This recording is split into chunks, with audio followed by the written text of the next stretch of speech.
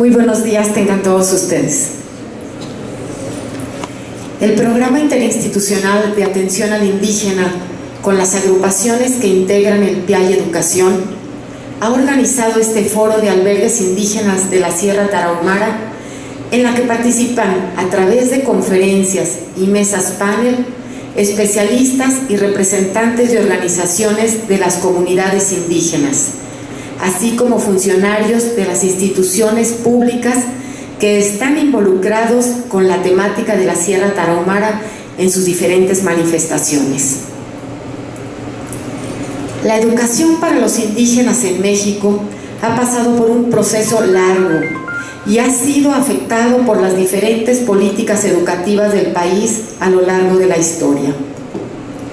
Nos corresponde en este foro analizar las condiciones actuales del albergue indígena en sus diferentes modalidades para destacar sus fortalezas y estar en posibilidades de recomendar las posibles mejoras a las instituciones y organizaciones del funcionamiento de los mismos. Y para dar inicio a este foro, tengo el gusto de presentar a las autoridades que nos acompañan en la mesa de honor. Inicio con el secretario, en representación del secretario de Educación, Cultura y Deporte, el ingeniero Pablo Espinosa Flores.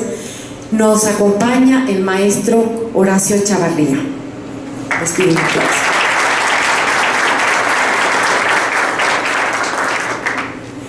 Con la representación del presidente del Supremo Tribunal de Justicia, licenciado José Alberto Vázquez Quintero, nos acompaña la licenciada Claudia Juárez Porras.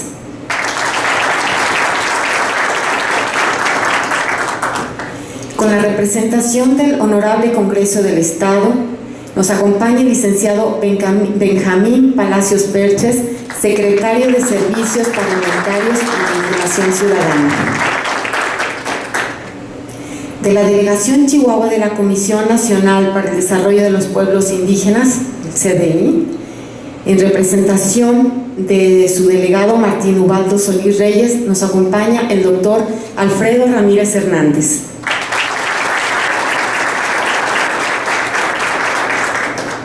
De la Coordinación Estatal de la Tarahumara, en representación del delegado, el profesor Miguel Ángel González, nos acompaña el ingeniero José Luis García Naranjo.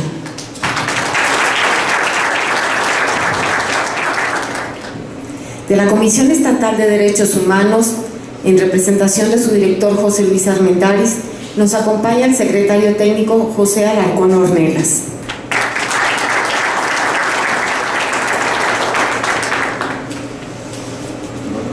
Y por supuesto nuestro anfitrión, a quien le agradecemos su hospitalidad, el doctor Salvador Valle Gámez, rector de la Universidad La Salle, Chihuahua.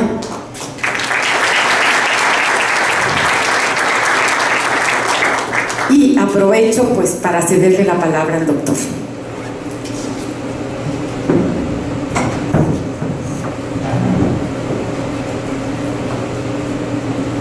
Pues a nombre de esta comunidad universitaria los saludo y le agradezco al mismo tiempo que hayan aceptado que esta reunión de trabajo tan importante que van a tener, los análisis que van a realizar y las propuestas que de aquí van a surgir sean en nuestra universidad.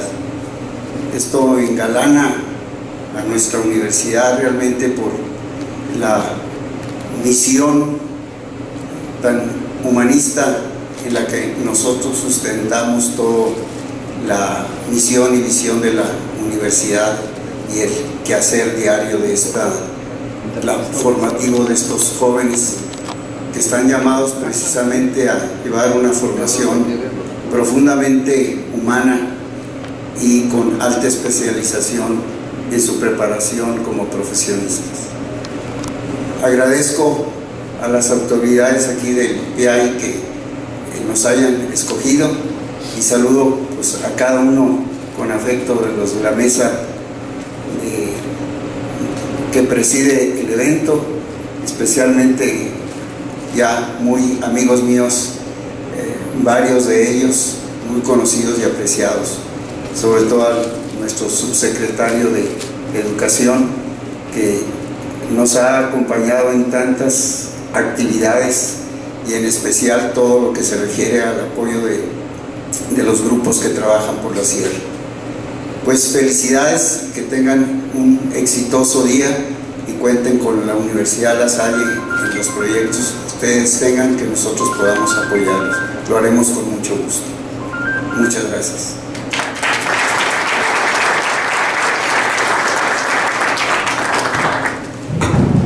Muchas gracias, doctor. Y a continuación le pedimos al maestro Horacio Chavarría tenga bien inaugurar el evento.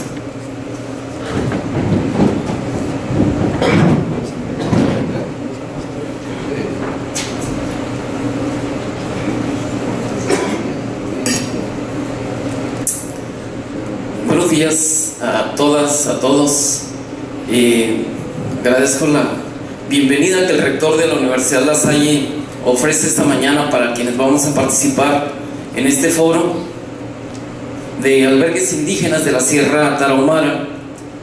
Yo, más que un mensaje antes de inaugurar, me gustaría hacer algunas reflexiones, y obviamente estas reflexiones van en torno al tema que hoy nos reúne, el asunto de los albergues indígenas. El albergue ha sido por mucho tiempo un espacio que socialmente intentó resolver las dificultades que los seres humanos en sus comunidades tenían para poder compartir de objetivos comunes, y lo hemos reflejado obviamente a través de algunos rasgos de la historia lejana, quizá con algunos ejemplos en Rusia, quien en algún momento de su vida y dedicados a la educación leyera un poema pedagógico de Makarenko, donde deja muy claro que una forma de poder llegar a la comunidad no era en la dispersión que las comunidades originalmente tenían, era buscando un espacio en el cual pudieran conjuntarse las posibilidades para hacer más posible el esfuerzo.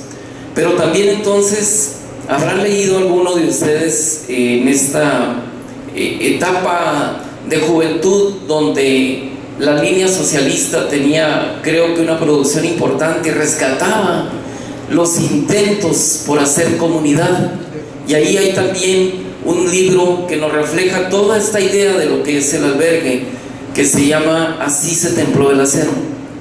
También, si alguno de ustedes logró leer Cartas a Barbiana, por ejemplo, donde hay todo un reflejo de lo que significa vivir y aprender en comunidad.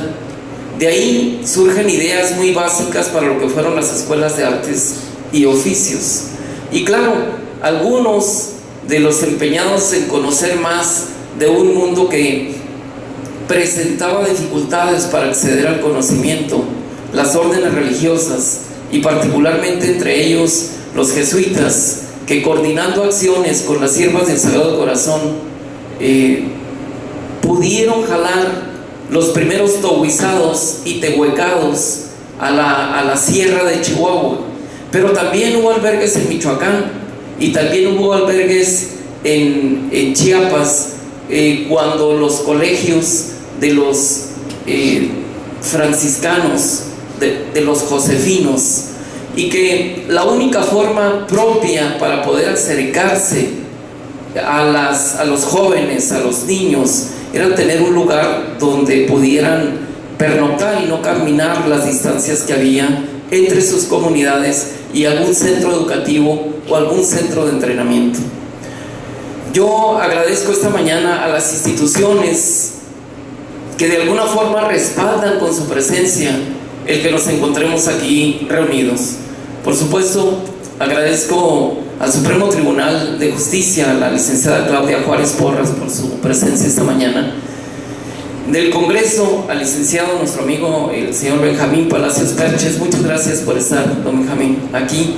Créanme que hay instituciones que de alguna manera son incidentes de manera directa en lo que pasa en términos de política pública, y los albergues son un componente del entramado social que requiere de que estas instituciones se enteren a fondo de qué está pasando y qué puede pasar.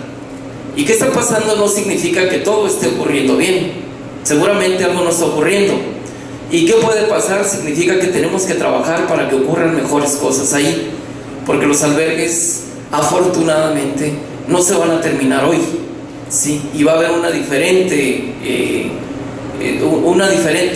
posibilidad de atender a una enorme cantidad de jóvenes, de niñas, de niños que requieren de este espacio para hacer posible un derecho, el derecho a la educación. Agradezco también esta mañana a quien representa la Comisión Nacional para el Desarrollo de los Pueblos Indígenas, a mi amigo Alfredo Ramírez. Gracias, Alfredo, un luchador igual ya en la parte del panel donde él participa. Hablaremos de todo el trabajo que Alfredo dejó Veracruz para radicarse en Chihuahua y dedicarse en buena medida a la sierra de Chihuahua. Gracias por estar aquí.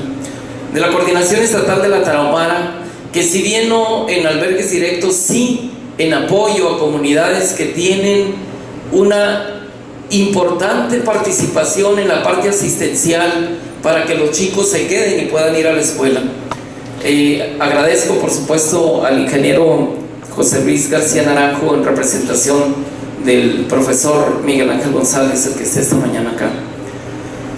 De la Comisión Estatal de Derechos Humanos, don José Luis Armendáriz nunca nos ha abandonado, siempre ha estado presente a pesar de su actividad, y la presencia hoy del licenciado José Alarcón Ornelas, nuestro amigo también, creo que le da sentido a este espacio, a este momento, que si bien no se quiere de sillas llenas con alumnos de la Salle, le hubiéramos pedido al hermano, no, se quiere que estén los que deben estar, solamente los que tienen un interés por incidir en un cambio o en una aportación a este asunto que hoy nos ocupa, que es hacer un análisis de los albergues indígenas en la Sierra de Chihuahua.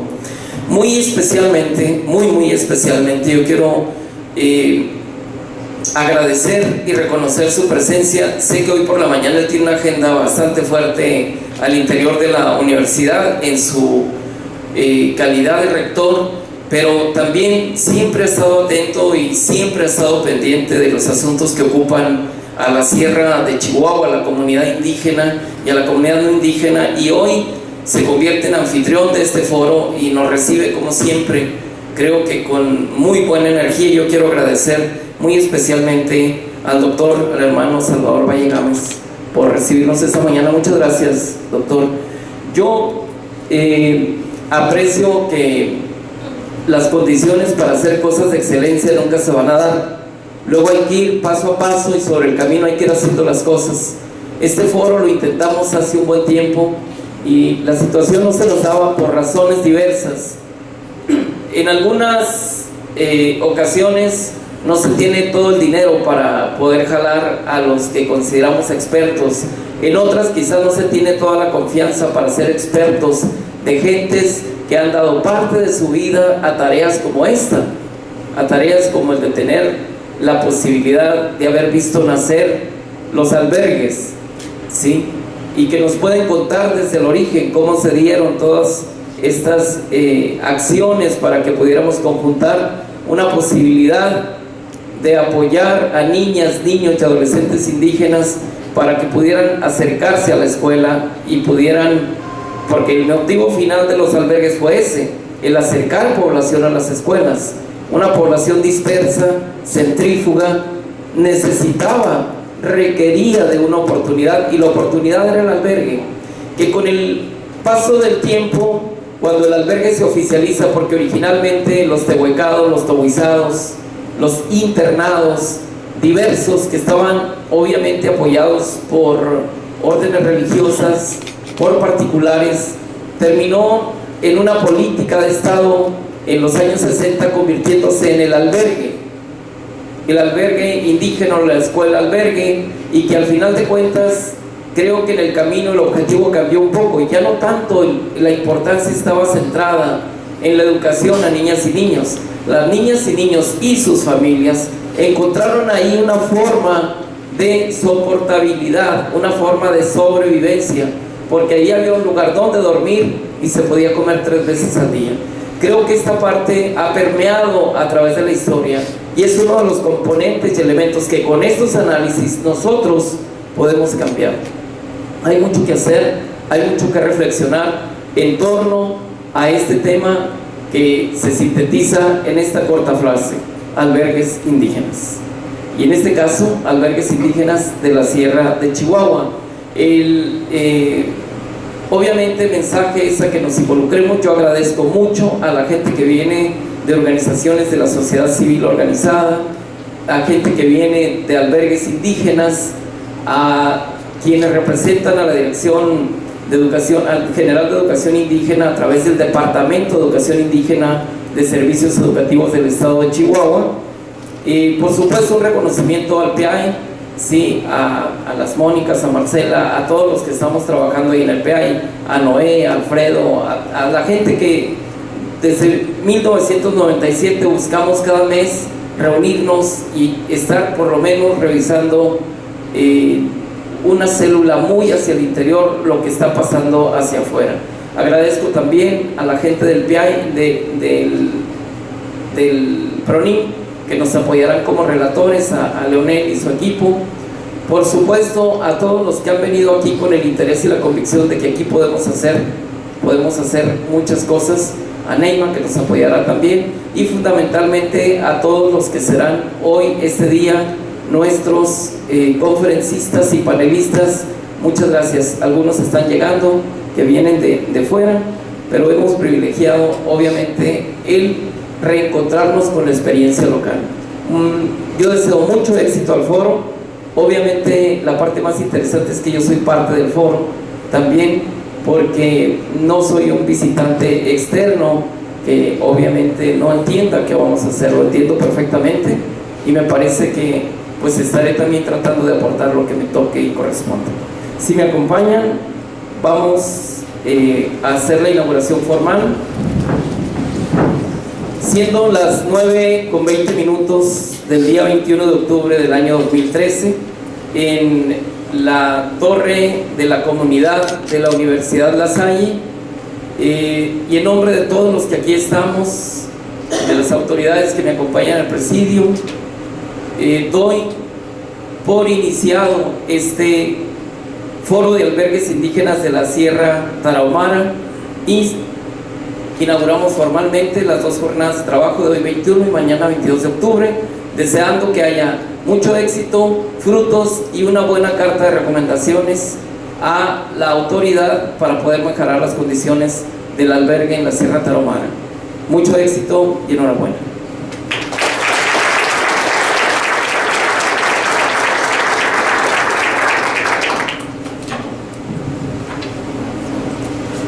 Muchas gracias, maestro.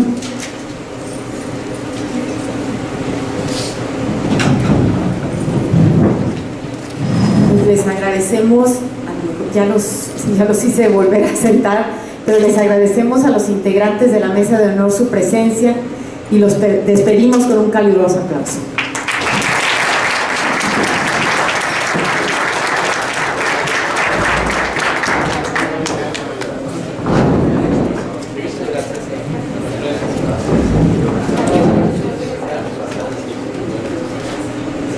Y por supuesto, de las autoridades que nos quieran acompañar, nos encantaría, los esperamos y los invitamos, si gustan y pueden, a tomar asiento.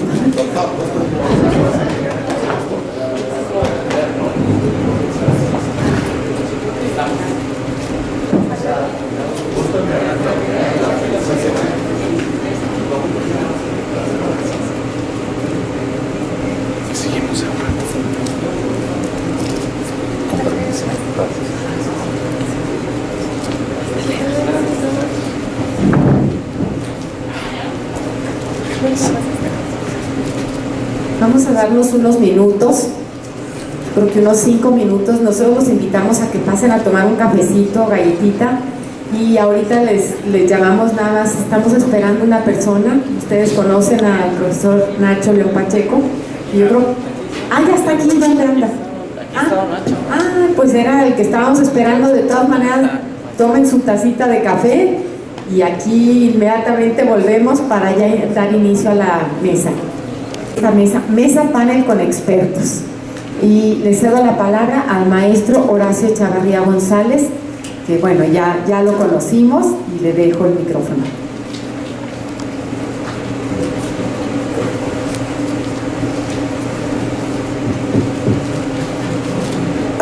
Buenos días. Pues después de la inauguración vamos a pasar a la primera mesa panel del foro. Yo quiero, antes de presentar a quienes nos acompañan en esta mesa, hacer algunas apreciaciones. Cuando los diferentes integrantes del programa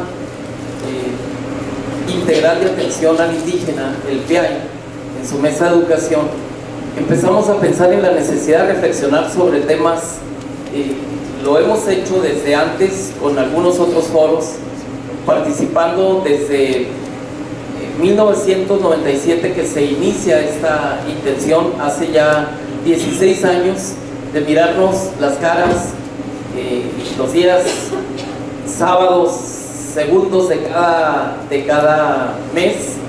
Ha habido muchos temas y muchos de esos temas se han desagregado en, obviamente, eventos como este. Lo primero que buscamos es que los eventos no fueran masificados, que estuvieran en los eventos el público que realmente va a aprovechar los temas que aquí se resuelvan. Claro que hay una dificultad cuando ese público está en la sierra y el evento se hace en la ciudad de Chihuahua. No es tan cómodo estar aquí. Pero ya en 2006 hicimos un evento, el primer evento o el previo a la Internacional Intercultural de Educación. Esperábamos 250 gentes y al final de cuentas hubo 400. También es un problema cuando esperas muchos y te llegan más. Y es igual cuando esperas pocos y pues no te llegó nadie. Creo que estamos los que somos y somos los que estamos, los interesados en este evento. Este evento está obviamente definido como un foro y los foros tienen mesas panel y tienen conferencias. Adicionalmente aquí va a haber una mesa de trabajo que vamos a obviamente vivir durante el día de mañana. Y bueno, las instituciones que participamos en el PIAI, la Coordinación Estatal de la Tarahumara, la Escuela Nacional de Antropología del Norte de México, la misma CDI, la Secretaría de Educación, Cultura y Deporte, CONAFE, algunas otras instituciones que seguramente hoy no puedo estar mencionando. Pensamos en que este foro tendría que ser para interesados de la vida, obviamente, civil, privada, y para interesados de la sociedad que de alguna manera es atendida por la parte pública, que en este caso están los albergues indígenas y están los centros de integración social, conocidos como CIS. Y para saber cómo arrancó un poco esto, pues integramos a personajes que conocen parte de esa historia desde sus inicios. Por eso el primer panel con expertos es el inicio de los internados indígenas. Incluso internado indígena fue un término que permeó por sobre el de albergue. Los internados, y bueno, ya en alguna de las mesas, también en alguno de los paneles, nos platicarán. Aquí hay quienes han atendido y entienden el origen de los tehuecados y tohuizados. El primero en Chihuahua, tengo entendido, pero ya lo veremos en el foro, estuvo en Carichic hace más de 100 años. ¿Sí? Pero hay también quienes han vivido y convivido con esta historia y la vendrán a contar aquí. Esta mañana la dinámica va a ser muy sencilla. Tenemos a 3 participantes. Voy a hablar un poquito de ellos, porque obviamente el puro foro me lo podría llevar contando su historia, por todo lo que han hecho y le han aportado a esto. Y luego en el orden en que están ubicados en la mesa, irán participando. Tienen una participación de entre más o menos 30 minutos cada uno. Habrá obviamente quienes, en este caso creo que no van a utilizar la pantalla, estarán platicando un poco del tema, el inicio de los internados indígenas. En primer término, nos acompaña esta mañana el profesor Ignacio León Pacheco. Don Ignacio León, de una familia de educadores indígenas rarámuri, que destacaron en esos lugares de la sierra cuando por allá en 1945 se instaló una normal indígena en Huachochi que desaparecería posteriormente, y ellos y otros intelectuales rarámuri pudieron abrevar de lo que ahí había y pudieron hacer conciencia de esta parte social, de cómo acercar la educación a comunidades dispersas.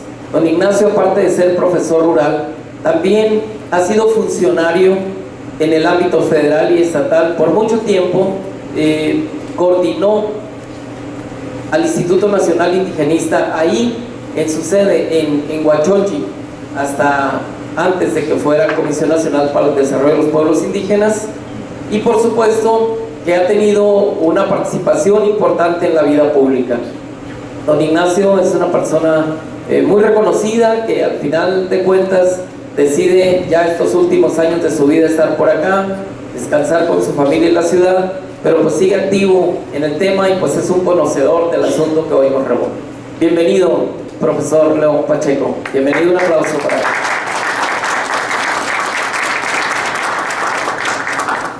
Nos acompaña también el hermano Noé Sotelo Villalobos. El hermano Noé es hermano marista, educador, quien es de nuestra región también, es de otra comunidad indígena de Panalachi, ¿sí? Pero de ahí obviamente despegó para irse a la Perla de Occidente, a Guadalajara, donde desarrolló obviamente sus estudios y su preparación.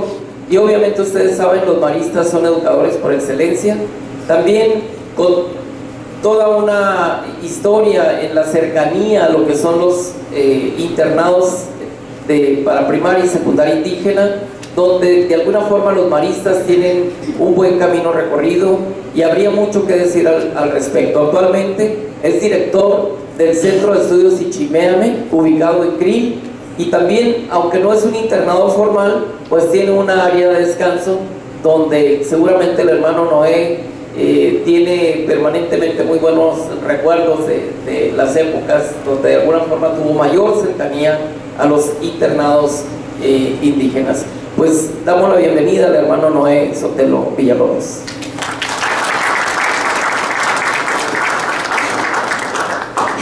Y la tercera persona que esta mañana nos acompaña en este panel es el doctor Alfredo Ramírez Hernández, odontólogo de profesión, pero creo que le sonrió más a la vida y a la cercanía con las comunidades indígenas como responsable de albergues desde hace ya por lo menos unos 10 o más años como responsable de albergues indígenas. Ustedes saben que la parte académica la tiene Servicios Educativos del Estado a través del Departamento de Educación Indígena, pero la parte asistencial, la parte de los alimentos y la parte de alguna forma de la logística en los 127 albergues que hay por ahí, la tiene la Comisión Nacional para el Desarrollo de Pueblos Indígenas, donde trabaja el doctor Alfredo Ramírez, y bueno, donde tiene la encomienda, por supuesto, de atender esta parte, pero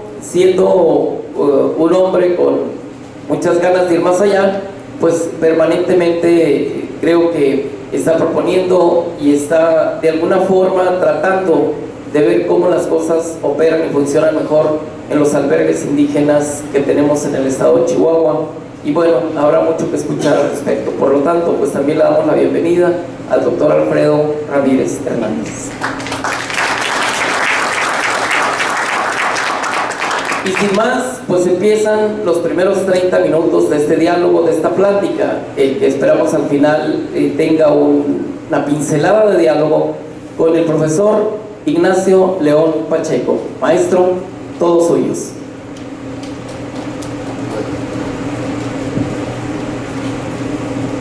Muy bien, pues los saludo a todos los presentes. Le agradezco a los organizadores de este evento el hecho de haberme invitado a platicar, a hablar un poco de los internados de las escuelas albergue. Un tema que a mí me apasiona realmente, que seguramente todos los directores y directoras de albergue que hay aquí lo vamos a abundar, lo vamos a interiorizar de lo que son estas instituciones. Está centrado, porque me doy cuenta que todo va enfocado hacia los cerrados de los albergues. Debemos, saben ustedes, la mayoría, que las escuelas albergues pues en realidad figuran o aparecen en la década de 1950 para acá. Parece hacer mucho tiempo, porque hablamos de mediados del siglo pasado, pero en realidad la vida de las escuelas albergue es dinámica en la actualidad, porque a través del tiempo se han ido adaptando, se han ido actualizando, y esto pues, da vigencia. Miren, las escuelas albergue, o que sean escuelas albergue, tienen tiempo atrás, no es de 1950 para acá, es más atrás, con la presencia de las misiones jesuitas del estado de Chihuahua, pues aparecieron los comisados internados para hombres, educados internados para mujeres. No mal no recuerdo, hace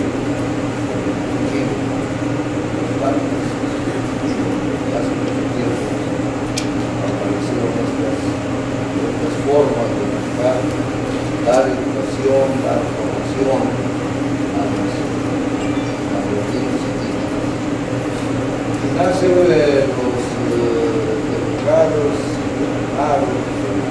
los casados, por necesidad, una verdadera necesidad, la población indígena, Mara o Tijuana, del estado de Chihuahua, incluidos los guarajíes y los niños viven dispersos, establecer una escuela, mandar un maestro a una localidad para aprender a 4 o 5 alumnos, pues no es posible, ¿no?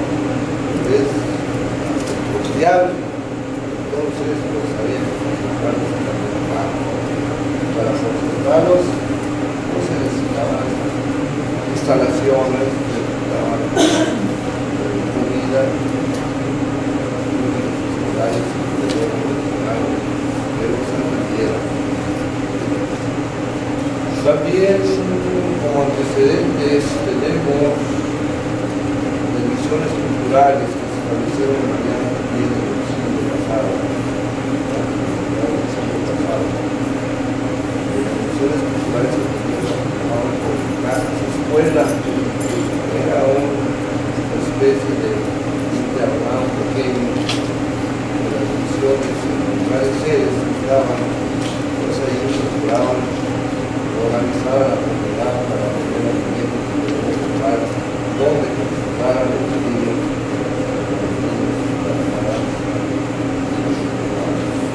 Y hablo de trabajo humano porque fueron los que más acción tuvieron con estos temas. Los Estados Unidos son más adelante en sus ocasiones.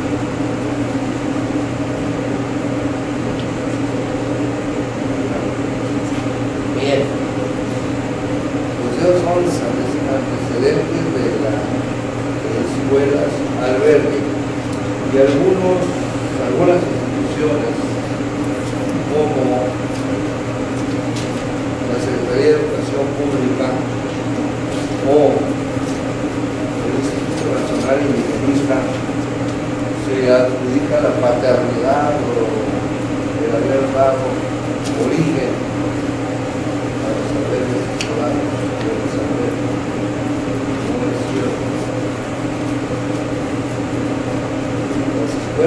albergue nacieron, criadas y formadas por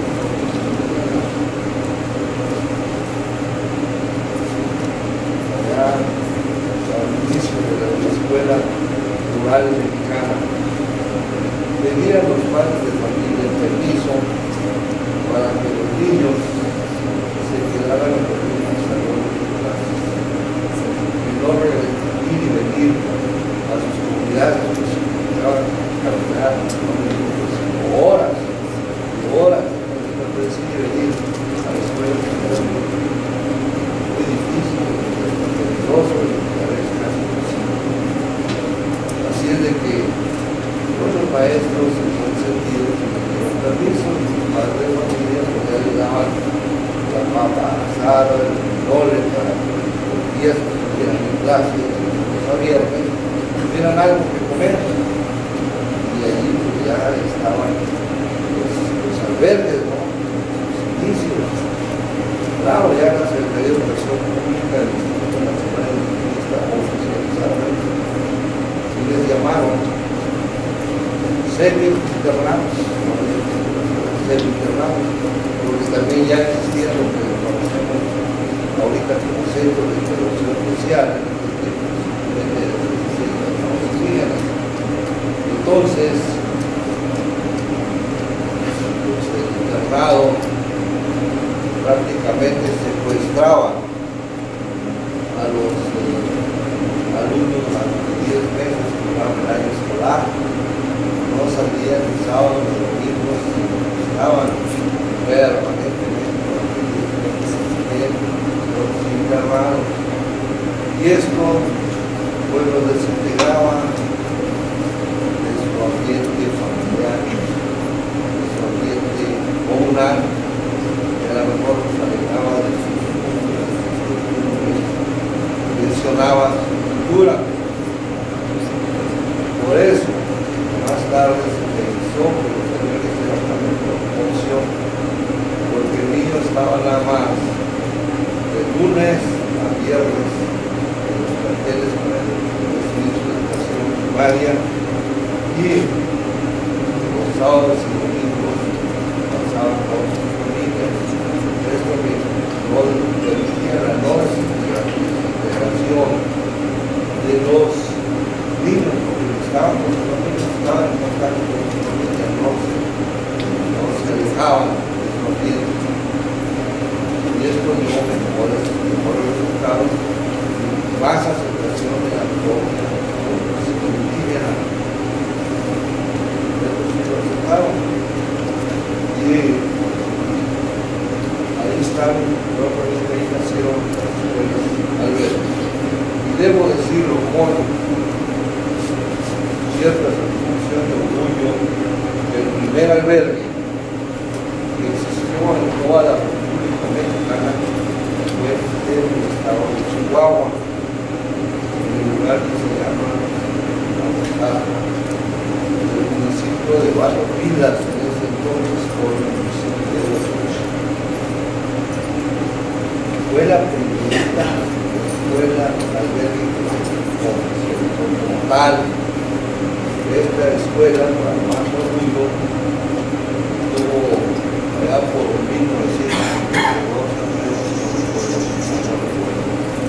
la visita de la primera dama de la República, que era la profesora Eva Sámano Mateos. ¿Sí fue, verdad?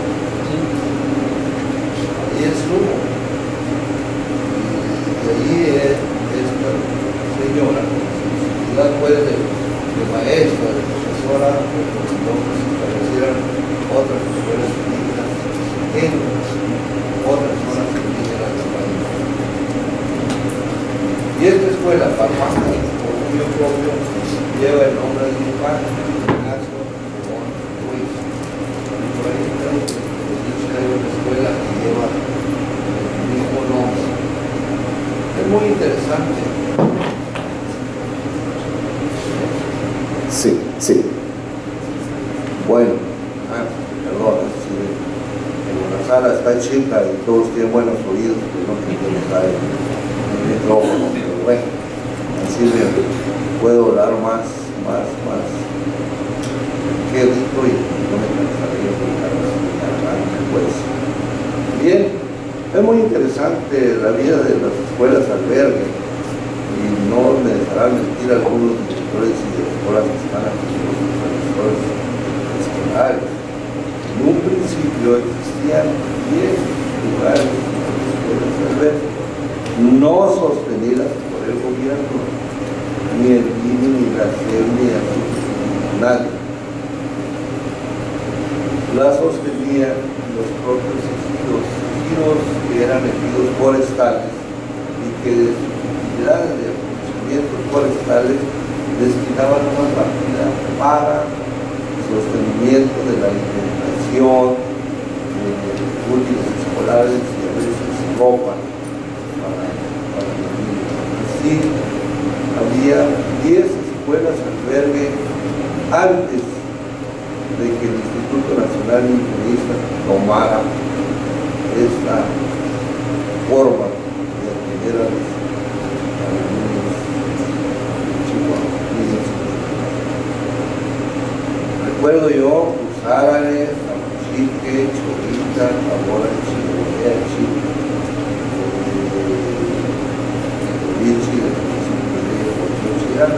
entre otras los ejidos que sostenían, ya semi-internado les llamaban, semi-internado, que era como el pie, el inicio de lo que más tarde se llamara escuela albergue. Tenemos escuelas albergue recorridos, porque tuve la fortuna también de estar dirigiendo el Instituto Nacional Indigenista un tiempo, y las visitas teníamos escuelas que eran un verdadero ejemplo de cómo debes trabajar. No voy a decir cuáles, porque a lo mejor ya no están los profesores que estaban entonces, estoy hablando de la década de 80, ya no están jubilados, pues son nuevos maestros, nuevos directores, pero que daba verdadero gusto ver no nomás la cuestión física de los edificios, bien atendidos, bien aseados, bien presentados, las cocinas higiénicamente atendidas,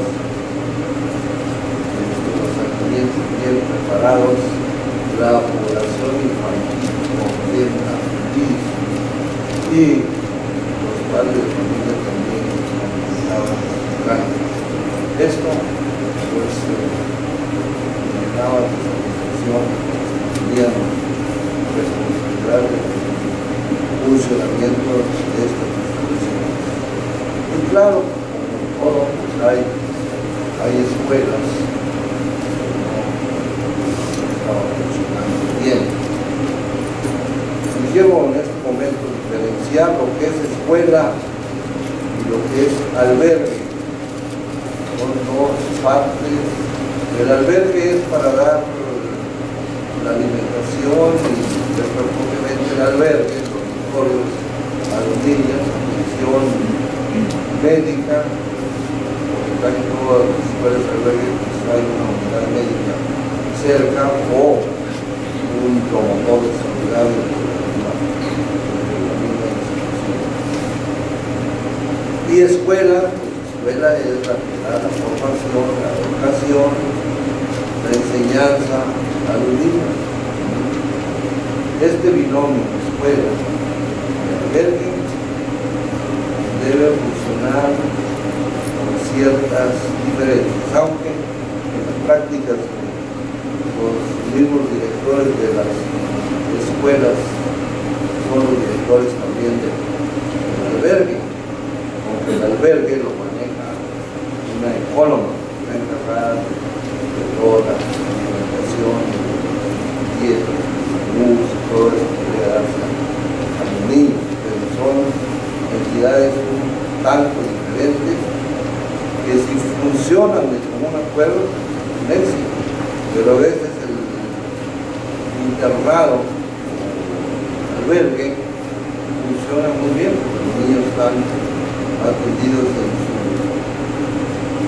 alimentación y dormitorios, instalaciones pues, propias para eso, albergues. Y luego los maestros de escuela no van, faltan, no se acercan demasiado, y ya tenemos mal. O al revés, a veces los maestros son cumplidos están funcionando mal. Por eso se optó, antes había el estilo de que era un director para la escuela y otro director profesional para el albergue, había diferentes la frente, pero se optó por era un solo director para las instituciones, escuela. Ahorita en el estado de Chihuahua están funcionando alrededor de 140, 138 albergues, contando Guadalupe Calvo, están mencionadas todas los albergues. Y esto constituye una forma acertada de atender la educación de la población indígena. De otra manera no se podría. Es muy dispersa la población, no puede tener un maestro a cada lugar. Por eso es de que... Y luego no se puede cambiar la cultura del Tarahumara, porque ha habido intentos, por ejemplo, del Instituto Nacional Indigenista aquí en Chihuahua, en Chiapas y en Oaxaca, de crear centros de población indígena. Decirles, miren, vamos a construir, vamos a ayudarles a construir sus casas, vamos a ayudarles a que tengan agua potable, vamos a ponerles un puesto médico para que tengan atención a sus enfermedades. Y van a tener la escuela para que todos puedan asistir, y hasta les vamos a ayudar a construir una capilla para cuestiones de su religión. Pues no aceptan en ninguna forma los hemos podido convencer de que se concentren en un lugar para poder estar todos. No aceptan. Su cultura no acepta eso. Así que siguen dispersos. He ahí la vigencia de las escuelas albergues, así que hay que atenderlas bien, hay que ser responsables.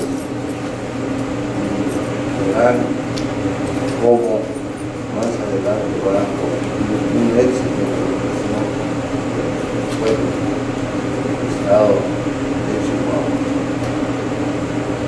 Yo felicito a los directores de los centros coordinadores, a los encargados de los albergues, a los directores, a las ecónomas, a las cocineras que atienden a los niños, que lo hagan con cariño, con fe, con responsabilidad.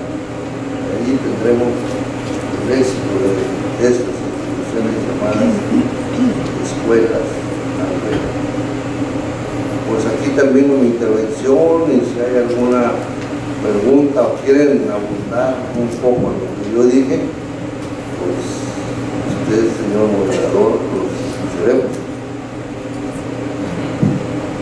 Pues un aplauso para el profesor Ignacio Pacheco.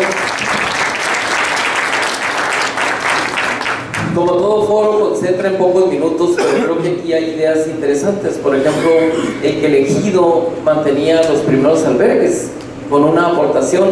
Seguramente hay muchos datos más, pero también el hecho pues de que los albergues en Chihuahua tienen vigencia dada esa idea de asentamiento centrífugo que conserva la comunidad rarámuri principalmente, y que difícilmente podrían pensarse asentamientos masivos. Por lo tanto, la dispersión hace necesario el que permanezca el albergue como un servicio para acompañar en ese binomio del que bien hablaba el profesor León Pacheco, que puede ser el éxito. Ese binomio bien trabajado puede representar el éxito, pero también puede representar el conflicto. Si ese binomio albergue-escuela no se complementan, pues seguramente habrá problemas. Si hay alguna pregunta, vamos a dejar un espacio al final para que la vayan anotando, y al final si hay una pregunta abierta, pues ya los panelistas sabrán quién contesta, y si hay una pregunta directamente para alguno de ellos, pues igual la podremos formular en esos términos. Vamos entonces a dar paso a la participación del hermano Noé Sotelo Villalobos. Muy buenos días. Bien, yo soy Noé Sotelo Villalobos, hermano marista. No es una denominación cristiana, sino que somos una congregación religiosa católica que nos dedicamos a la educación. Y se supone que el que debe estar aquí es Carlos Vallejo, que es especialista en estos temas. No estoy usurpando su lugar, sino simplemente como él no pudo venir, yo voy a dar lectura a un documento que él envió, pero también voy a agregar mis comentarios al respecto de la historia de los towizados. Los towizados, towizado viene de towi, niño, ¿verdad? Dicen que los lingüistas que está el término mal empleado, pero así se iniciaron como towizados. Vallejo nos pone en su escrito, dice: el regreso de los jesuitas hacia la modernidad, siglo XX. Los misioneros jesuitas regresaron a comienzos del siglo XX y reiniciaron su labor con nuevo ímpetu. Crearon su centro en Sisoguichi y poco a poco fueron extendiéndose a readaptar el antiguo sistema de misiones, recordando que en la primera evangelización ellos ya habían trabajado en esos aspectos, pero no hay una evidencia de escuelas. Dada la dispersión geográfica de los indígenas, el gobierno enfocó su labor con los mestizos, quienes vivían congregados en pueblos. Por su parte, los jesuitas inauguraban escuelas para indígenas conforme iban reabriendo misiones y pueblos de visita. Concentraban niños y niñas en edad escolar en internados llamados towizados y tehuecados, en localidades como Sisoguichi, Samachique, Carichí, Baquiachi, Norogachi, que corresponden a la Alta Tarahumara.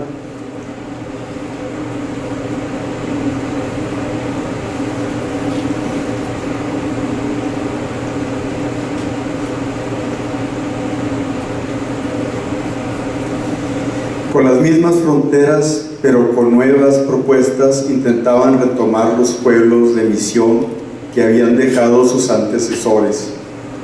En el transcurso del siglo XX, los misioneros fueron acercándose paulatinamente a la cultura tarahumara y ahora se han convertido en cómplices de sus festividades, inclusive adoptando acciones de los rituales tarahumaras para sus propias prácticas católicas. Por ejemplo, levantan las hostias hacia los 4 rumbos, tal como lo hace el Oviluame o curandero al ofrecerle a Onoluame los platillos rituales. Es un comentario de Francisco Vallejo, ¿verdad? De Carlos Francisco Vallejo, que en parte es cierto.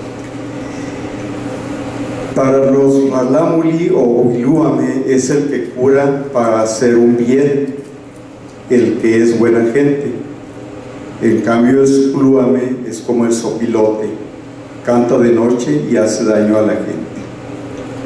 De Valentín Catarino, en 2002, comunicación personal.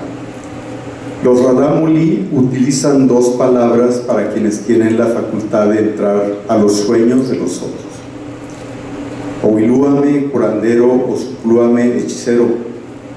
El curandero puede ser nombrado con cualquiera de estos adjetivos, dependiendo del tipo de trabajo que lleve a cabo para embrujar a alguien o para curarlo. En otras etnografías se han reportado mujeres curanderas. Pastron en 1977.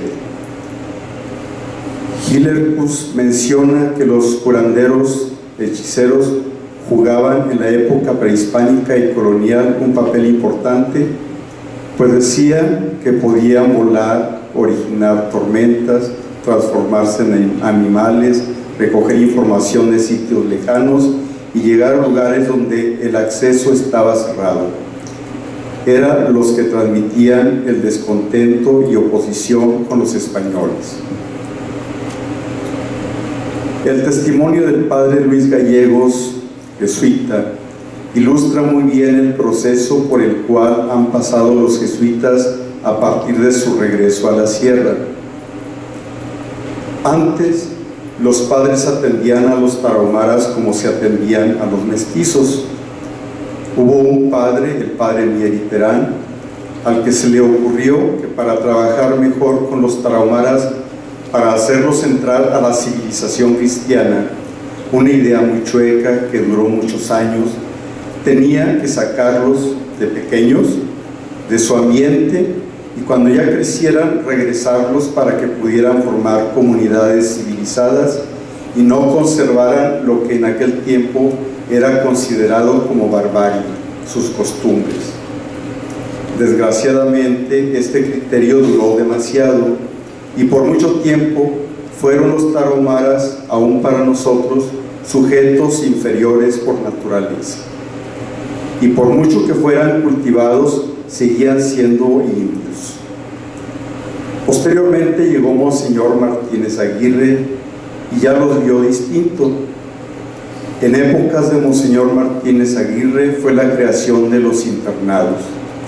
La idea era que regresaran a sus comunidades, pero esta vez llevando lo que podían aprovechar con nosotros.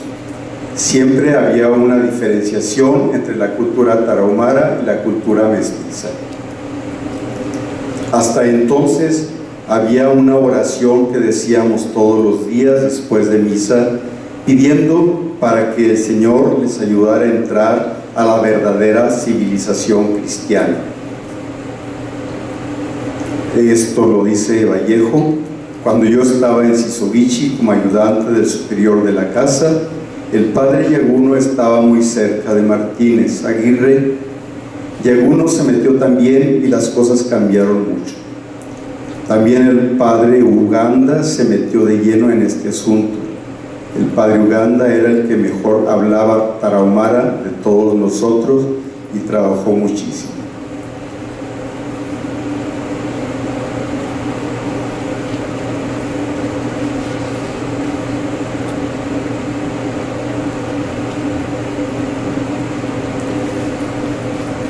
Bueno, de esto, bueno, es el testimonio de Carlos Vallejo sobre lo que los jesuitas pretendían con los niños indígenas. Yo voy a comentar un poco la historia, un poquito la historia de lo que fueron los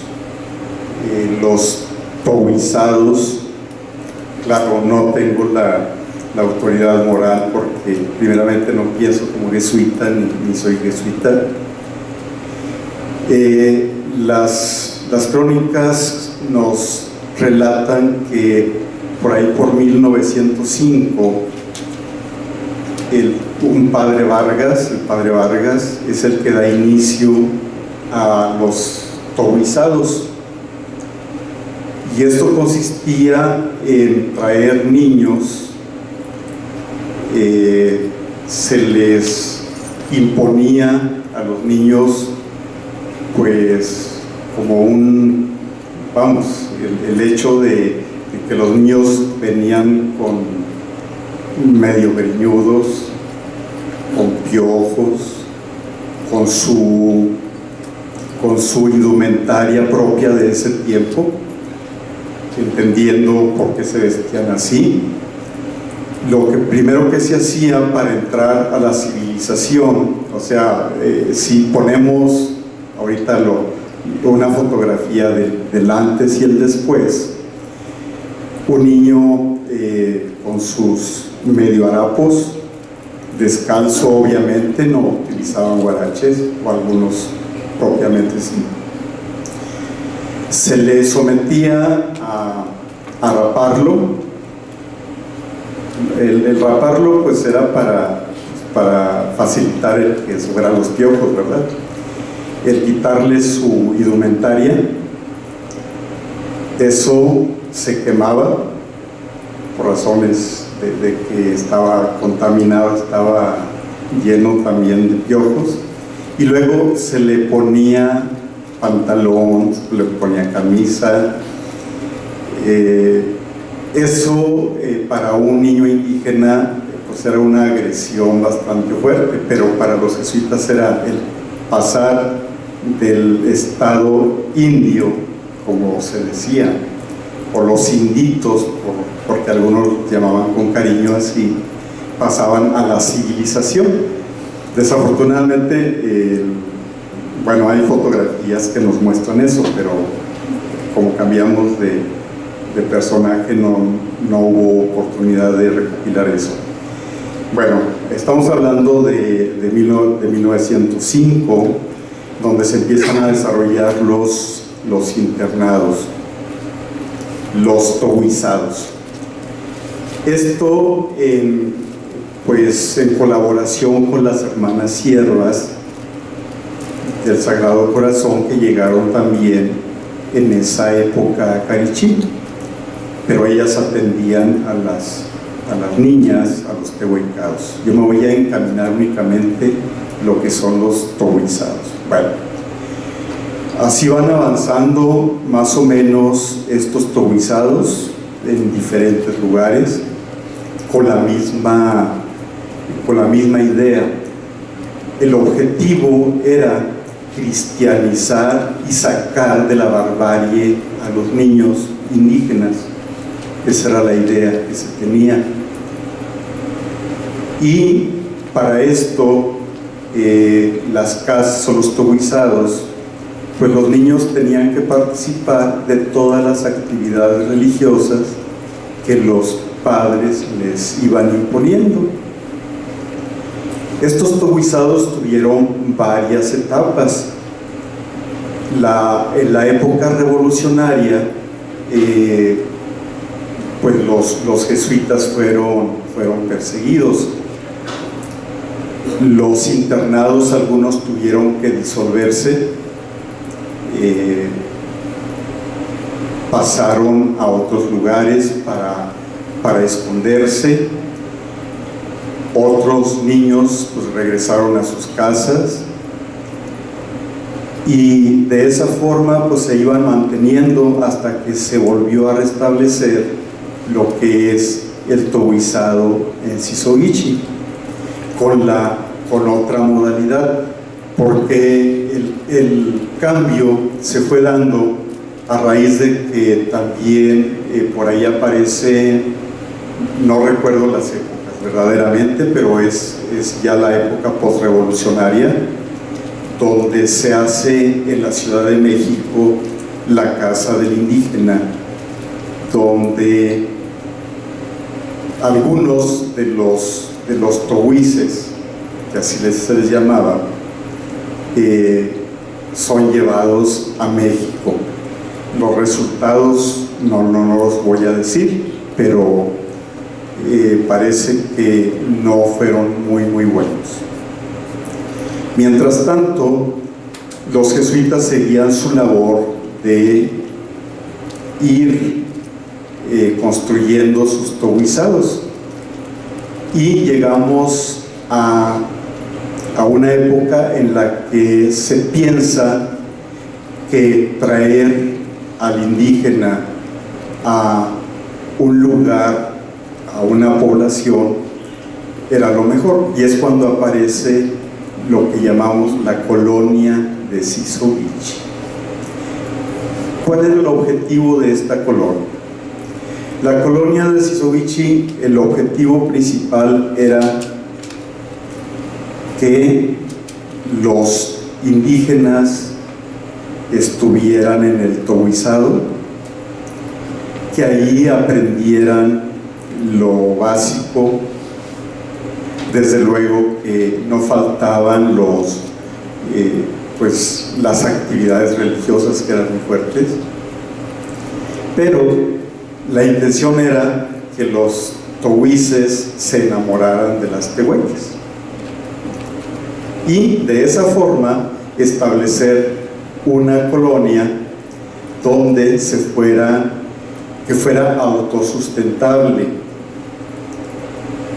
Para los que conocemos Sisovichi, el terreno era las tierras que pertenecían a la iglesia, eran, pues yo creo que todo el pueblo, y aún así hay una extensión muy grande. Pero la idea era esta: se veía que fulano ya estaba en edad de merecer, o no sé cómo se diga, se le echaba ojo a una tehueque, entonces les favorecían por ahí una cita. Después de eso, ya que Cupido cumplía su misión, entonces pues venían los preparativos para la boda, y la verdad que eran unas bodas pues tipo Chihuahua, ¿verdad? Se le vestía a la novia con todos los atuendos. Claro, ahorita creo que ya ni se casan, y al novio se le conseguía su traje, y hagan de cuenta que era una boda real, una boda de alta sociedad. ¿Qué sucedía después? Después de eso, a los recién casados se les asignaba una casita y una parcela, con el fin de que ellos fueran trabajando en su parcela. La colonia de Sisovichi empezó a funcionar también con talleres. Se ofrecían talleres, se instaló por allí uno de los presidentes intervino también en donar parte de un equipo ahí de uno de los talleres. Se establece un taller de carpintería con maquinaria y todo. Se establece un taller de curtiduría y de todo lo que se trabaja con el cuero, ¿verdad? Había una zapatería, talabartería, había mucha gente que mandaba a hacer sus zapatos a Sisovichi ahí con los colonos. No recuerdo qué otro tipo de talleres se ofrecían para los tohuices. Bueno, ¿qué sucedía con eso? Esta colonia no tuvo mucho éxito.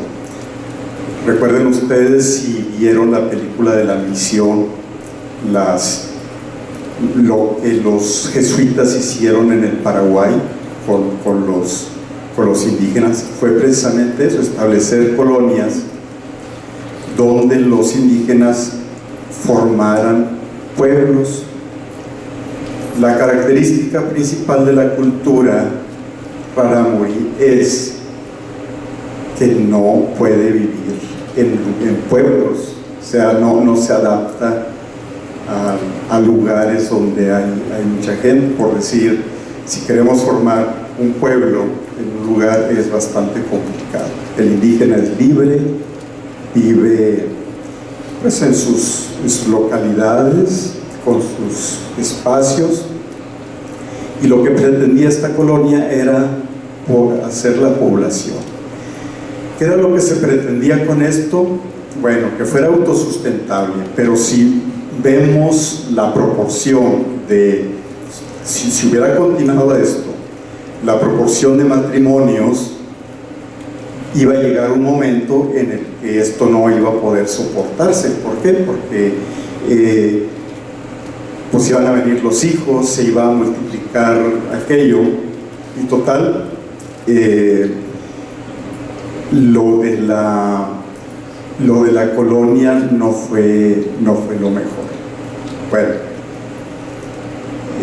hablando de los toboizados, con este proyecto de colonia siguieron funcionando los toboizados, los que había en las diferentes regiones. Había en Orogachi, había en Samachique, habían en estos lugares toboizados, pero el objetivo, como les digo, siempre fue la cristianización, sacar de la barbarie a los indígenas y someterlos a una civilización. Ese fue el objetivo. Para 1960, estos toboizados, bueno, algunos de los toboizados ya fueron pasando a otras manos. Entonces, más o menos es así como a grandes rasgos una historia de lo que son los toboizados que impulsaron los jesuitas. En esas épocas, para que los niños tuvieran escuela, también aparecieron las escuelas radiofónicas y pues eran otros centros, no eran prácticamente internados, pero funcionaban atrayendo niños a ciertas localidades para que tuvieran escuela. Pero hablamos que la función del internado es albergar al niño, darle hospedaje, darle alimentación y complementarlo con la escuela. Gracias.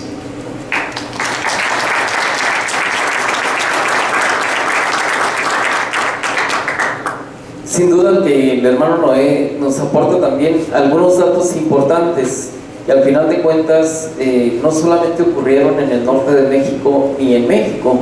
Algunos de ustedes habrán visto una película que se llama Proof in the Rabbit, que se podría traducir como La Línea, o más literalmente como La Cerca de los Conejos, donde en Australia a principios del siglo XX pasaban las comunidades aborígenes para recuperar a los niños de 4 o 5 años, jalarlos a algunas de las principales ciudades australianas y amestizarlos desde una perspectiva social. Es decir, había un proceso social de exterminio de la raza, si no étnicamente o si no genéticamente, sí socialmente. Y creo que en alguna buena medida, aquí hay un dato interesante, donde los internados tuvieron un poco esa intención también, sacar de su estado salvaje, para quienes lo interpretaban así, pero sacar de esa vida originaria, origen, que de alguna forma era un tipo de sociedad, para meterlos en el tipo de sociedad que otros habían pensado y reflexionado. Me parece que esto complementa y coincide bastante con el maestro Ignacio León en esa idea, obviamente, de los internados de civilizar, ¿sí? Porque cuando yo quiero civilizar al otro, estoy negando su civilización, al final de cuentas. Es decir, nada más yo tengo civilización, el otro no, por eso te voy a civilizar. Es un poco esta idea el mestizaje, y más allá en las colonias, que en efecto es un caso que no se ha tocado, y que existieron 2 o 3 ambientes coloniales o colonizadores, donde al final de cuentas se pretendía ya no necesariamente amestizar desde el estado salvaje del otro, sino también generando condiciones para que hoy haya una familia que tenga estas ideas, y entonces ya a los nuevos que vengan, a los nuevos hijos, pues no les tendríamos que poner mucho trabajo. Creo que son posiciones excluyentes, raciales, y que al final de cuentas pues son parte de una historia que tiene que ver con los albergues y los internados indígenas. Vamos ahora a la parte final de este panel con el doctor Ramírez, con Alfredo Ramírez Hernández. Y bueno, adelante, doctor, por favor. Gracias, buenos días. Como es la parte final, muchas gracias. No, queremos comentar la cuestión. Yo creo que al inicio de este proceso, tenemos que ver el contexto en el cual se están desarrollando las primeras escuelas o los primeros centros de artes y oficios. Si nos fijamos, tiene una función de visión de Estado.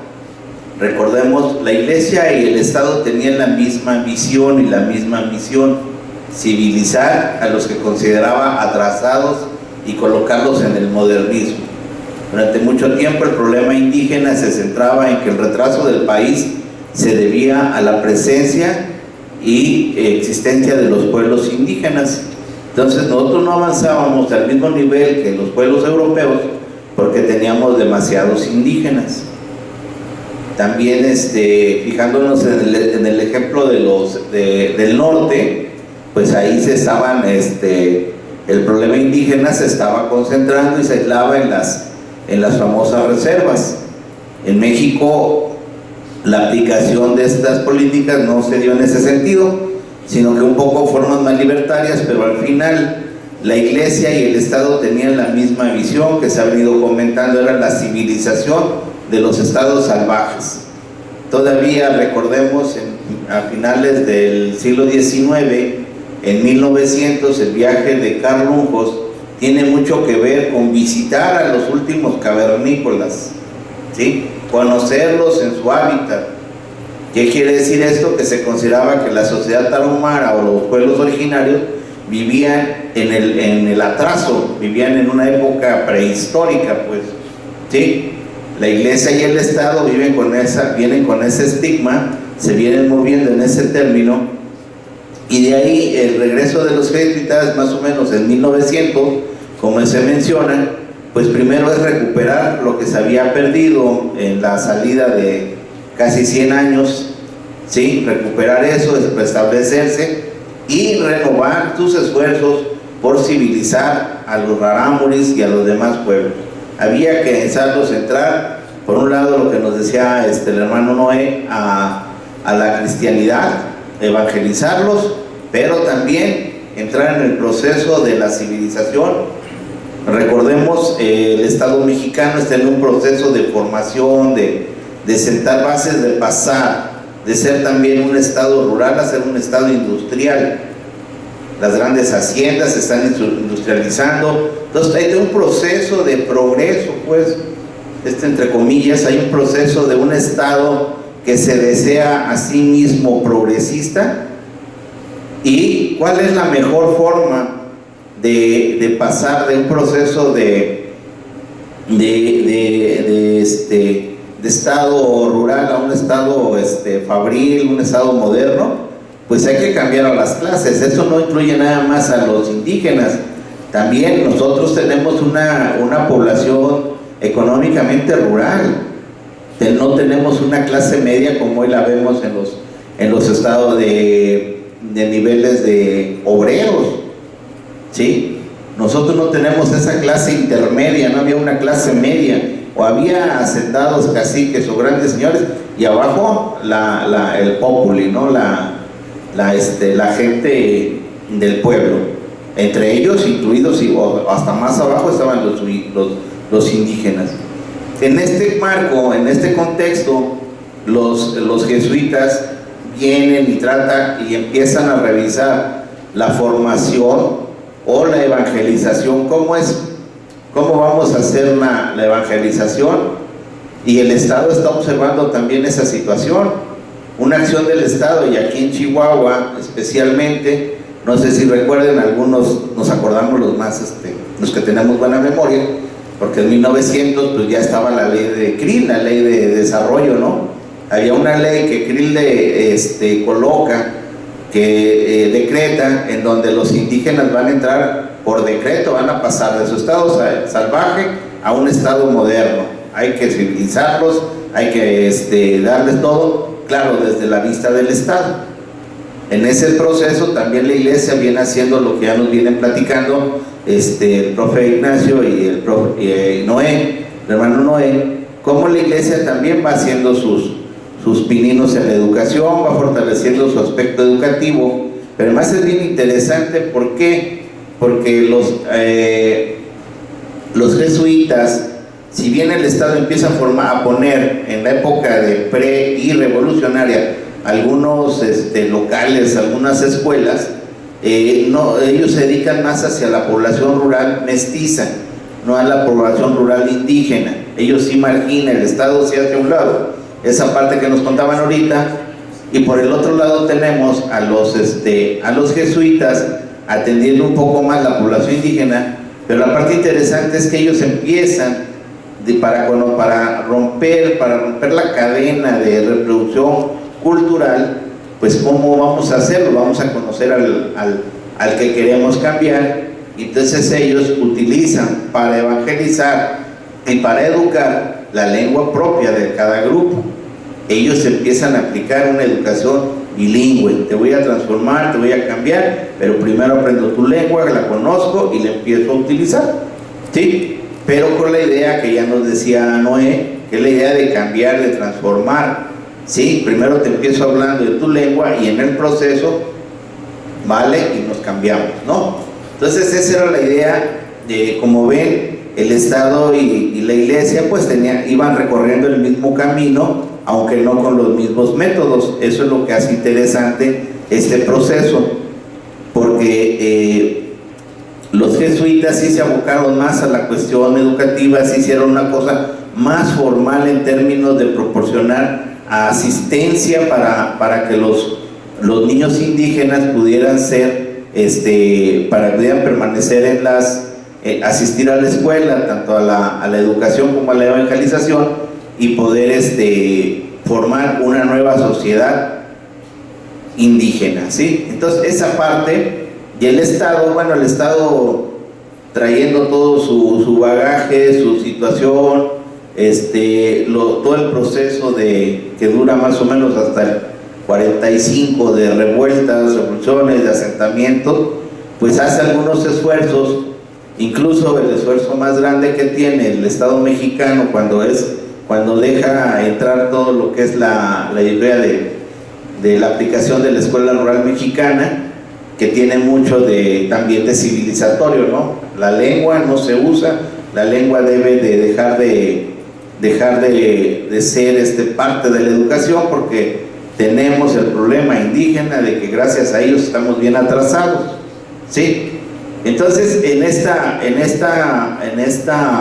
proceso es como se van consolidando los tohuizados y los tehuecados, en esta imagen, en esta idea que ya habían practicado más antes los jesuitas de transformar, de formar pueblos indígenas. Los pueblos de misión tenían la misión y la visión de ser pueblos indígenas, ¿sí? No más que en algunos casos, pues quién sabe qué pasó, porque digamos el pueblo San Pablo de Valleza, cuando Jean Font funda el pueblo de San Pablo de Valleza, se llama San Pablo de Valleza de Tepehuanes, y si hoy vamos a San Pablo de Valleza de Tepehuanes, lo que menos encontramos son tepehuanos, menos encontramos son rarámuris, pues todos están para el monte, todos están para allá arriba.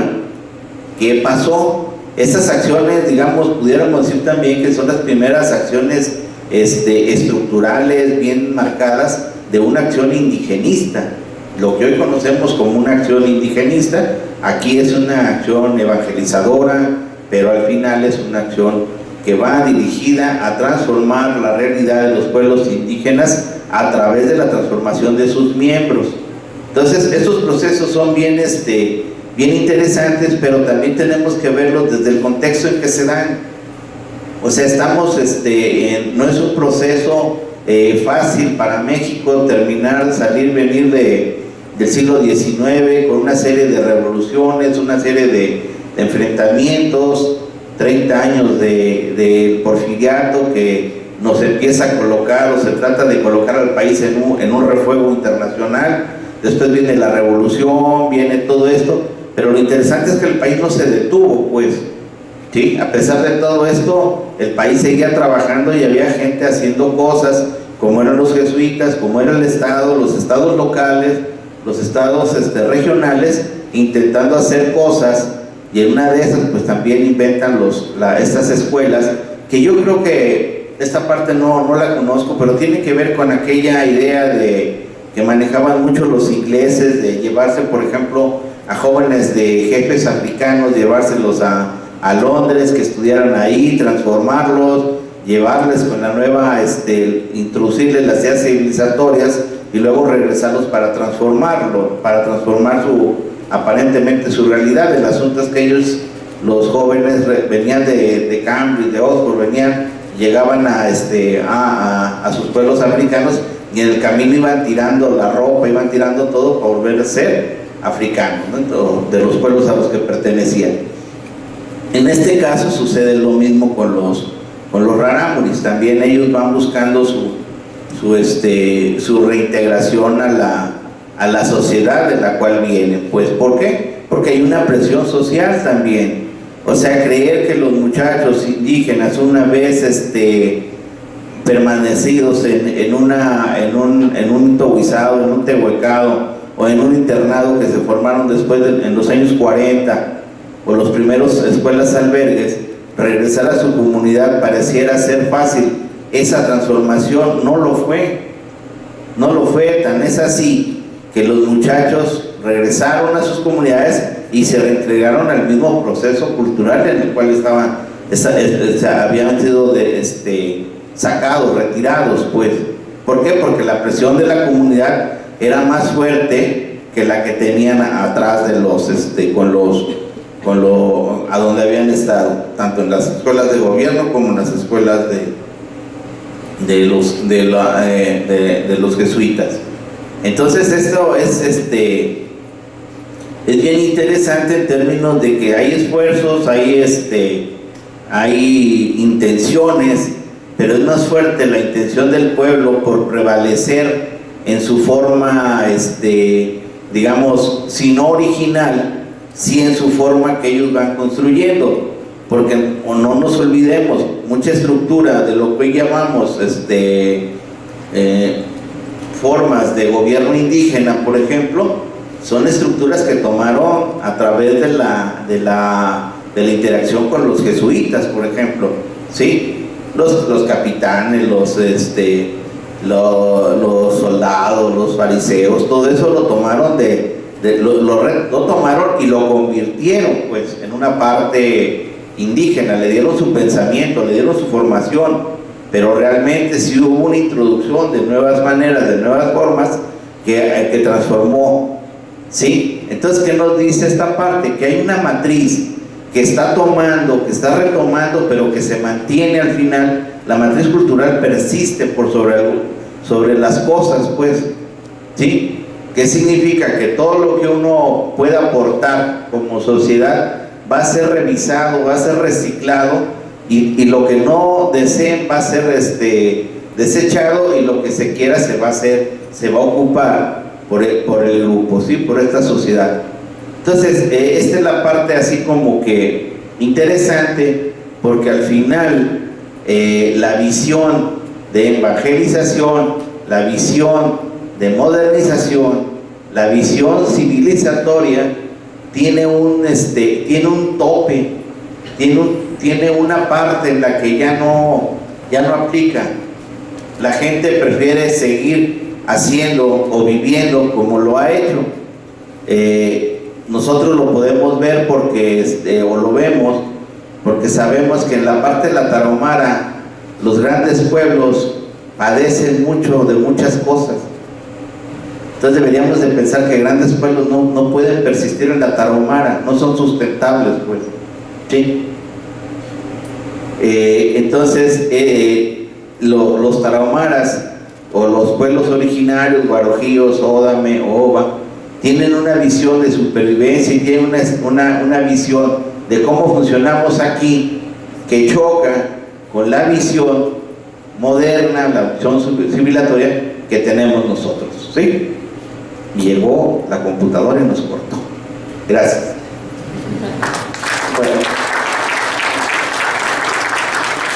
Gracias al doctor Alfredo Ramírez.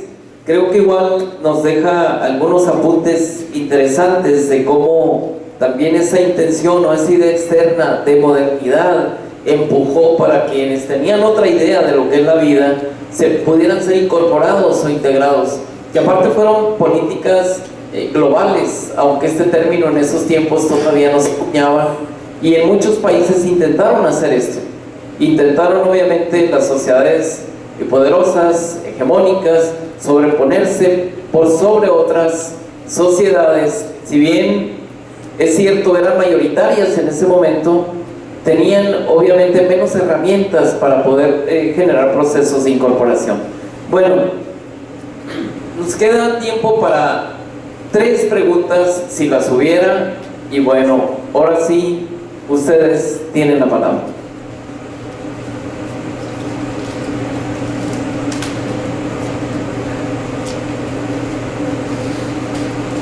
Cuando no hay preguntas pueden haber pasado 2 cosas. Una es que todo se entendió y la otra es que no se entendió nada.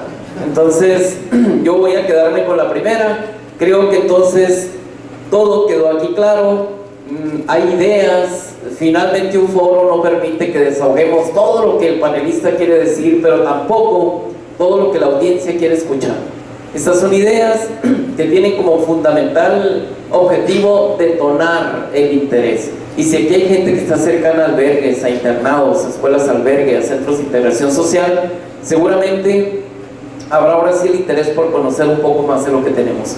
Yo quiero entonces agradecer a nuestros panelistas y quiero que me apoyen agradeciendo con un aplauso. Antes de que se retiren, yo quiero invitar a la ingeniera Marcela Naya Cara, coordinadora de PIAL, para que nos apoye en entregar unos reconocimientos. El primero al profesor Ignacio León Pacheco por su participación. Gracias, maestro. El segundo al hermano Noé Sotelo Villalobos. Gracias por acompañarnos. Y el tercero al doctor Alfredo Ramírez Hernández.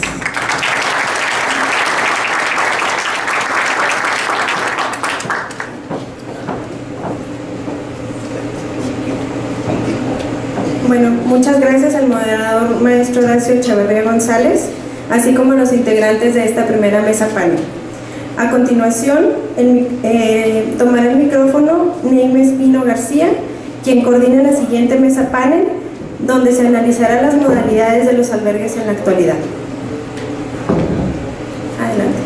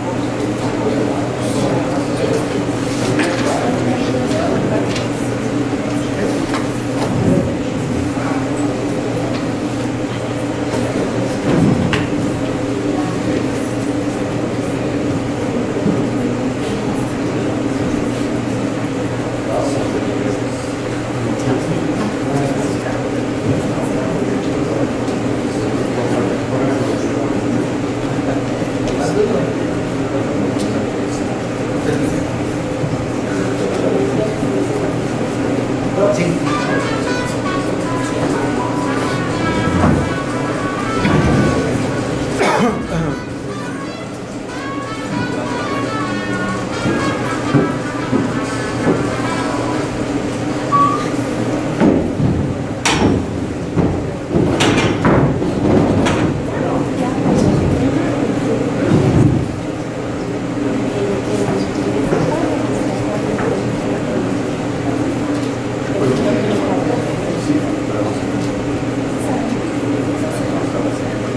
Nuestros siguientes panelistas, y los vamos a invitar a que pasen a la mesa de trabajo, son nuevamente Alfredo Ramírez, José Luis Rodríguez Fernández, que va a estar representado por el hermano Noé Sotelo, de las hermanas Siervas, Ricardo Ariel Rosado Peña, por favor, de Centros de Integración Social, Esteban Ayala Cañiz, de Albergues Indígenas, y Miguel Oya, de la casa o casas de la estudiante indígena, si son tan amables. Pasen para que se pongan de acuerdo con su moderadora, y prácticamente la maestra Neina Espino nos dice en qué momento comenzamos. 2-3 minutos y continuamos con el foro.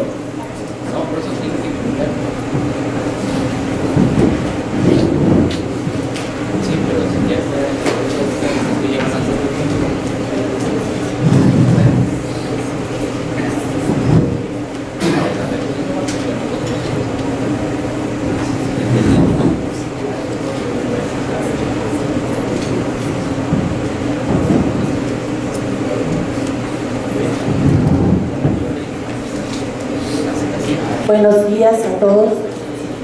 Gracias por el honor de coordinar esta mesa panel.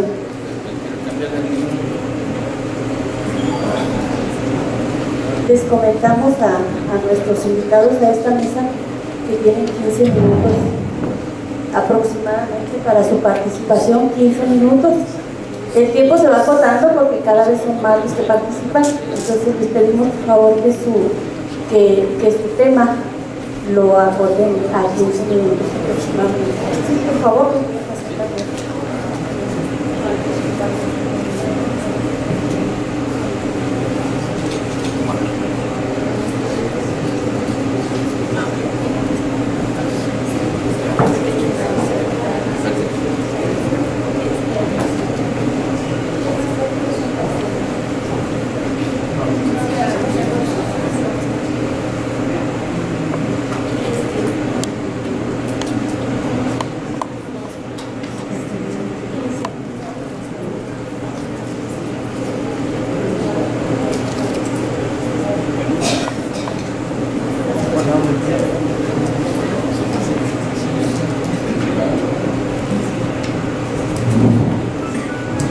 Bien, pues en lo que preparan las presentaciones, algunos de nuestros panelistas van a utilizar una presentación en PowerPoint y vamos a iniciar. Las personas que aparecen en esta mesa, que ustedes ven al frente, algunos de ellos ya fueron presentados, así de manera muy rápida. Mientras se preparan las presentaciones, voy a mencionar al profesor Jesús Miguel Oya Acosta, que él nos va a hablar de Casa del Estudiante Indígena, de las casas de estudiantes indígenas. Bienvenido y gracias, profesor Miguel, por estar aquí. También vamos a tener aquí al doctor que ya fue presentado, Alfredo Ramírez Hernández. Él nos va a hablar sobre la conceptualización en general de los albergues. Vamos a continuar con ese tema que pertenece a la CDI. Gracias, doctor, por estar nuevamente acompañándonos. Y también tenemos al hermano Noé Sotelo, que va a continuar con lo de los tehuecados, con el tema de los tohuizados, en Chihuahua. Tenemos también a la hermana Catalina Orpineda González. Ella nos va a hablar con esta equidad de género, ella nos va a hablar de los internados tehuecados. Gracias, hermana, por estar aquí. Y tenemos también de invitado a esta mesa a Ricardo Ariel Rosado. Él nos va a hablar de los centros de integración social. Él viene del Departamento de Educación Indígena. Gracias, profesor Ricardo, por estar aquí. Él no es profesor, él es antropólogo. Gracias, Ricardo. Y también nos acompaña Esteban Ayala Cañiz, Él viene de la Comisión Nacional para el Desarrollo de los Pueblos Indígenas. Él nos hablará de albergues indígenas. Gracias, maestro, por estar aquí. Bueno, iniciamos con el primero en el orden, que es el doctor Alfredo Ramírez. Iniciamos con usted, doctor. Bueno, esta participación es corta como la anterior. Aquí lo que queríamos señalar es, estamos hablando de una tipología de espacios para el apoyo a la educación en la Tarahumara, que significa que aquí no estamos refiriendo a los nombres o a la denominación que reciben los diferentes espacios que están para asistir a muchachas o a los muchachos que están cursando la educación básica. Y nosotros tenemos en el estado y en la sierra principalmente, tenemos por ejemplo lo que estamos comentando ahorita, los internados que son un espacio regularmente atendido por organizaciones religiosas, ya sea de hombres o de mujeres, ¿sí? Aquí reciben durante todo el año educación y formación para la vida de acuerdo al género, que significa que los niños no solo están estudiando, sino que reciben alguna capacitación extra en algún oficio, ¿sí? Y las niñas también tienen esa formación en donde son capacitadas casi siempre para la vida en la casa, en el matrimonio, reciben ciertas apoyos para que lo conozcan, para que puedan salir bien de ahí de la escuela, del internado. Y el sistema es que en el internado permanecen todo el año, los padres van a visitarlos cada semana, cada mes, van a visitar ahí, pero los niños permanecen, esa es la diferencia, que los niños permanecen todo el tiempo en el internado, ¿sí? Y se dividen casi siempre en dos, en los tehuizados y en los tehuecados. Tenemos también, aquí en Tarahumara tenemos los centros de integración social, que son espacios de los que ahorita nos van a hablar, pero que es este espacio nació originalmente para dar para formación de oficios de jóvenes de 14 a 15 años, a 18 años, jóvenes indígenas que pudieran recibir alguna capacitación en algún arte oficio, en carpintería, herrería, soldadura, sí, para que pudieran salir, dedicarse a un oficio. Ellos también, aquí es donde empieza una diferencia, porque son atendidos de lunes a viernes, sí, y actualmente estos centros han cambiado su dirección, ya no son escuelas de oficios, sino que ya son otro tipo de instituciones, que ahorita nos van a hablar cómo trabajan ellos. Y luego tenemos las casas de estudiantes indígenas. Estas casas nacen a raíz de que empieza a haber un boom antes normalmente los niños llegaban a la primaria y ahí se acababa la educación, ¿sí? Pero empezó a haber la presión de que muchos niños desearon continuar su educación, y aquí la Dirección de Educación Indígena, no sé, ahí lo veremos ahorita que nos lo comenten, pero informalmente empezó a establecer casas para estudiantes indígenas, en donde niñas y niños se quedan para continuar su educación a secundaria principalmente, y ahora bachillerato. Hay aproximadamente en el estado, no sé bien, 15 casas de estas. Entonces esa es la ahí, y también es de permanencia de lunes a viernes. Luego tenemos los albergues escolares indígenas, que es un espacio para brindar apoyo esencial académico a los chicos que van a la escuela, ¿sí? Casi siempre cuando se habla de albergues escolares, casi siempre se refieren a los albergues escolares digamos oficiales que hace el Estado, pero también hay albergues escolares de organizaciones no gubernamentales o de asociaciones civiles. Pues también, por ejemplo, en el estado hay 104 albergues escolares indígenas Nosotros apoyamos a 38 albergues comunitarios, en donde incluimos algunas casas de estudiantes indígenas y algunos albergues de tipo particular. Esto nos da una idea de que en la Tarahumara hay muchos más albergues de los que realmente conocemos, ¿sí? En este tipo de albergues también funcionan algunos que tienen los hermanos maristas, me parece, y ahora también trabajan en este rubro de los albergues, si no me equivoco, si me equivoco ahí me corrijan. Entonces también están esos. Y aparte, otro espacio que tenemos son los denominados comedores.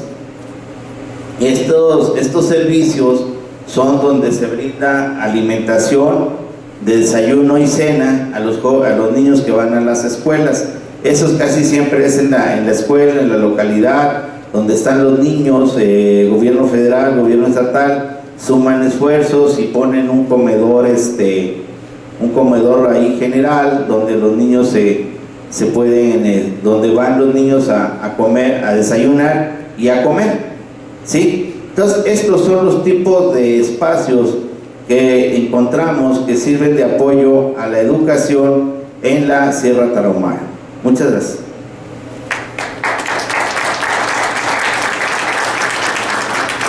Gracias, doctor, por su intervención. Enseguida nos va a hablar el hermano Noé Sotelo sobre internados cobizados, dando su participación anterior. Bien, yo voy a complementar la presentación anterior. Quedamos que por ahí por los 60 los jesuitas empezaron a dejar los internados, los cobizados.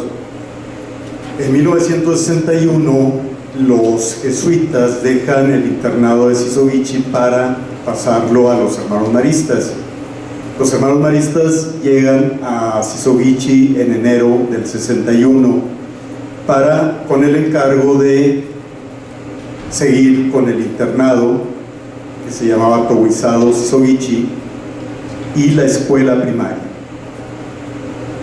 Durante ese tiempo los hermanos traen la encomienda de continuar el trabajo con el internado, que era completamente indígena. Pero cuando llegan los hermanos, primeramente desconocían completamente la lengua. No conocían para nada la lengua, no conocían para nada la cultura, a diferencia de los jesuitas, que la mayoría hablaban mejor el rarámuri que los rarámuri. Los hermanos maristas llegan desarmados únicamente con las armas de la educación, o sea, la escuela. Y ellos se hacen cargo del internado o el tobizado, más o menos con la misma dinámica con la que la traían los jesuitas, tratando de darle una mayor formalidad, tratando de que los internos entraran a un esquema de disciplina, y también que entraran a un régimen escolar que sirviera como base. Pero esto a los indígenas no les interesaba. Había muchas deserciones, otros venían obligados a permanecer en el internado, y la realidad es que a medida de que iba pasando el tiempo, si hablamos de 1961, se empezaron a integrar mestizos al internado, con la finalidad de que fuera ya más intercultural. Pero siempre el mestizo dominaba la situación. Los rarámuri no hablaban su lengua, pero estaban sometidos a un régimen de actividades que no son propias de la cultura. Este internado funcionaba como si fuera una escuela urbana, ¿verdad? Con la exigencia académica. Era cuando las actividades escolares se llevaban a cabo durante la mañana y en la tarde, pero sí con una formación bastante fuerte en la cuestión de valores, en la cuestión del trabajo. Se le daba un enfoque muy fuerte a la cuestión del trabajo manual, el que los internos trabajaran en diferentes actividades propias para un interno de primaria. Incluso se fue ampliando la escuela y los internos, también los externos colaboraban para hacer la cancha de básquetbol, para arreglar las canchas deportivas. ¿Por qué? Porque el elemento deportivo era un elemento muy fuerte de formación. Aparte de las actividades escolares, el interno tenía mucha práctica deportiva. Se introdujo el fútbol, que no es de la cultura, ¿verdad? Se introdujo el básquetbol, inclusive ya a los 2 o 3 años los internos y también la escuela pues era invencible contra San Juanito, contra Krill, contra el que se pusiera enfrente. Entonces ese aspecto deportivo era bastante formal. Otro deporte que se desarrollaba era parte del béisbol y los festivales atléticos, que eran la fiesta del pueblo y aún siguen siendo en Sisovichi la fiesta del pueblo. ¿Qué pasó con este tobuizado? Este tobuizado, que inició en 1961 con los hermanos maristas, termina en 1969, por razones de que se les pide a los maristas que tomen la secundaria, una secundaria que pide el obispo, y los hermanos piden la exención de seguir con el internado, con el tobuizado. Prácticamente ahí este tobuizado pues pasa a manos de las hermanas siervas del Sagrado Corazón, que se quedan con los niños de primaria. Ya los hermanos se encargan de la secundaria. Pero ¿qué pasa en esos tiempos? Los hermanos sienten la gran inquietud de cambiar el esquema de internado. Si antes era que el niño se civilizara y que el niño se cristianizara, la idea de los hermanos maristas era que el niño se educara en su medio. Para 1977 más o menos se les pide a los hermanos tomar el internado de Norogachi. Norogachi es una población que se considera completamente, bueno, no es la población, sino la región completamente indígena. Y se toma el internado en convenio con las hermanas siervas de tomar a los niños mayores y trabajar con ellos en el aspecto formativo, en la mañana el aspecto escolar y en las tardes el aspecto formativo. Para eso se diseñan las actividades propias para los niños. Primeramente, que no pierdan su lengua, que los niños se comuniquen en su lengua. El único problema que traemos ahí es que los encargados o los prefectos siempre han sido mestizos.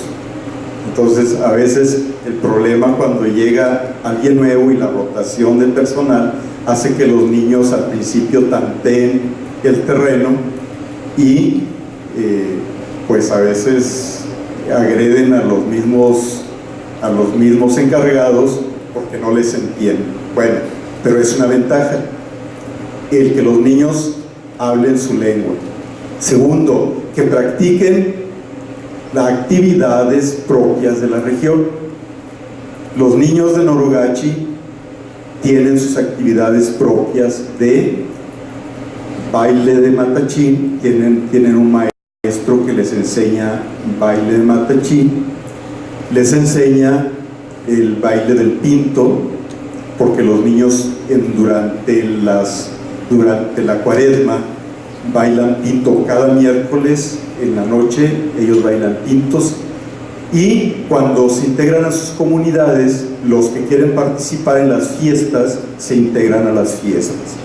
También la actividad enfocada a ellos es el aprendizaje de los instrumentos, principalmente el violín,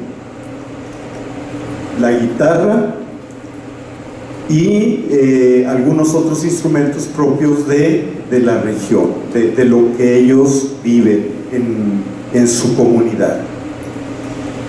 Otra actividad formativa que se les da a ellos es el trabajo manual. Trabajan sobre todo en los huertos. Norogachi tiene por ahí tierras que son de la misión. Este internado pertenece a la diócesis, por lo tanto hay tierras en las que se practica, que los niños practiquen el trabajo de la tierra, que es muy importante para ellos.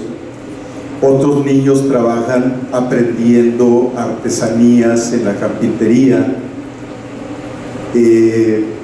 Prácticamente son actividades propias de la región, y además pues involucrarlos en el estudio.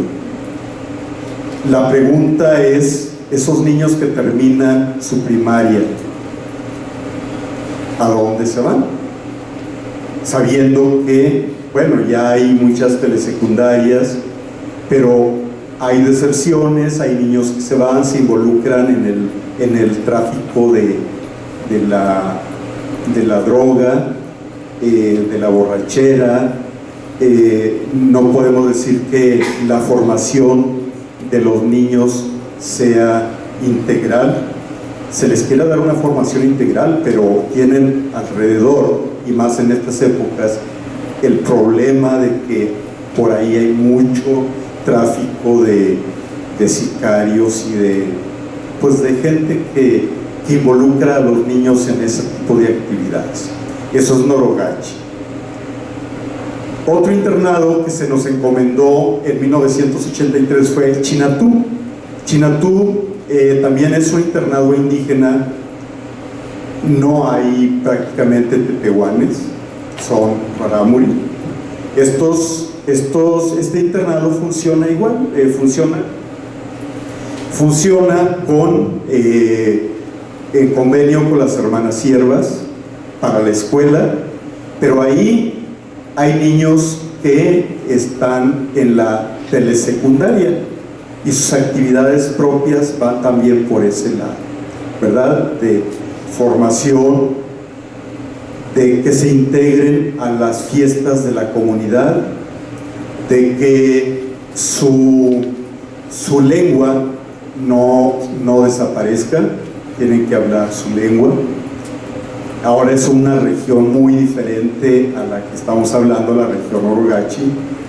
Entonces, el trabajo que se desarrolla ahí es prácticamente igual al de Norogachi, con sus asegúnes, pero se intenta hacer eso. Y podríamos hablar también de unas comunidades que tenemos como satélites, donde tratamos también de influenciar que los niños que van a esos albergues o a las escuelas se integren a ese tipo de actividades. En concreto voy a nombrar dos comunidades, Huechi, Pahuichiqui, donde tenemos escuela comunitaria, donde los maestros son de la región, y también donde la comunidad es la que tiene que autorizar a los maestros y tiene que autorizar el plan de trabajo de la misma comunidad. Bueno, creo que me cortaron el tiempo, ¿verdad? Sí. Bueno, eso es lo que yo puedo decir de los internados de maristas, ya en las mesas de trabajo se va a ampliar la información de lo que se está haciendo actualmente y de los códigos que se están manejando para que los niños puedan pues continuar. Gracias. Gracias, hermano. Quisiera que hubiera seguido hablando porque soy de las primeras alumnas de la escuela de Cuechi con Zenobia Bustos. Así es. Qué sorpresas, qué bárbaro. Enseguida tenemos la participación respecto a los internados tehuecados de la hermana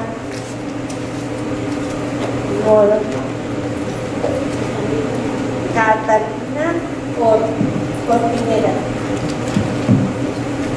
Ella ya tiene muchos años, me decía que casi toda su vida en esta tarea, y seguramente nos habrá que ir a hablar de cosas muy interesantes, su experiencia en este tema.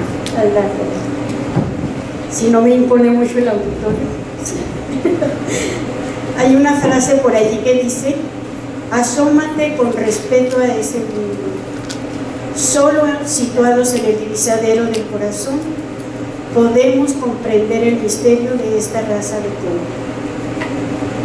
Pues muy buenos días a todos ustedes.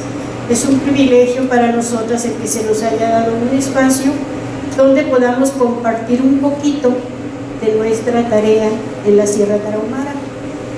Pero decididamente esta frase que acabo de mencionar fue la que impulsó a la hora San José María de Hierro y Parres para, juntamente con el padre Carrasco, superior jesuita de aquella época, concertar y ver la manera de fundar la primera escuela e internado de las Siervas del Sagrado Corazón de Jesús en Carixí, en el año de 1904, precisamente un 31 de enero, en medio de una fuerte nevada, en un carro de mulas, llega el padre Yermo con las 4 primeras hermanas que habían de iniciar esta etapa de educación y de formación en la Sierra Tarahumara.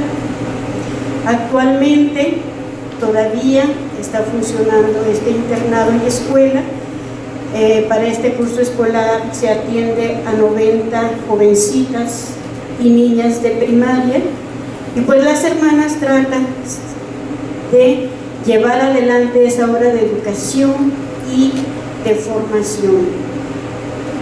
Para nosotras, la misión o el objetivo especial de nuestros internados es prestar un servicio misericordioso a nuestros hermanos, especialmente a los más necesitados, y tratar de ayudarles a lograr una superación integral para que ellos mismos puedan ir transformando la sociedad en que viven y lograr una vida de calidad, una vida más digna.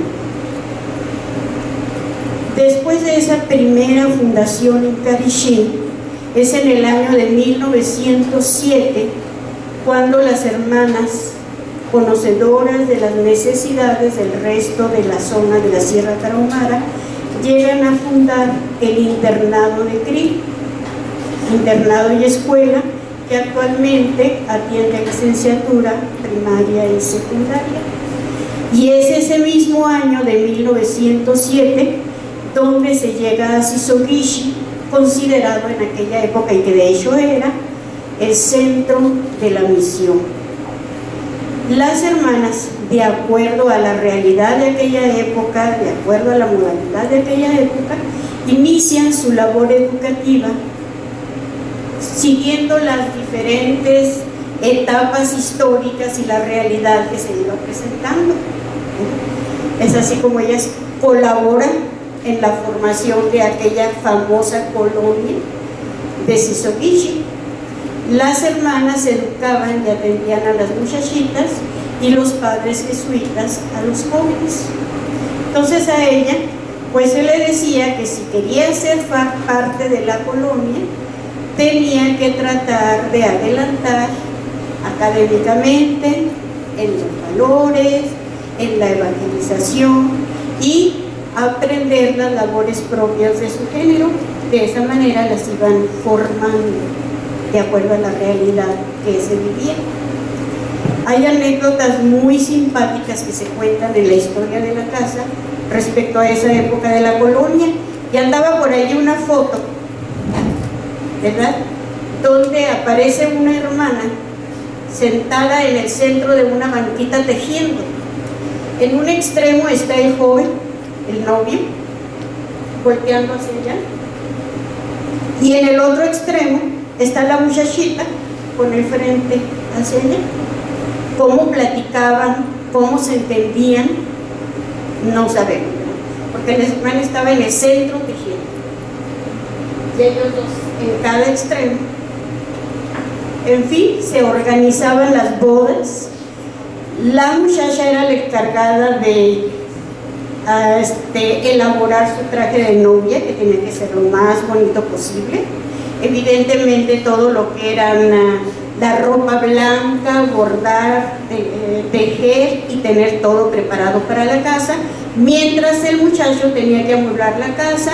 En las clases de carpintería aprendía cómo hacer los bancos, cómo hacer la mesa, las sillas, las camas, etc. Y una vez preparado todo, las hermanas entregaban en la iglesia a la novia y los padres llevaban al novio. Se hacía la gran fiesta, se preparaba la comida en el internado y después en procesión eran llevados los novios hasta su casita.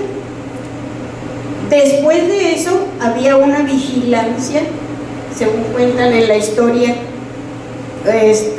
pues muy directa, de cómo se comportaban uno y otro y cómo cumplían sus obligaciones. Hay por ahí la anécdota de que fueron con el padre superior de los jesuitas y le dijeron que el nuevo marido tenía por allá trepada en el techo de la casa a la esposa. Le quitó la escalera para que no bajara y que ella se quedara. Fueron a acusarlo, fue el padre jesuita con las hermanas para ver cuál era la situación y le dice el padre a él: oye, tienes que poner la escalera para que baje tu mujer. No, dice, yo no la bajo ahorita y la voy a dejar un tiempo. No, tienes que bajarla, no puede quedar allí. Entonces dice, mira, vive tú con ella un mes y a ver si la bajas luego. Y hay anécdotas muy simpáticas. Bueno, nos vamos después, ante la necesidad, ante la ignorancia que había en muchas partes de la sierra, se siguen fundando algunos otros internados que duran hasta la actualidad, y así tenemos que en el año de 1940 es fundado el internado y escuela de Cerocahui, después en Chinatú, Guadalupe y Calvo, y la acción de las hermanas llega hasta Batopilas. Uno de los objetivos primordiales nuestros pues es ir sembrando valores, y creo que en esta época más que nunca vemos la necesidad de hacerlo, de procurar que esta educación sea realmente integral, de que demos una respuesta a las necesidades de cada comunidad, respetando los valores culturales. En nuestros internados estamos procurando que se hable la lengua, que se use el vestuario y respetar sus tradiciones y fiestas tradicionales. La dispersión de la población, la falta de recursos económicos de las familias, pues evidencian cada vez más la necesidad de estos internados. Para nosotros realmente es problemático por la falta de recursos económicos y humanos la atención de nuestros internados, pero estamos continuamente tocando puertas y haciendo todo lo posible para que esto continúe, porque vemos que es de urgente necesidad en los tiempos actuales. Desafortunadamente el que se nos diga que somos particulares, pues se supone que tenemos todos los recursos habidos y por haber para seguir con nuestra obra, pero no es así. Entonces vivimos a base de donativos, de la providencia de Dios y con muchas ganas de que nuestros internados continúen mejorando cada día más y dar la atención debida a nuestros semejantes. Gracias.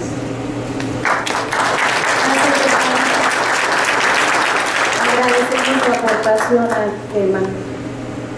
A continuación tenemos al antropólogo Ricardo Ariel Rosado. Él nos va a hablar de los centros de integración social. Viene del Departamento de Educación. Buenos días a todos. Muchas gracias por la invitación y el conocimiento, la mensaje que estamos teniendo este día. Muy agradecido a todos. Voy a compartir parte de lo que es el trabajo que se hace con el Centro de Integración Social, conocido como CIS también. El trabajo que se hace en el Departamento de Educación Indígena, prácticamente lo que es la mesa técnica.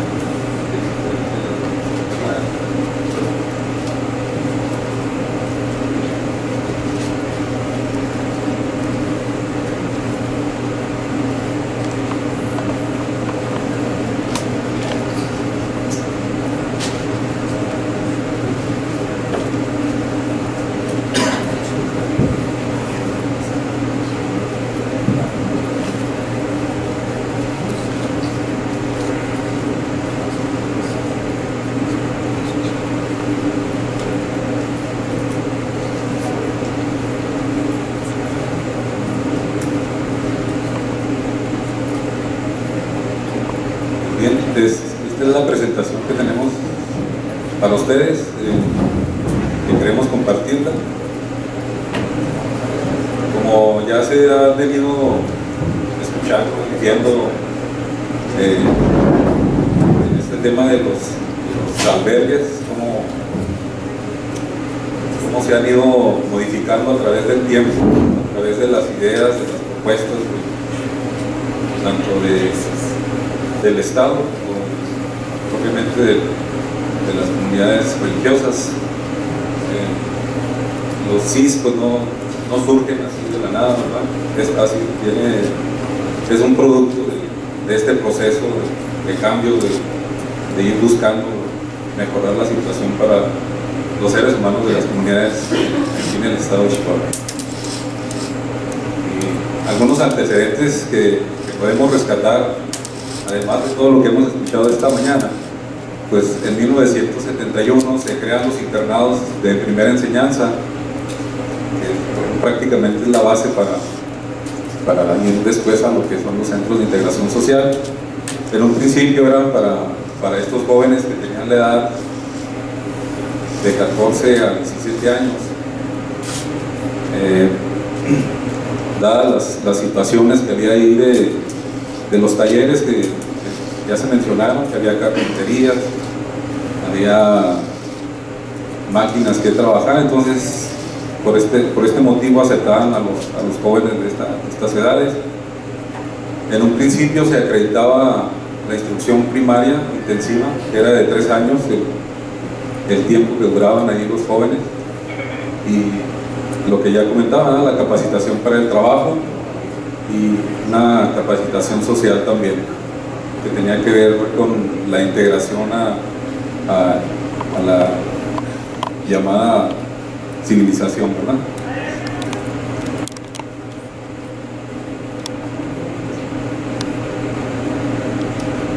Bueno, en la actualidad, pues lo que son los CIS representan escuelas primarias de educación indígena, cuyo nombre obedece a la situación temporal de su creación. Actualmente se cuentan con 5 centros de integración social ofreciendo la educación primaria y los servicios asistenciales a niñas y niños de las comunidades indígenas de entre 7 y 13 años de edad. Aquí si notan, ya la edad escolar se reduce, se aceptan a los niños de temprana edad, de la edad escolar de primaria. También en algunos casos los centros de integración social han dejado de manejar estos talleres, esta capacitación para el trabajo, y han incluido otro tipo de talleres Entonces han considerado, o a través del tiempo, ir caminando con ellos, se fueron desechando algunos talleres y se van adoptando otros. Y bueno, tienden a fortalecerse y a reorientarse estos centros de integración social para que sus beneficiarios reciban los apoyos educativos y asistenciales que posibiliten de manera pertinente y equitativa la consolidación de oportunidades de ingreso, de permanencia y sus logros educativos.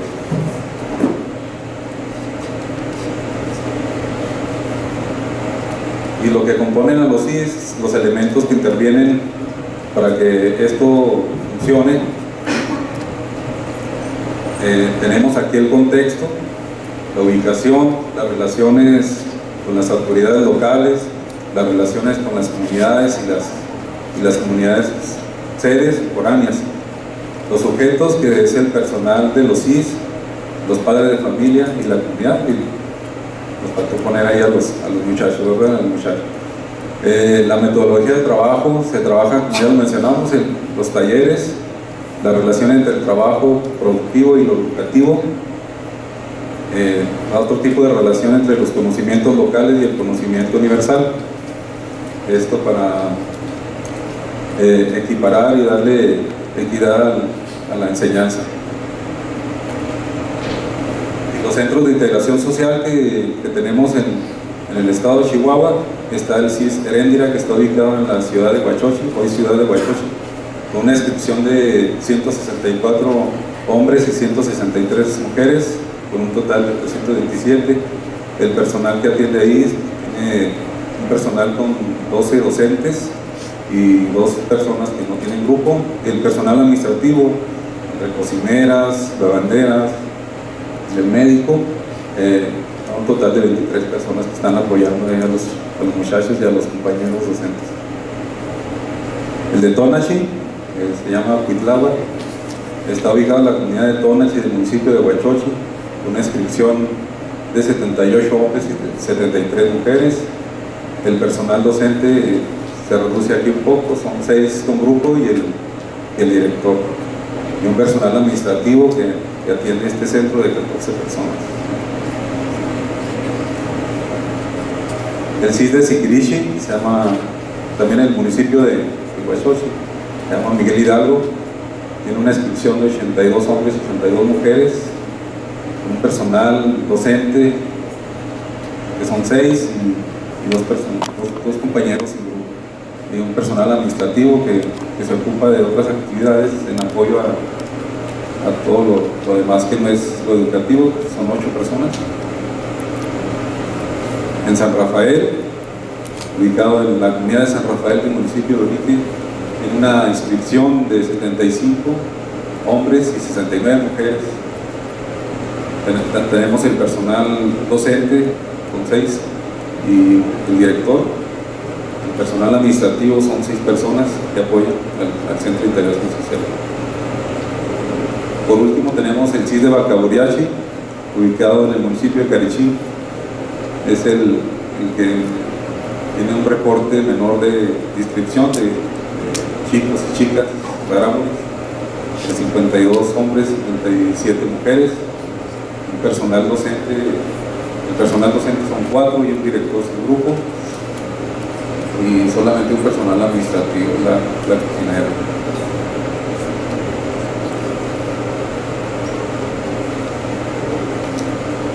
La concepción de los centros de integración social, cómo se concibe el CIS. Existen ahí algunas frases sobre lo que son los CIS, que se fueron recolectando o se fueron rescatando de algunas reuniones nacionales que ha convocado la Dirección General de Educación Indígena, y surgen estas concepciones. Los CIS son espacios para la rehabilitación de niños con problemas de disciplina. Los CIS proporcionan a los niños el desarrollo de capacidades para la vida social y comunitaria. Los CIS propician que los niños aprendan a ganarse la vida. Los centros de integración social son espacios educativos que en su mayoría se encuentran desvinculados de las comunidades sedes. Y a raíz de de estas ideas sobre los CIS y las problemáticas que han pasado a estos centros, se visualiza un cambio, ¿verdad? Una reorientación, y se ponen en la mesa ciertas preguntas. ¿Cuáles son los nombres que se proponen para los CIS y por qué?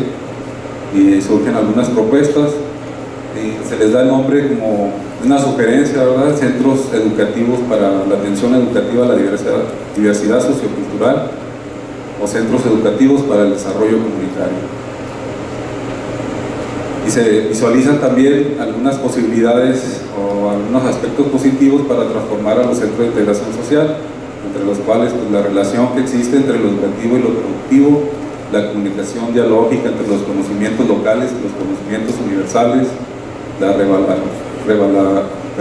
revaloración de lo propio y la incorporación positiva de la cultura universal, la formación de hábitos y pautas para la interacción en el marco del desarrollo personal, social y cultural, la relación entre la escuela y la comunidad. Son cuestiones que se ven como positivos para fundamentar algo nuevo para el beneficio de estos centros. Se fundamenta por la importancia de la reorientación constante para restablecer las relaciones personales y afectivas dentro y fuera del centro educativo, siempre tomando en cuenta la cosmovisión y el conocimiento originales, locales y universales. Siguiente. Y las alternativas pedagógicas que se dan, que se proponen, va enfocado en todo el apoyo educativo, aplicando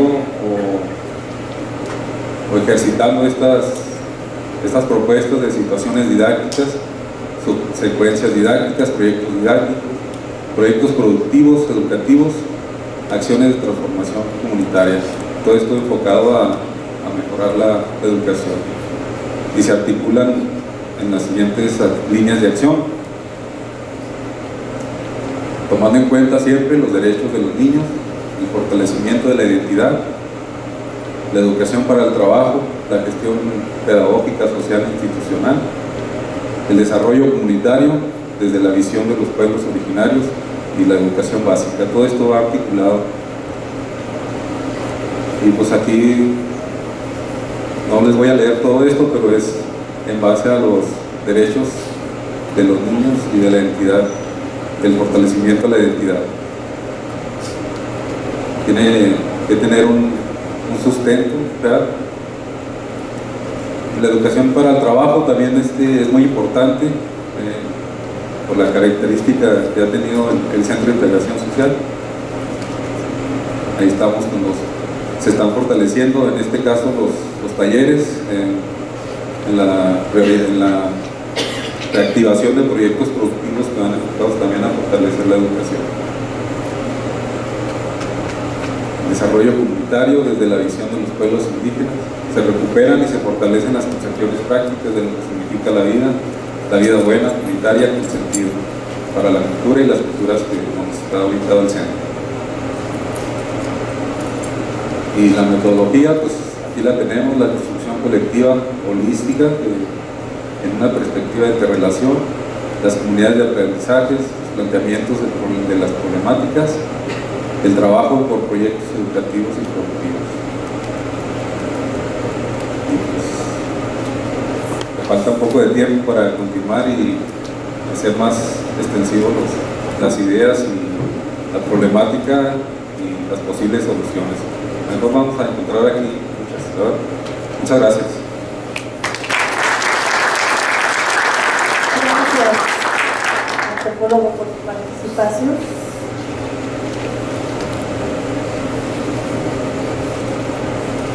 A continuación tenemos la participación de Esteban Ayala, que nos va a hablar de los albergues indígenas. Él pertenece a la Comisión Nacional para el Desarrollo de los Pueblos Indígenas y hoy nos va a hablar sobre estos albergues. Bienvenido y como estamos muy ad hoc a la cultura que no sigue protocolos, pues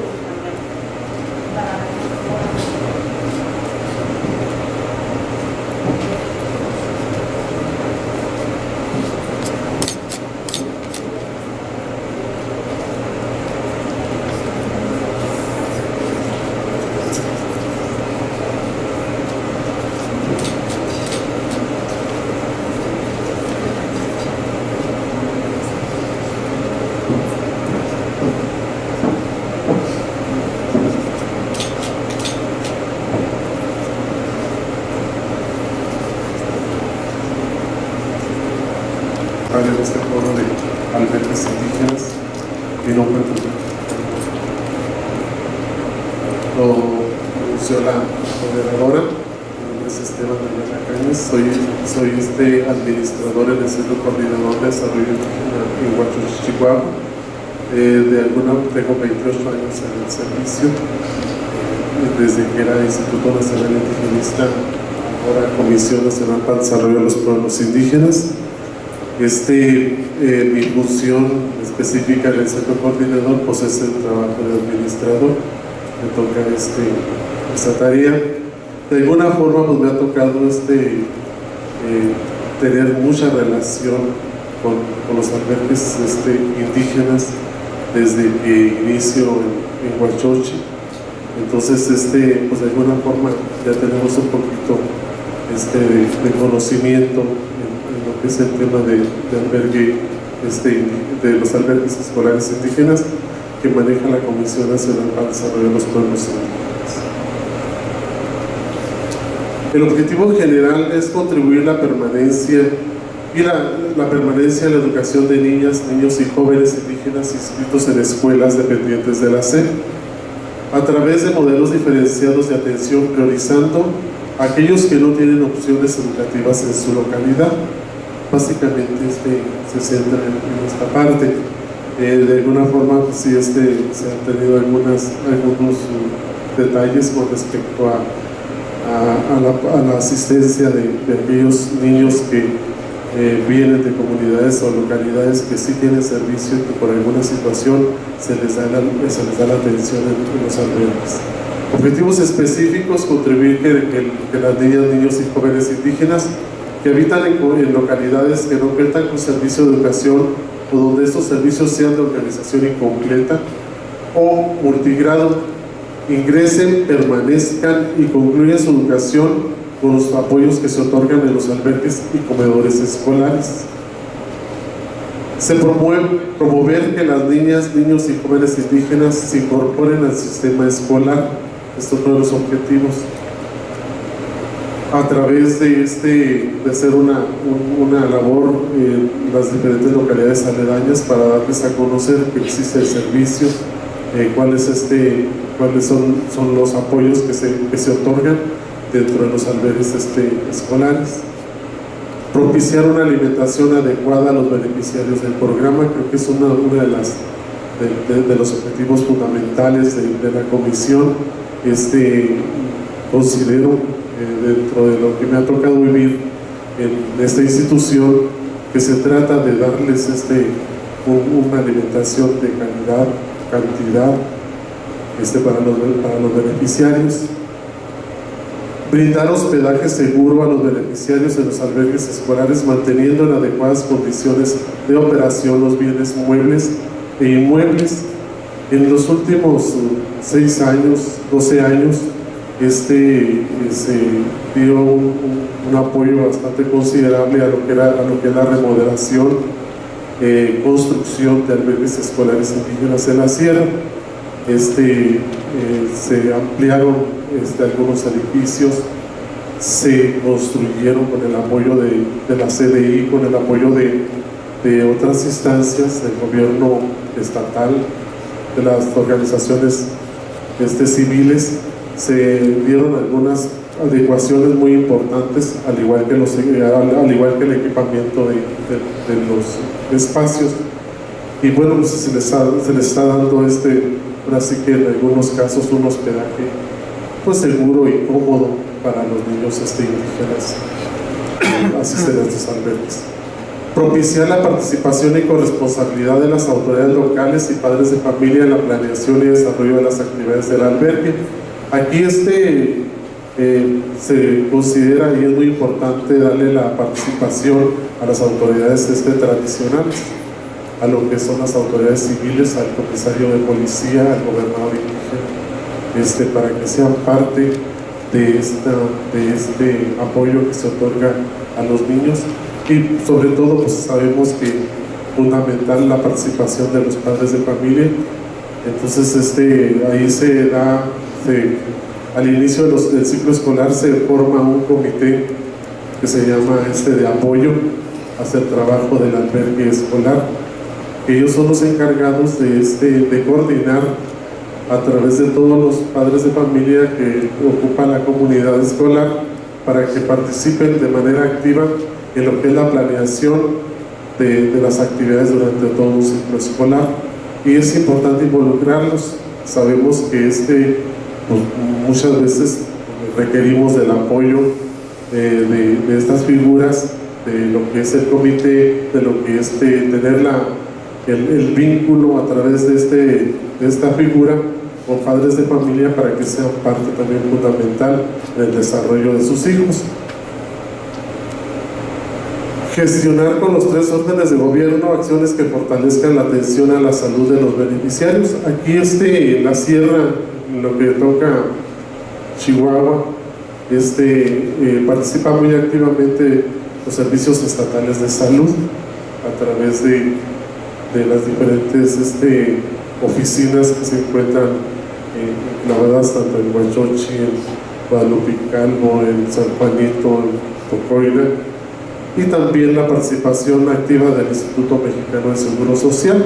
Hay convenios de colaboración entre esas instancias y la CDI para poder darles este tipo de apoyos a los niños y sobre todo para que nos den seguridad en cuanto a lo que es la salud, lo que son los apoyos con vacunas, la atención personalizada de los médicos, de las enfermeras hacia los centros donde se encuentran albergados los niños. Promover la equidad de género y los derechos de las niñas, niños y jóvenes indígenas. Pues tenemos una cobertura bastante amplia, se manejan 21 estados de la República. En el caso de Chihuahua, pues se encuentran los 4 centros coordinadores indigenistas que son Huachochi, San Rafael, Carichic y Tubachi. Es el total de centros coordinadores que se encargan de darle seguimiento y atención al programa de albergues escolares. En Chihuahua tenemos 105 albergues escolares. Ahorita se menciona que son 38 comunitarios.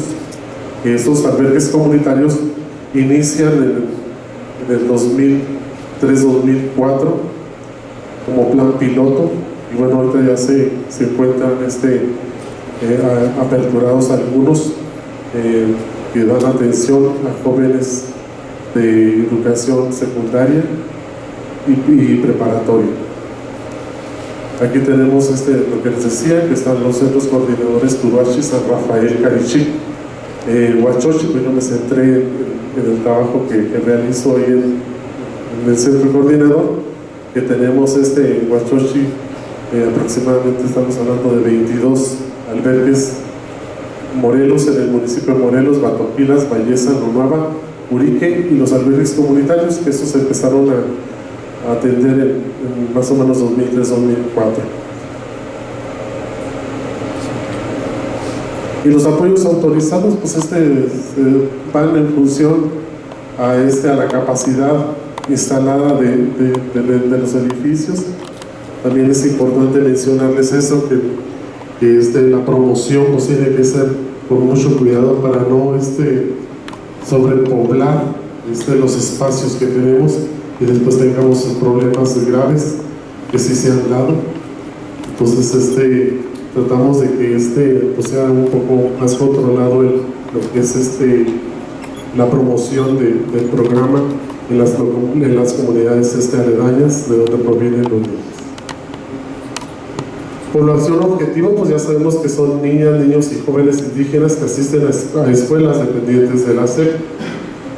Los requisitos por ser indígena, determinándose como tal, aquellos que cumplan con algunos de los siguientes criterios: que se reconozca a sí mismo como integrante de un pueblo indígena, que sea reconocido mediante escrito libre por los miembros o autoridad de una comunidad indígena cuando no tenga arraigo en la misma.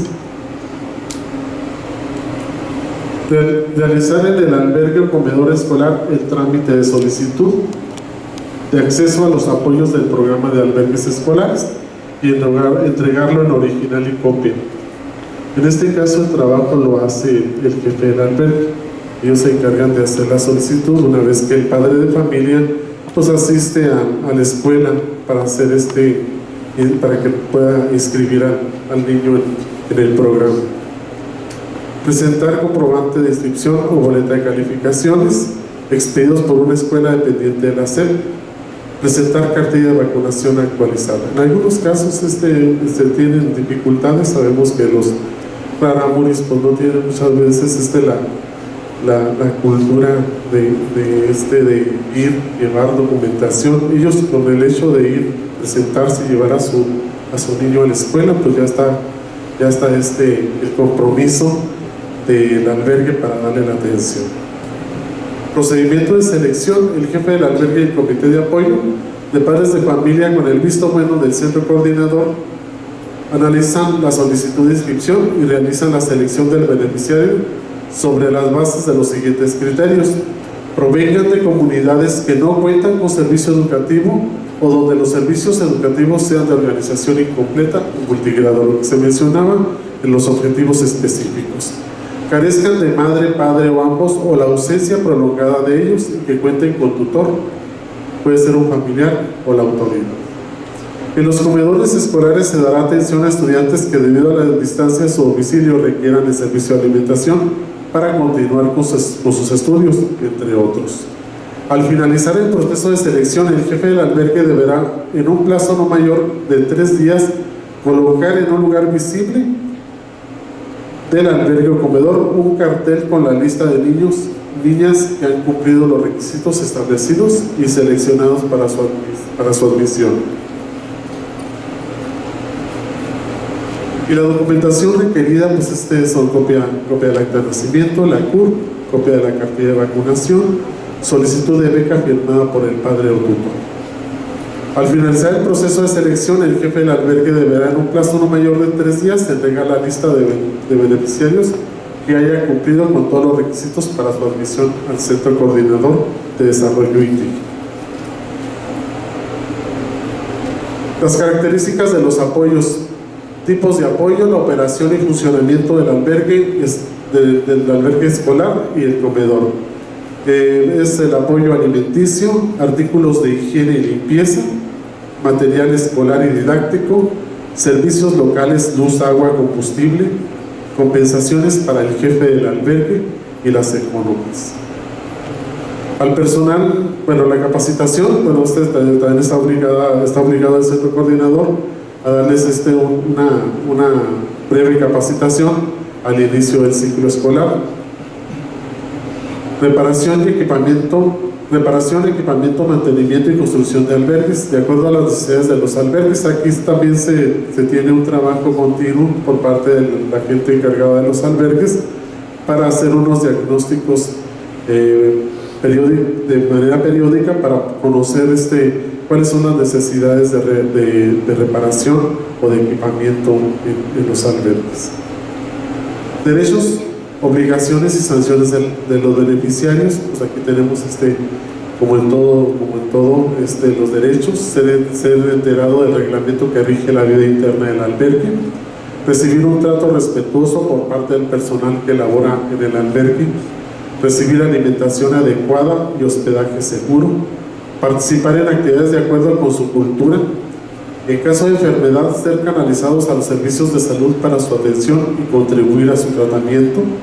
Tener acceso a recursos didácticos y escolares que faciliten su estudio y la realización de sus tareas escolares. Opinar sobre las actividades y acciones tendientes a mejorar y hacer más agradable su estancia en el albergue. Recibir orientación para reforzar su proceso educativo, participar en actividades recreativas, estar enterado de los apoyos que destina la CDI y en su beneficio. Obligaciones: leer y acatar el reglamento interno que rige la operación del albergue o comedor escolar, asistir con constancia y puntualidad a la institución educativa a la cual se encuentran inscritos, mejorar su desempeño académico. Pues tenemos también lo que son las sanciones, ¿verdad? En este caso, si incurrieran los menores en alguna falta, bueno, pues son también sancionados. También tenemos la sanción al personal del albergue o la suspensión del encargo o del cargo. También se puede sancionar a lo que es el programa, la suspensión en este caso. Y en el caso del programa de albergues escolares, nosotros nos centramos sus acciones en 5 aspectos fundamentales: lo que es la organización, la parte organizativa interna y externa; lo que es la parte educativa, pero no apoyar al maestro docente, sino que formar a los menores. Tenemos la parte administrativa, uno de los aspectos muy importantes, lo que es el control y la rendición de cuentas; la parte de salud, nutrición y alimentación; y finalmente la infraestructura. Muchísimas gracias. El tiempo se nos cortó. Hay mucho de qué hablar en el programa de albergues, pero bueno, ahí será para otra ocasión. Muchísimas gracias.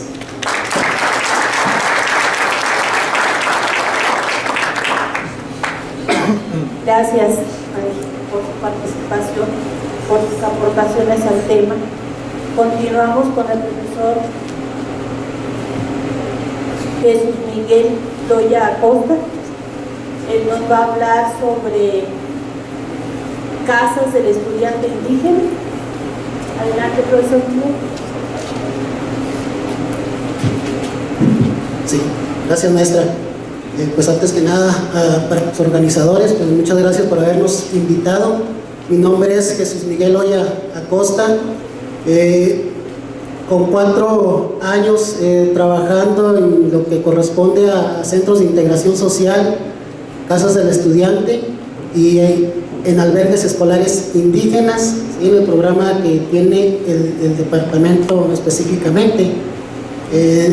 Durante estos 2 últimos años, bueno, tenemos la coordinación de lo que es la parte de mesa técnica, ¿sí? El área de mesa técnica del mismo departamento de indígena. En esta ocasión, bueno, mi participación sería en relación a hablarles acerca de las casas del estudiante indígena, haciendo un poco de historia, ¿verdad? Acerca de la casa del estudiante indígena, justamente fundada en enero de 1926.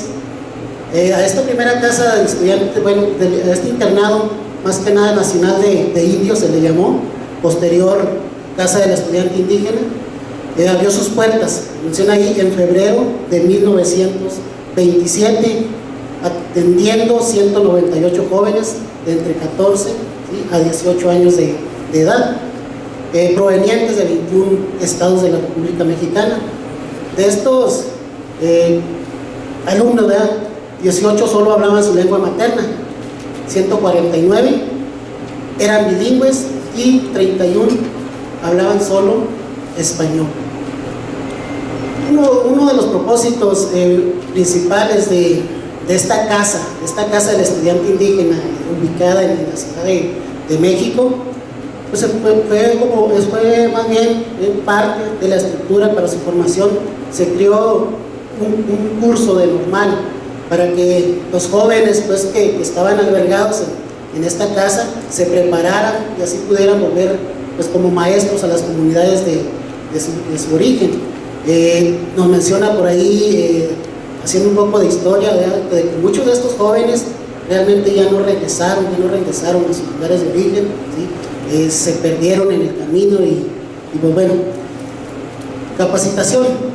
Aparte de tener ellos la formación como maestros también tenían o recibían, en este caso, el apoyo de alimentación y hospedaje. Asistían a sesiones particulares, ¿sí?, de herrería, de mecánica, calatería, pintura, carpintería, panadería, ¿sí?, entre muchos otros más.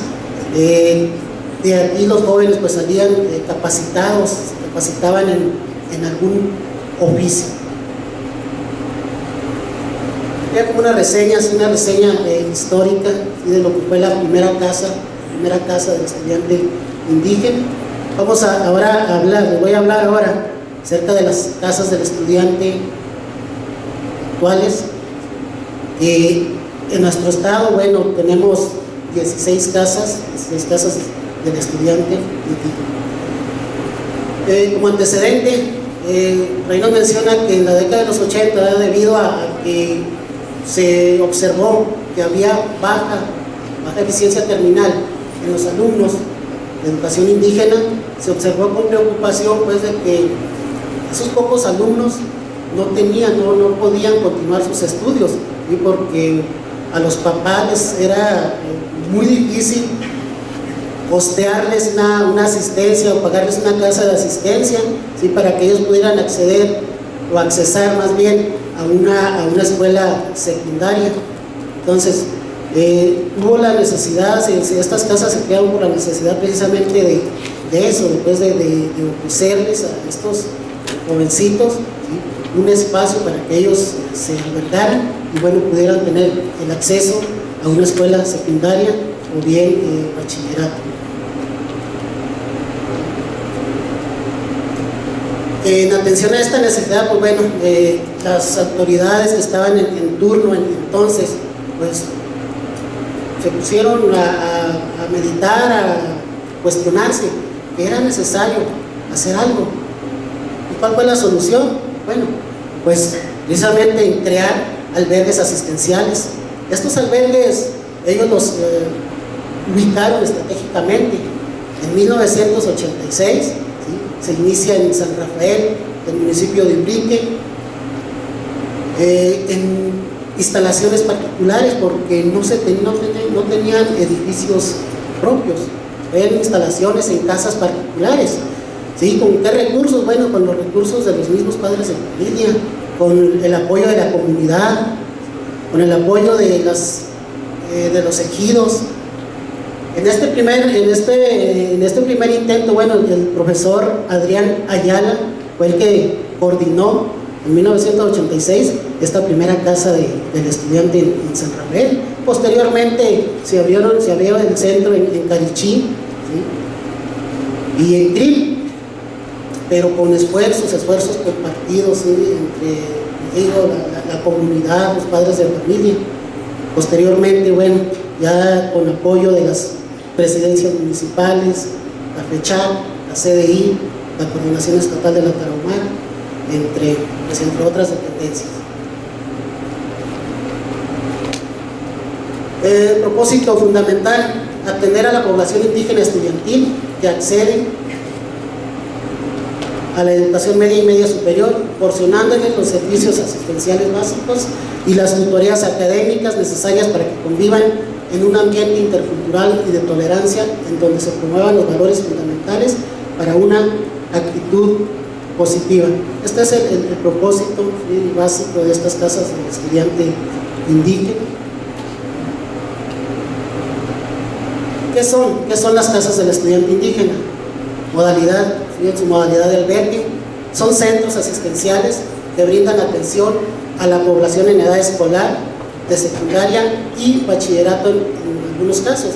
Digo en algunos casos porque en algunas casas del estudiante se cuenta con jóvenes pues que utiliza, es necesario pues el apoyo de alimentación y hospedaje para poder accesar lo que es el bachillerato. ¿Dónde están ubicadas estas casas del estudiante? Actualmente se tienen 15 casas del estudiante en Huachi, Cril, Ocoina, Natahuachi, Elocoina, Bonogochi, Huachochi, Tonachi, Uruachi, Temoris, San Rafael, Yepachi, Cacurichi, Tomochi, Ariciachi, Nonuaba y Carichí. Son las 15 casas del estudiante pues, que están en la Sierra Tarahumara. En cuanto a matrículas de alumnos, bueno, tenemos desde muchos hasta poco alumnos atendidos. Nada más como una aclaración, ¿sí? Puntualizar un poco, estos alumnos únicamente se albergan, ¿sí? En estos centros. Ellos asisten a las escuelas secundarias pues, que están alrededor de la comunidad. Tenemos estas matrículas, si vemos ahí la matrícula de, en este caso de CRIL, es la más alta, 80 alumnos, sigue Huachochi con 70, 60 de Nonuaba y Carichí. Todos estos alumnos con algunas ocupaciones aparte pues de asistir a las escuelas secundarias y los bachilleratos. Bueno, en algunas casas se tienen proyectos productivos, y es en la que los jóvenes, bueno, de alguna manera pues utilizan a veces su espacio, el espacio cuando están pues ya que no tienen alguna actividad. ¿Cómo operan? Actualmente las casas del estudiante operan a través pues, del apoyo interinstitucional. Aquí participa la Coordinación Estatal de la Tarahumara, la CDI, los padres de familia, los alumnos, las presidencias municipales. ¿Quiénes las operan? Es personal, son docentes, compañeros maestros de nuestro nivel de educación indígena, ¿sí? Que de manera organizada brindan pues, el servicio asistencial de alimentación y hospedaje. Además, los compañeros maestros pues, los apoyan en las actividades académicas con la finalidad pues, de que los alumnos puedan mejorar su desempeño. Algunas de las muchas necesidades, ¿sí? Problemáticas existentes en las casas del estudiante indígena actualmente, muchas de ellas no cuentan con sus edificios propios, son edificios que tienen todavía prestados, becas, algunos tienen becas todavía de verdes y CIS, la convivencia de alumnos de primaria y secundaria en un mismo plantel, ¿sí? Tenemos algunos casos de la convivencia alumnos de primaria y secundaria, la relación entre el personal de las casas del estudiante y el personal de las escuelas secundarias, poca, en muchos de los casos una participación nula, no hay esa relación.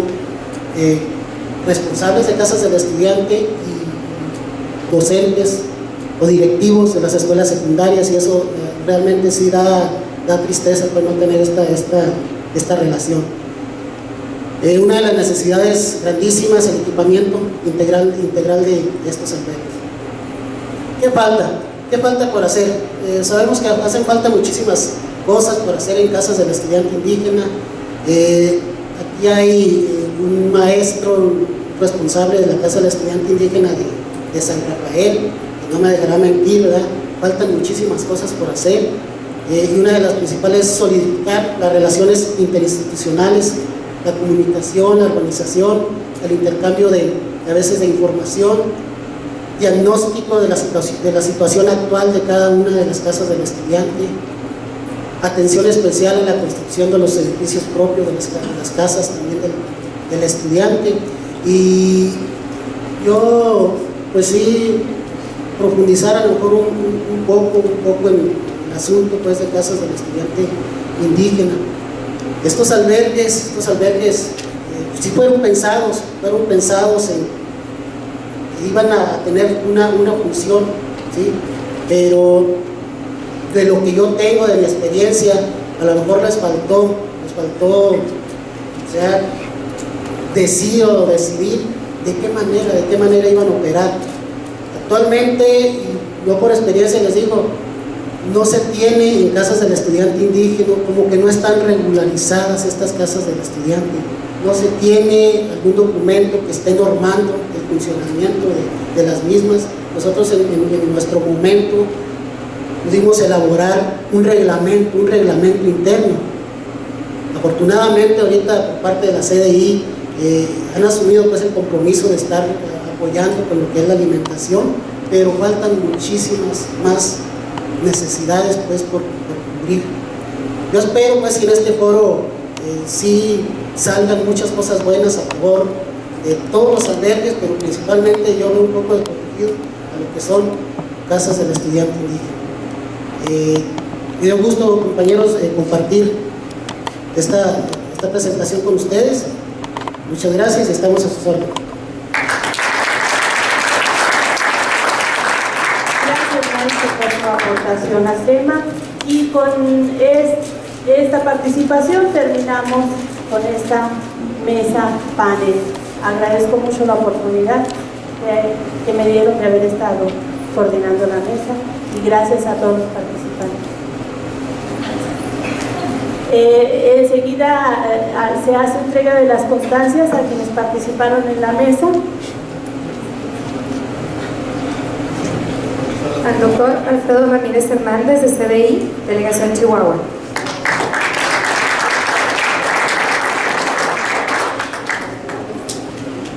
Noé Sotelo, del Centro de Estudios Ichimea Mentre.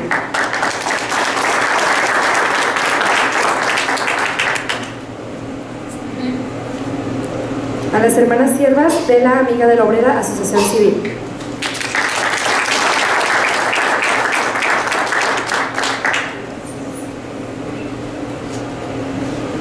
Ricardo Ariel Rosado Peña, del Departamento de Educación Indígena. Esteban Ayala Cañes, de CDI, Delegación Chihuahua.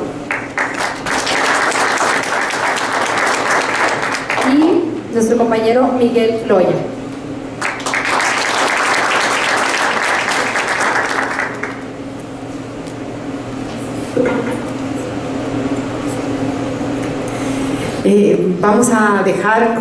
Vamos a dar 10 minutos para que tomen un cafecito, y allá hay un refrigerio y están con la pancita satisfecha para continuar con la tercera mesa panel, en la que se analizará la normatividad para albergues. Este es el tema, normatividad para albergues, y para ello le cedo el micrófono al profesor Leonel Herrera García, quien estará a cargo de moderar la mesa. Muchísimas gracias.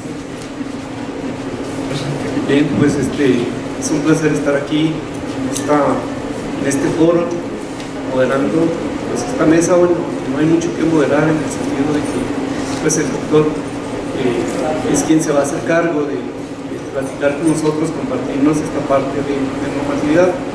Sin embargo, no quiero darle la palabra todavía sin plantear, pues no sé, algunas inquietudes que a título personal tuve la intención de presentar a los excelentes panelistas. Sin embargo, creo que las temáticas se van a ir abordando, y pues es como una interrogante en este sentido, ¿no? A través de las diferentes presentaciones que escuchamos, vimos cómo la visión de atender a los niños, jóvenes, niñas, adolescentes de estas comunidades indígenas, pues yo observé una constante en los diferentes variables, pudiéramos así llamarlas, modelos de atención. Todas ellas tienen la visión de incorporar a estos niños, a estos jóvenes, a incorporarlos a otro modelo de desarrollo que no es el propio.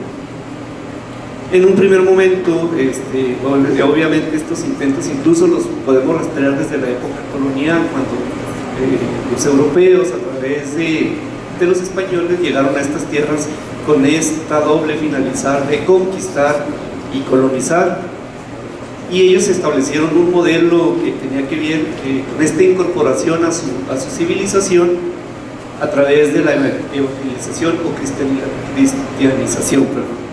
Esto lo vi de alguna forma también en los primeros intentos de quienes estuvieron a cargo de las misiones, de los pueblos que se fueron fundando, pueblos llamados así por la civilización occidental, dado que anteriormente a ellos pues había otros pueblos en estas tierras, ¿no?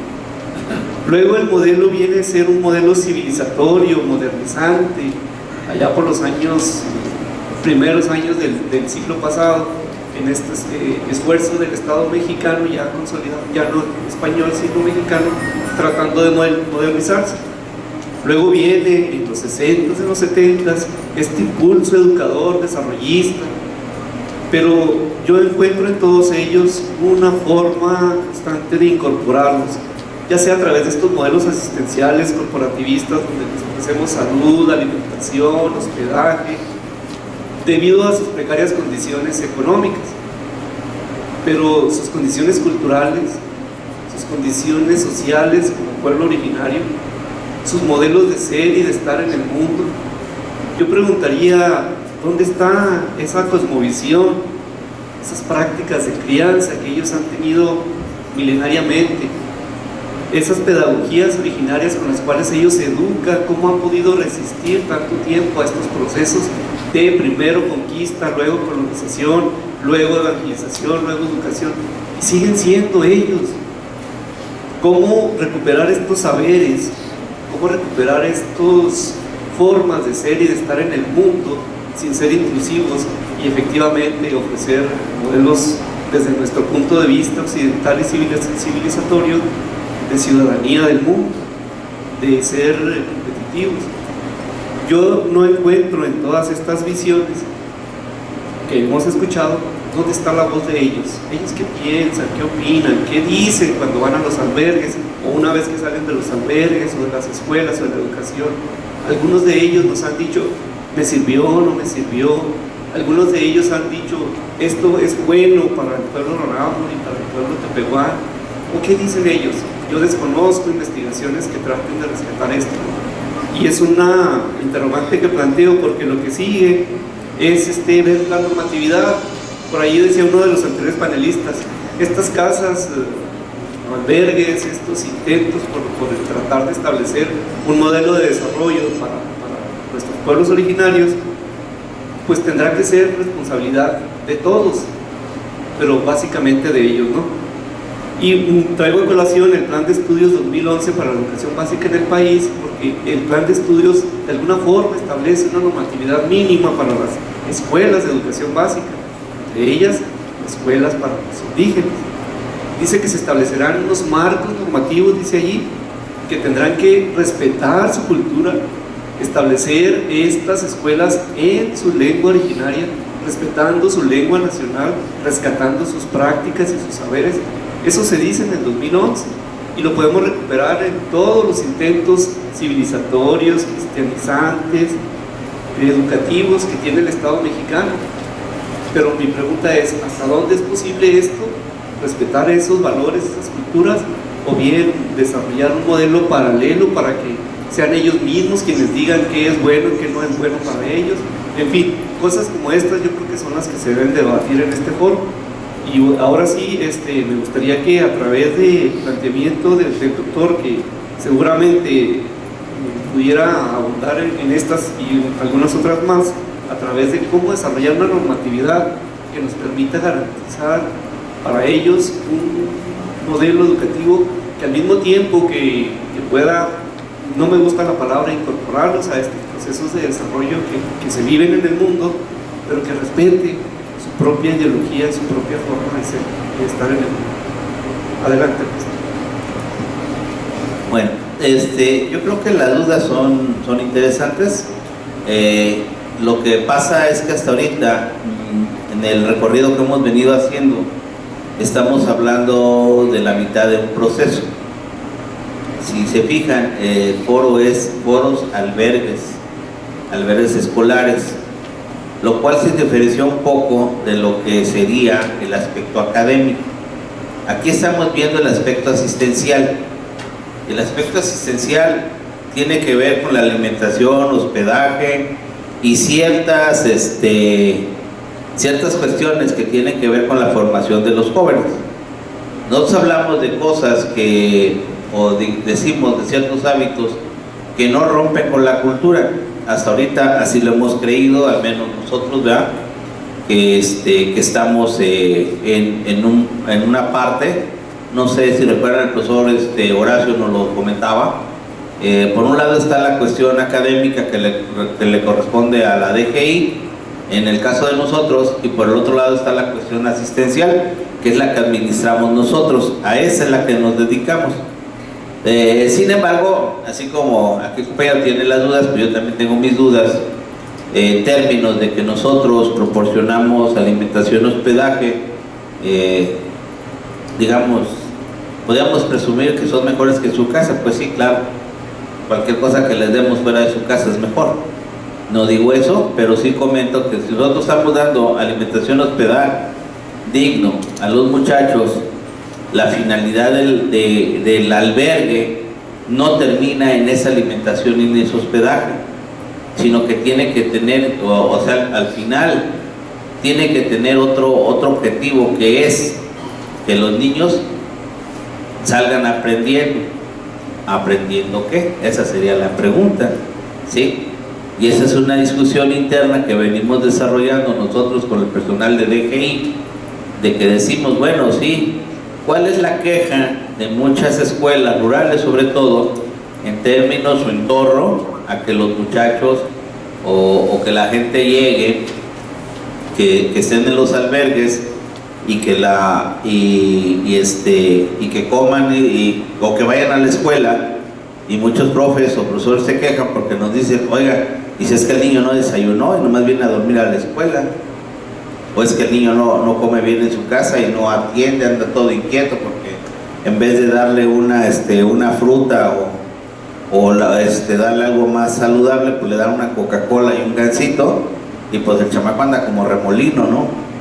O sea, obviamente no atiende a la clase.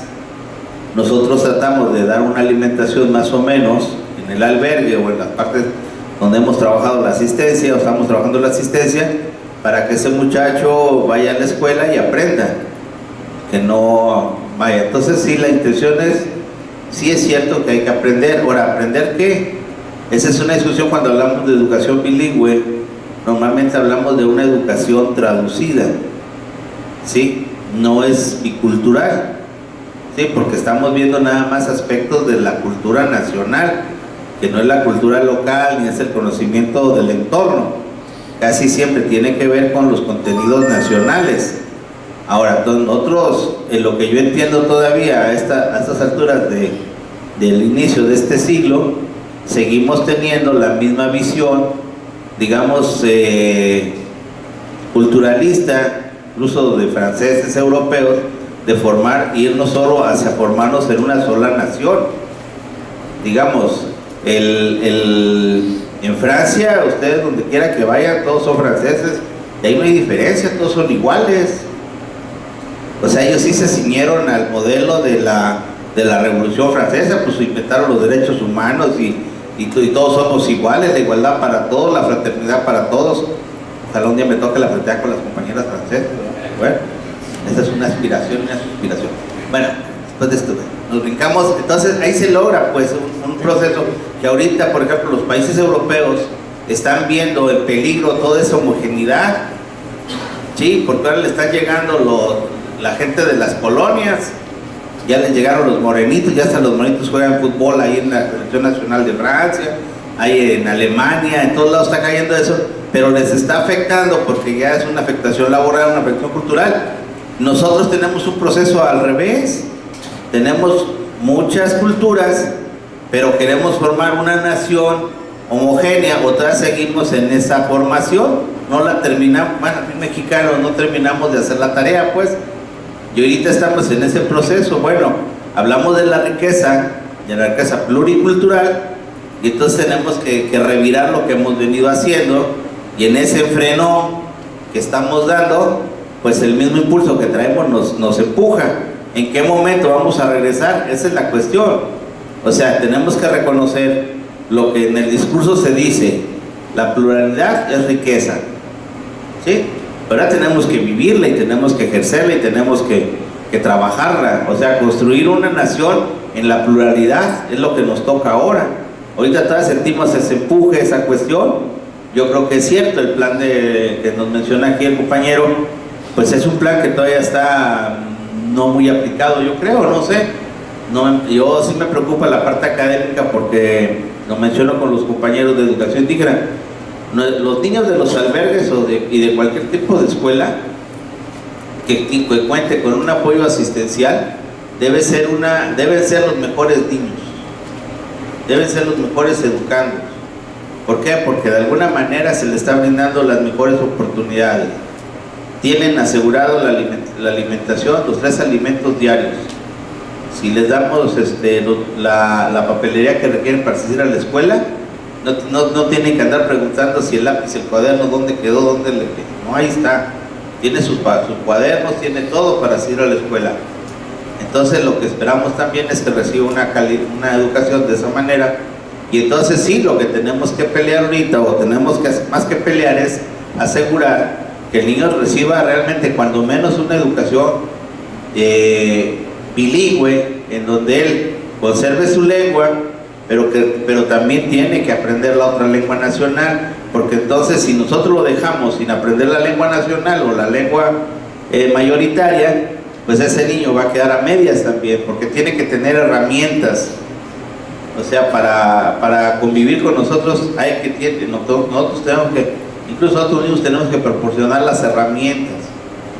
Es muy curioso que, por ejemplo, en un caso de un indígena que caiga detenido y el defensor pregunte, o el juez le pregunta a alguien: oiga, dígame si el indígena tiene conocimiento de la cultura media nacional. Ni siquiera la cultura media nacional. Habla medio español, habla medio conoce los camiones. ¿A qué se refiere la media nacional? Pues, ¿sí? O sea, muchas veces, y eso creemos que nomás aplica con los indígenas. A mí, si mañana me detienen por andar de breve y escandaloso, de segurito que van a aplicar la ley y yo no conozco la ley. O sea, muchos somos ignorantes de la ley, y no porque seamos indígenas o no hayamos ido a la escuela y no gozamos de la media nacional. Lo que pasa es que las leyes son unos librotes y un montón de cosas que no nos los aprendemos todos, pues. Entonces, lo que sí tenemos que hacer, me refiero a lo que voy, es que nosotros debemos tener una media nacional de intercambio de relaciones. O sea, tenemos el muchacho de la escuela que sale de una zona indígena, sea mestizo, sea indígena, tiene que salir hablando 2 lenguas. No nomás el indígena tiene que aprender a hablar español. El mestizo que está ahí tiene que aprender a hablar la lengua también, la lengua de la región. Tiene que conocer al otro, ¿sí? O sea, no es un problema de transformar al indígena, es un problema también del mestizo complementarnos del otro lado, entender el otro lado. Entonces estamos hablando de un proceso que se llamaría intercultural, ¿sí? Hasta ahorita estamos en un proceso multicultural, o sea, nos reconocemos todas las culturas. Ah, usted es indígena y yo soy, y usted es de Veracruz, y usted es de México, y usted es de Norogachi, y el otro es de Guadalupe Hidalgo, ¿sí? Pero no tenemos esa relación de intercambio en donde nos reconozcamos, pero también intercambiemos cosas, nos respetemos unos a los otros en la medida de lo que somos, ¿sí? Esa parte obviamente ahorita ya no la tocamos, pero es importante también ver el objetivo de estos servicios asistenciales, ¿sí? Es algo también que tendremos que sentarnos a discutir, si no es hoy, más adelante. O sea, aquí lo que tenemos que brindar, lo que estamos discutiendo en términos de ahorita o estamos intercambiando opiniones, es en términos de los servicios asistenciales. Lo que estamos haciendo está bien.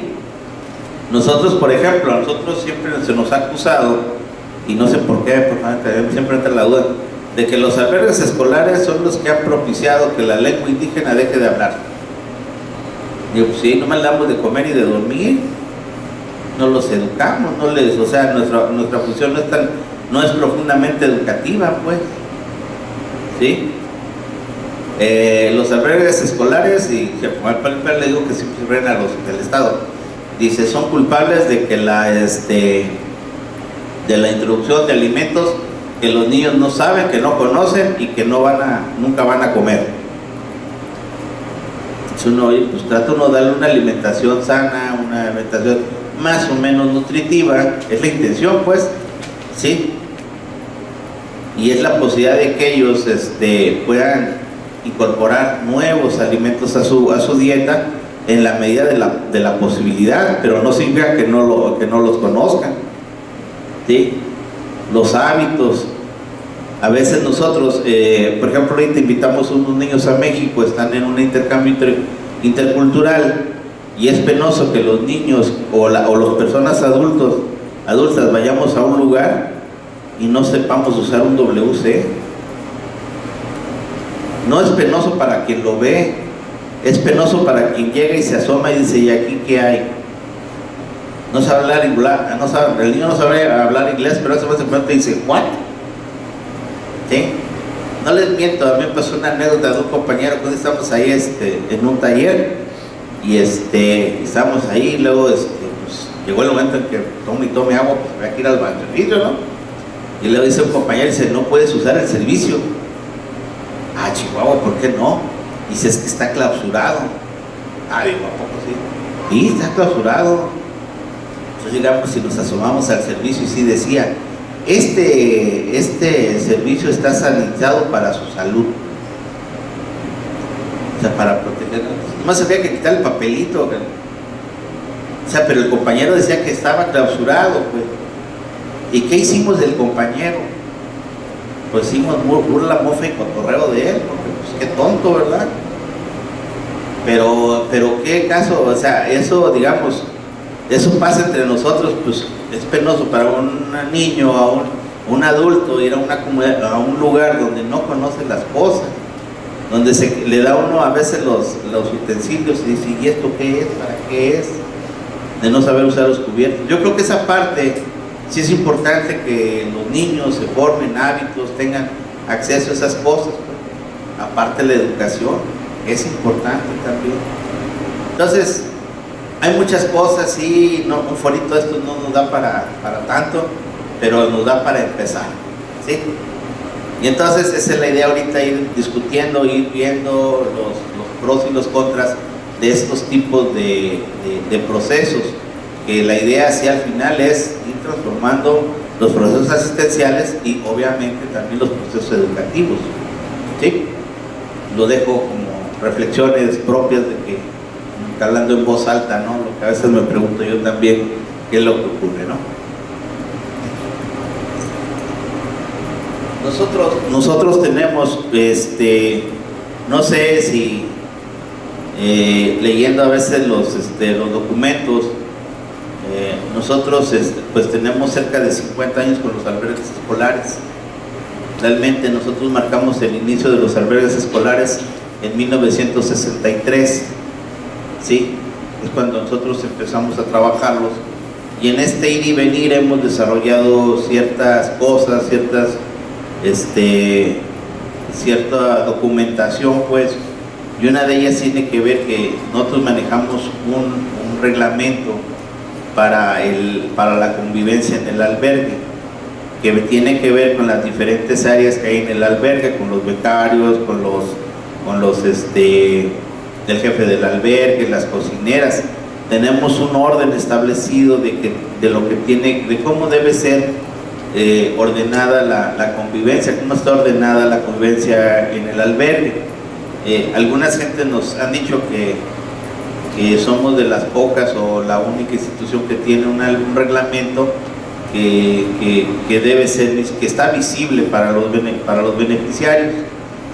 Entonces nosotros sí tenemos un reglamento interno que nos dice, que nos habla sobre el orden, la disciplina, y tiene que ver para que el albergue no se vuelva un caos, porque cuando no tenemos un reglamento, cuando no tenemos una referencia de cómo manejar el albergue, entonces nosotros nos manejamos a nuestro libre albedrío, y podemos o ser muy estrictos o ser muy liberales, ¿sí? Como no tenemos una referencia, bueno, pues hacemos las cosas como cada quien la entendemos, ¿sí? Entonces por eso nosotros tenemos este reglamento que nos sirve de referencia. Por ejemplo, es pedido que los niños hagan un uso bien de las instalaciones, del equipo, formar comisiones, en el orden de disciplina, el trabajo en equipo, deben solicitar permiso para salir del albergue si es que pueden salir, porque a veces los niños, pues, si no son de la localidad y ven lejos, pues no tan fácil se pueden ir. Que deben vestirse en forma adecuada y limpia. Entonces hay una serie de indicaciones que se les da para la cuestión de la orden de disciplina. ¿Sí? Tenemos una parte que también se refiere a lo que es la alimentación. Por ejemplo, no tomar los alimentos sin previa autorización significa que no pueden entrar y salir de la despensa, agarrar alimentos o nomás porque se les ocurrió, porque lo desean, ¿sí? Deben consumir todos los alimentos que se les proporcionan y también cumplir con los horarios para la alimentación. Entonces, así tenemos, vemos también en el aspecto educativo que tienen que asistir a la escuela, tienen que cumplir con las clases con puntualidad, ¿sí? Y tienen que hacer las tareas que les encomiendan los maestros de la parte académica. El jefe del albergue tiene toda una serie de indicaciones, que es planear, programar, ejecutar las actividades en el albergue, formar un comité de apoyo con los padres de familia, promover la democracia y la equidad en las diferentes actividades que se hacen en el albergue. O sea, la verdad sí son bastantes actividades que tiene el jefe del albergue y tiene que cumplir. Así también las económicas tienen que hacer su trabajo de permanecer en el albergue, quedarse a dormir con las niñas principalmente, llevar un orden de entrada y salida de los alimentos, tiene que registrarlo, porque eso nos permite al final hacer la suma y la resta para saber qué alimentos requieren más adelante, ¿sí?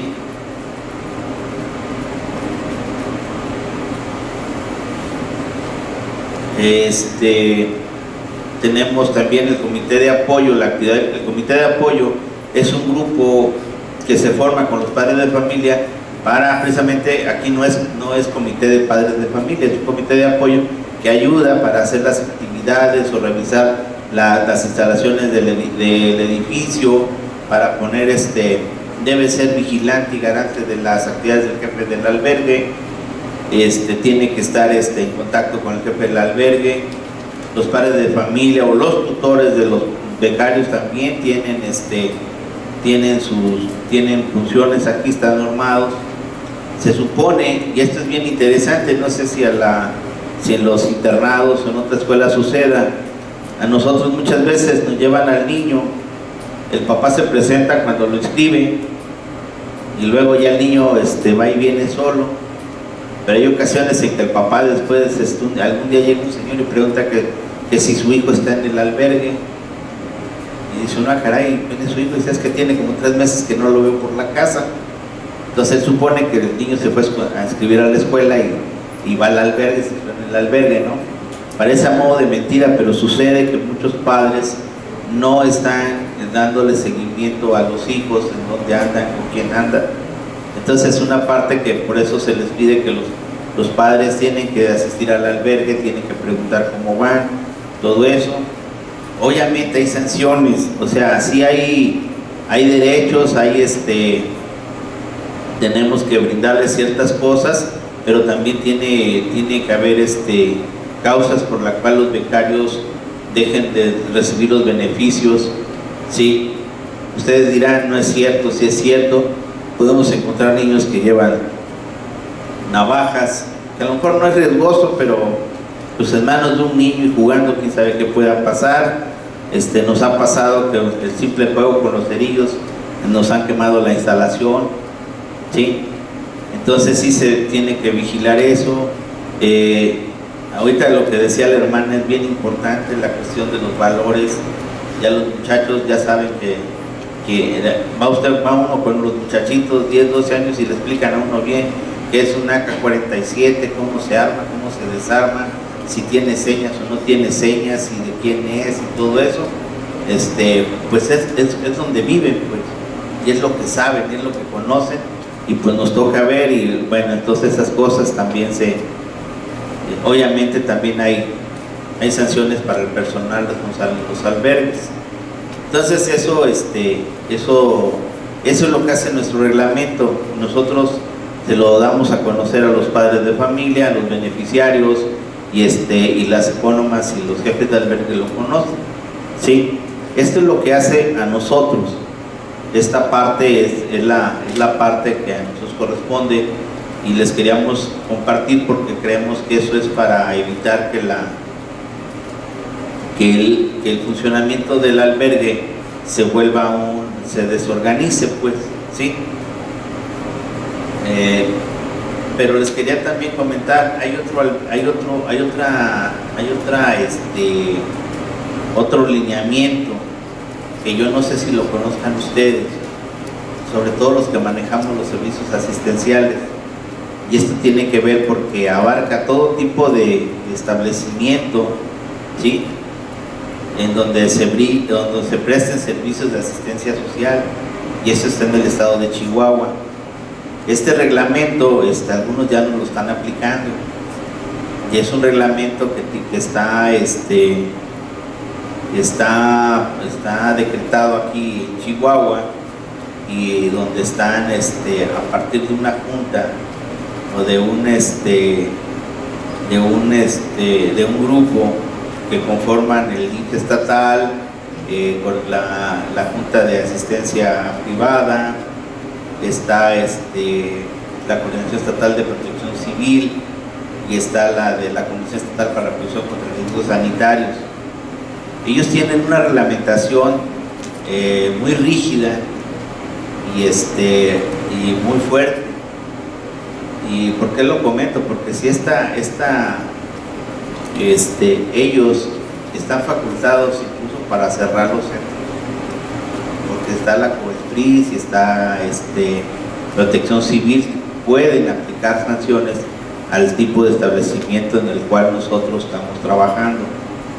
Entonces, esto es importante porque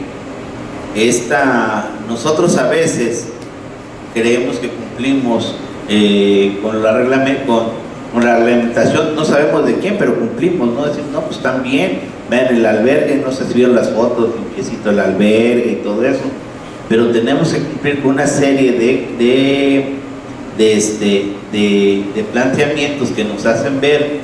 ¿Por qué? Porque tenemos menores de edad, están bajo nuestro cuidado, y tenemos que garantizar que estos menores de edad estén en las mejores condiciones de seguridad, de higiene, de alimentación, de trato personal, de trato social. Entonces, ¿qué significa? Pues que estamos obligados a tener ¿cómo se llama?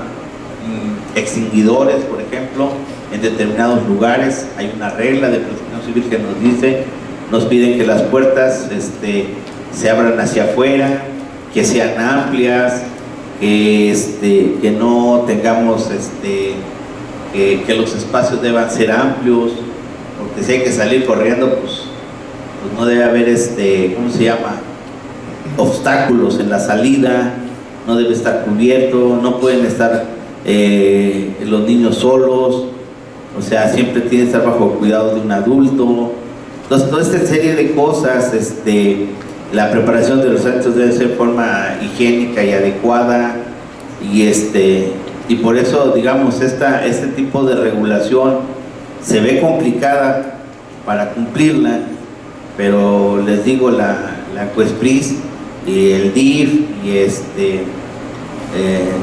Protección Civil se están juntando y nos están echando el montón, ¿sí? Porque les digo, si encuentran cualquier cosa en un albergue que no reunamos las condiciones que debemos de tener, pues nos pueden hasta capturar el servicio. Entonces sí es importante, yo no lo veo mal, nomás que nos den unos 50 años para que podamos alcanzar a cumplir, ¿no? Nomás que nos den ese tiempo de gracia y podríamos llegar al cumplimiento, pues. Pero sí, sí es importante conocer este tipo de regulaciones, porque les digo, a nosotros ya nos han llegado a 2, 3 albergues, hemos sabido del cierre de 1 o 2 también, que llegan y no cumplen las condiciones. Oiga, pero yo no conozco la reglamentación, no le hacen, no la conocía, ahora la vas a ver, y de la forma más fea, porque bien le cierran un changarro. Entonces sí hay que estar pendiente, porque todo tiene que ver con el servicio. No nomás basta la buena voluntad que le pongamos a prestar un servicio. El servicio tiene que ser con calidad, tiene que ser en cantidad y tiene que ser con calidez. Y para cumplir esos rubros, pues hay una serie de reglamentación, una serie de puntos que nos están señalando que hay que cubrirlos para poder garantizar esas 3 premisas y las más que nosotros tengamos de motu propio, que tengamos como parte del servicio que proporcionamos. Entonces yo sí les quería comentar esto porque creemos que es importante saber que el tipo de locales donde trabajamos está regulado, ¿sí? No nomás por nuestra cuenta, sino que también hay una reglamentación externa que tiene preocupación de que el servicio que estemos brindando, ya sea de albergue escolar, de casa de estudiantes, de esas casas de rehabilitación, los asilos, aquí entra todo ese tipo de establecimientos, y que, digamos, en un momento dado, si nos aplican la ley, nos cierran el changarro, ¿no? Entonces, yo sí aquí la dejaría, pero sí es importante esta parte de conocer la regulación, ¿sí? Gracias. Bien, agradecemos al doctor que nos haya compartido esta experiencia en un intento por efectivamente establecer unas condiciones de normalidad mínima dentro de los albergues escolares. Estaba invitado también alguien del DIF precisamente para darnos a conocer esta parte a la que hace alusión el doctor, en el sentido de que pues efectivamente al ser instituciones que brindan un servicio comunitario no están ajenas a cubrir con ciertos rasgos de normalidad, pues no me gusta la palabra normatividad porque remite a normas, y hablar de normas quiere decir cuál es lo deseable. Y luego vuelvo a mi pregunta original, desde el punto de vista de cuál es el propósito de estas instituciones, para qué surgen estas instituciones. Y creo que en la medida en que respondamos a estas preguntas podremos entonces ir estableciendo pues estos rasgos de funcionamiento mínimo en los cuales podamos garantizar lo que el doctor decía: seguridad, salud, alimentación, higiene, cuidados personales, sociales y sobre todo la educación. Pues de esta manera terminamos con las jornadas de esta mañana. Réstame solo agradecer la presencia aquí del doctor, de ustedes. Creo que le vamos a entregar su constancia. Vamos a darle un aplauso.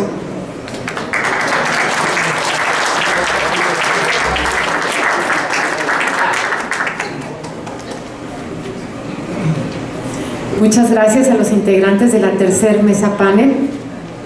Y bueno, ya nos decía el profesor, con esto finalizamos las presentaciones de esta mañana. Tendremos un breve receso, ahorita tendremos como hora y media más o menos, porque vamos a volvernos a incorporar a las 3 de la tarde aquí en este mismo lugar para iniciar con la cuarta mesa, que el tema por demás interesante, muy interesante y necesario sobre todo, que es la función de la escuela albergue en la actualidad, alternativas posibles. Entonces con esto pues agradecerles ahorita su presencia, los esperamos aquí a las 3 de la tarde.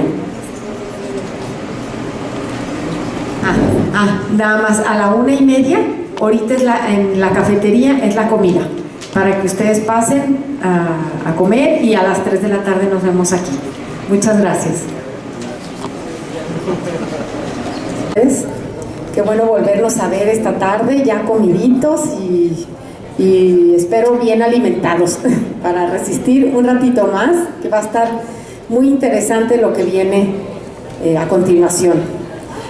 Entonces, iniciamos la sesión vespertina con la cuarta mesa panel del día, y el tema que se va a tratar es la función de la escuela albergue en la actualidad, alternativas posibles, para lo cual le cedo el micrófono al maestro Horacio Chavarría González. Muchas gracias y bienvenidos nuevamente.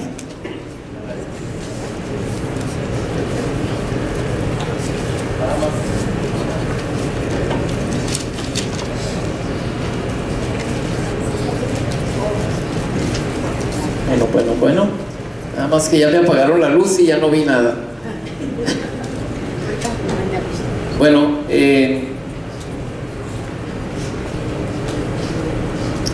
la mesa panel de este momento, de esta tarde, después habrá una conferencia con la que vamos a cerrar la tarde de hoy, es relacionada con la función de la escuela albergue en la actualidad y algunas alternativas posibles. O sea, la escuela albergue, después de lo que hemos venido platicando esta mañana, sigue siendo como la alternativa, o habrá otras alternativas, y es el tema que esta tarde van a abordar el maestro Francisco Cardenal Hernández. Y Francisco es, aparte de un estudioso de la cultura rarámuri, es el director de la secundaria técnica de Basíguare. Originalmente en 1999-2000, hace unos 13 años, se concibió como un proyecto al que se le denominó Proyecto Cruz Rarámuri. Y bueno, Francisco Cardenal ha incursionado desde 1983 en que llega a territorio chihuahuense en muchos temas que de alguna u otra manera lo mantuvieron cercano al tema educativo. Particularmente también ha trabajado de manera importante el tema de la medicina natural, de la etnomedicina, donde ha publicado 2 libros. Y bueno, por supuesto que yo de Francisco Cardenal Fernández, que aparte es mi amigo desde entonces, hace ya un buen de años, 30, podría decir muchas cosas, pero no es el punto. El punto es que él nos dé su versión sobre esta idea de cuál es la función hoy de la escuela albergue, y si esa función puede estar hoy en el marco de otras alternativas, ¿no? Que no necesariamente estén en torno o giren en torno a la escuela albergue, es decir, donde sí son necesarios y donde ya tendríamos que empezar a pensar en que tiene que haber un cambio. También en esta mesa estará acompañándonos con algunos comentarios en relación al tema el profesor Misael Trueba Chaparro. Misael Trueba ha sido hasta en recientes días el coordinador de asuntos indígenas de las zonas urbanas, pero también en ajustes que ha tenido el Departamento de Educación Indígena de Servicios Educativos del Estado de Chihuahua. Misael acaba de ser responsabilizado de la tarea en los albergues indígenas de la Sierra Tarahumara. Entonces yo les pido que me acompañen recibiéndolos con un aplauso.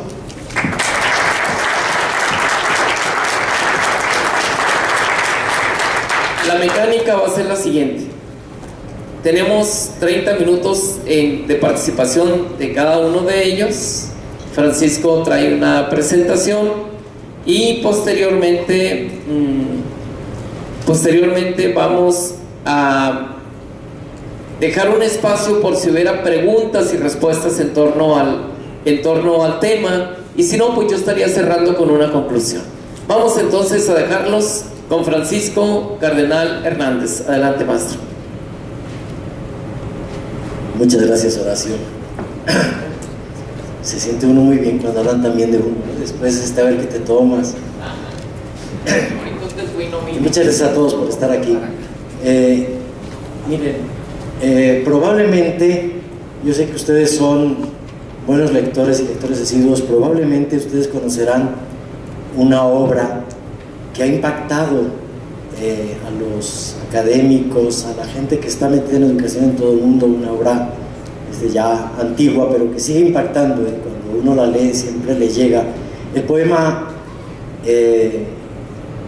pedagógico de Antón Makarenko, sobre todo la primera parte del poema pedagógico, es una obra sobre educación, sobre procesos educativos, sobre estrategias de educación, basada en una experiencia viva. Los que lo hayan leído, los que no se lo recomiendo, si se acuerdan, lo principal, todo lo principal que educativamente se desarrolla en el poema pedagógico de Makarenko está basado no en las clases, no en la currícula, no en lo que oficialmente entendemos por educación, sino precisamente en la convivencia con los muchachos en el albergue que tenían. Toda la base educativa de Makarenko está basada en el albergue. Entonces, aunque todo este proceso ya es historia y tenía que ver con una coyuntura muy determinada, que era todo el inicio de la Revolución Rusa, ¿verdad? Creo que muchas de esas cosas podríamos pensarlas ahora para ir analizando y desglosando qué posibilidades tiene el albergue.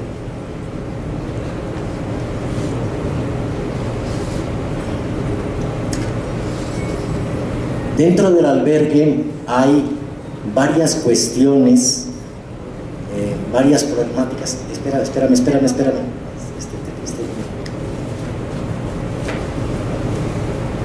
Varias problemáticas que los que trabajan en un albergue conocerán.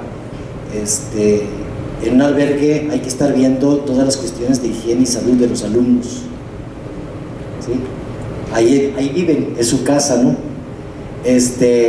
Un albergue tiene que ver con la infraestructura, que es lo que estábamos hablando ahorita, ¿verdad? Con todo lo que se necesita para que eso funcione y además les dé la mejor atención a los y las niñas, ¿verdad? Y muchas veces cuando faltan cosas en el albergue, o cuando se necesitan ciertas cosas que son temporales, por ejemplo, se necesita traer leña, por ejemplo, si se tiene un huertecito, se necesita cuidar el huerto, ¿verdad? Hay también equipos de trabajo, ¿sí? Y luego, en los albergues también se dan todas las situaciones posibles de la convivencia. El albergue, más que la escuela, es una comunidad educativa, es una comunidad donde se convive y donde se dan situaciones igual de solidaridad como de discriminación y de violencia entre pares.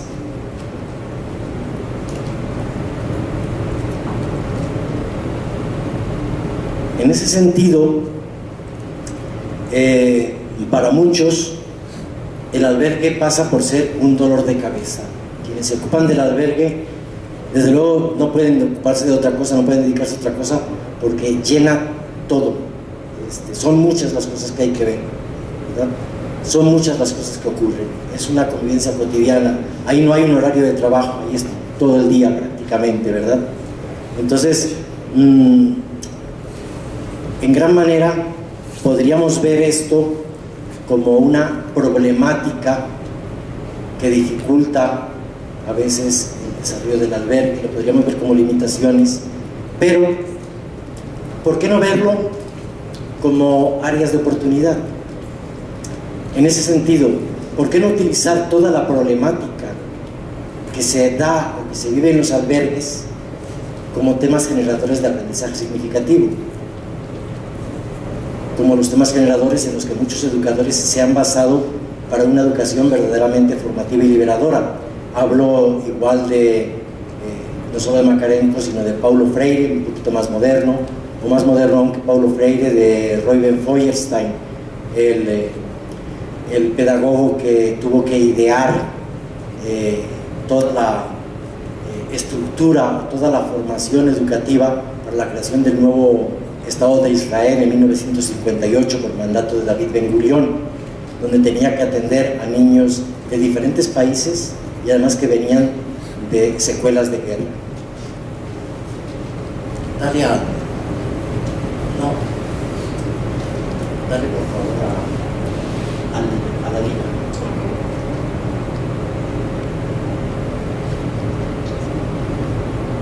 ¿Cuál de los dos? Es el mismo.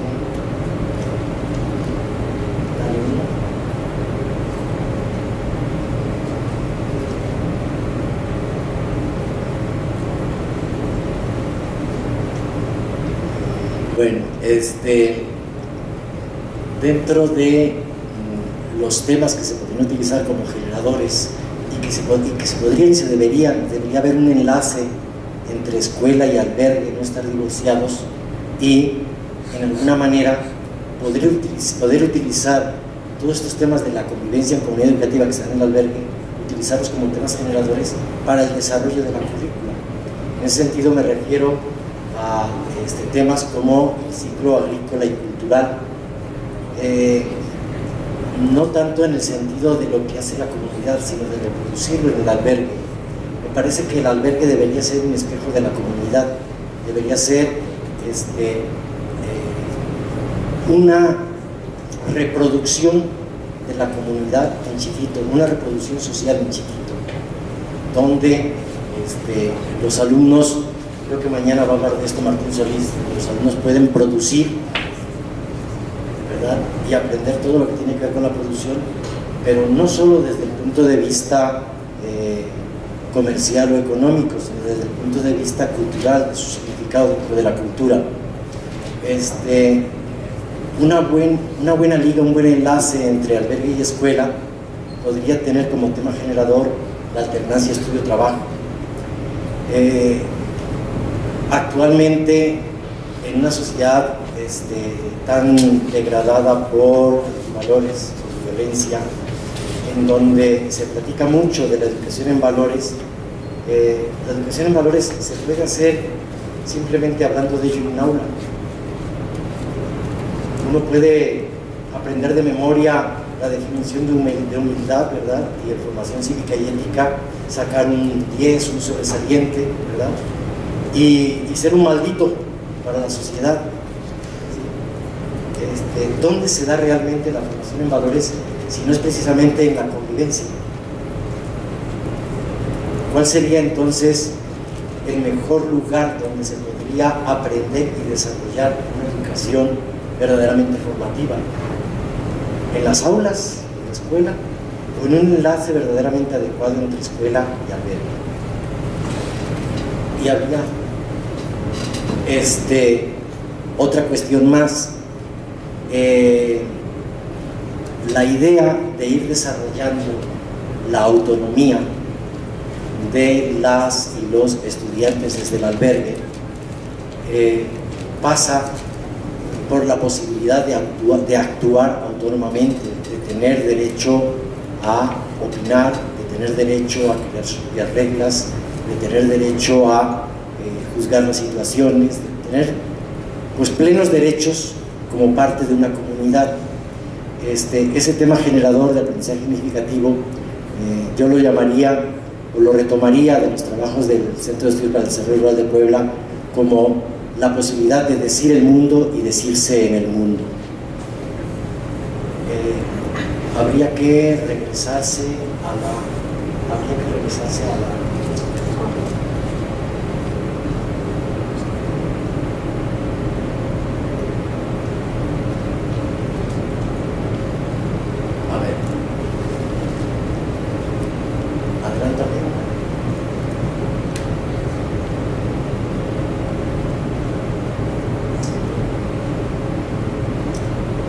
para que estos albergues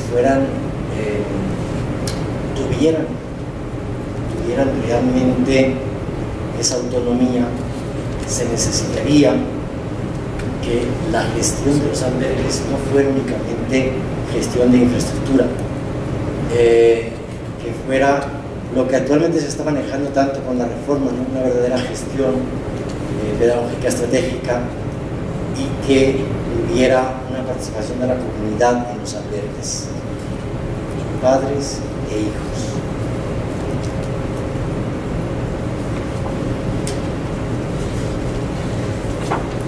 ¿Cómo sería esta comunidad educativa y qué posibilidades tendría?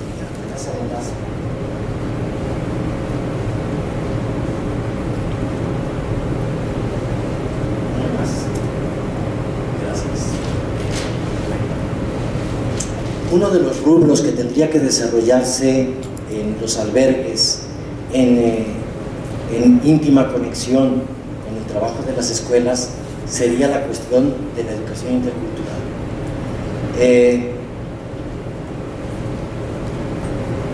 A mí me parece que sería bueno que en los albergues hubiera niños y niñas no solo de una cultura, sino de diferentes culturas. Creo que la posibilidad de dar la educación intercultural tiene que venir desde los primeros años, y creo que educación intercultural no debe ser únicamente la traducción de lo que antiguamente se llamaba educación indígena, ¿verdad? Y como está de moda la palabra intercultural, ya todo lo que era educación indígena se le da este nombre. Sin embargo, la educación intercultural no tiene que ver exclusivamente con los indígenas. De hecho, creo que estarán de acuerdo la mayoría conmigo en que nadie más intercultural que los que forman parte de las culturas indígenas. Son los que les ha tocado a la fuerza aprender a ser interculturales. Y nadie menos intercultural que nosotros los blancos. Entonces, la posibilidad de ser intercultural pasa por el convivir gente de diferentes culturas. Por intercultural, entonces, no entiendo la educación que se les dé a los indígenas o la educación puente para que los indígenas puedan acceder a los derechos que normalmente ostentan sobre todo la sociedad blanca. Por intercultural entiendo tres partes principales: educar para conocer y comprender a quien es diferente, educar para la tolerancia y la aceptación de quien es diferente, y educar para actuar conjuntamente con quien es diferente, y actuar. La forma de obtener eso es a través de la relación entre cultura, equipos de trabajo mixtos, uso de idiomas diferentes en el albergue, igual valoración lingüística y de eventos, trabajos de interdependencia, y siempre tiene que haber en cualquier proceso eminentemente educativo, tiene que haber espacios de reflexión. No basta con vivir, tiene que haber la posibilidad de reflexionar sobre ello. El siguiente rubro importante que se deriva de de la relación del albergue con la escuela y la convivencia de los únicos albergues tiene que ver con la educación para la libertad.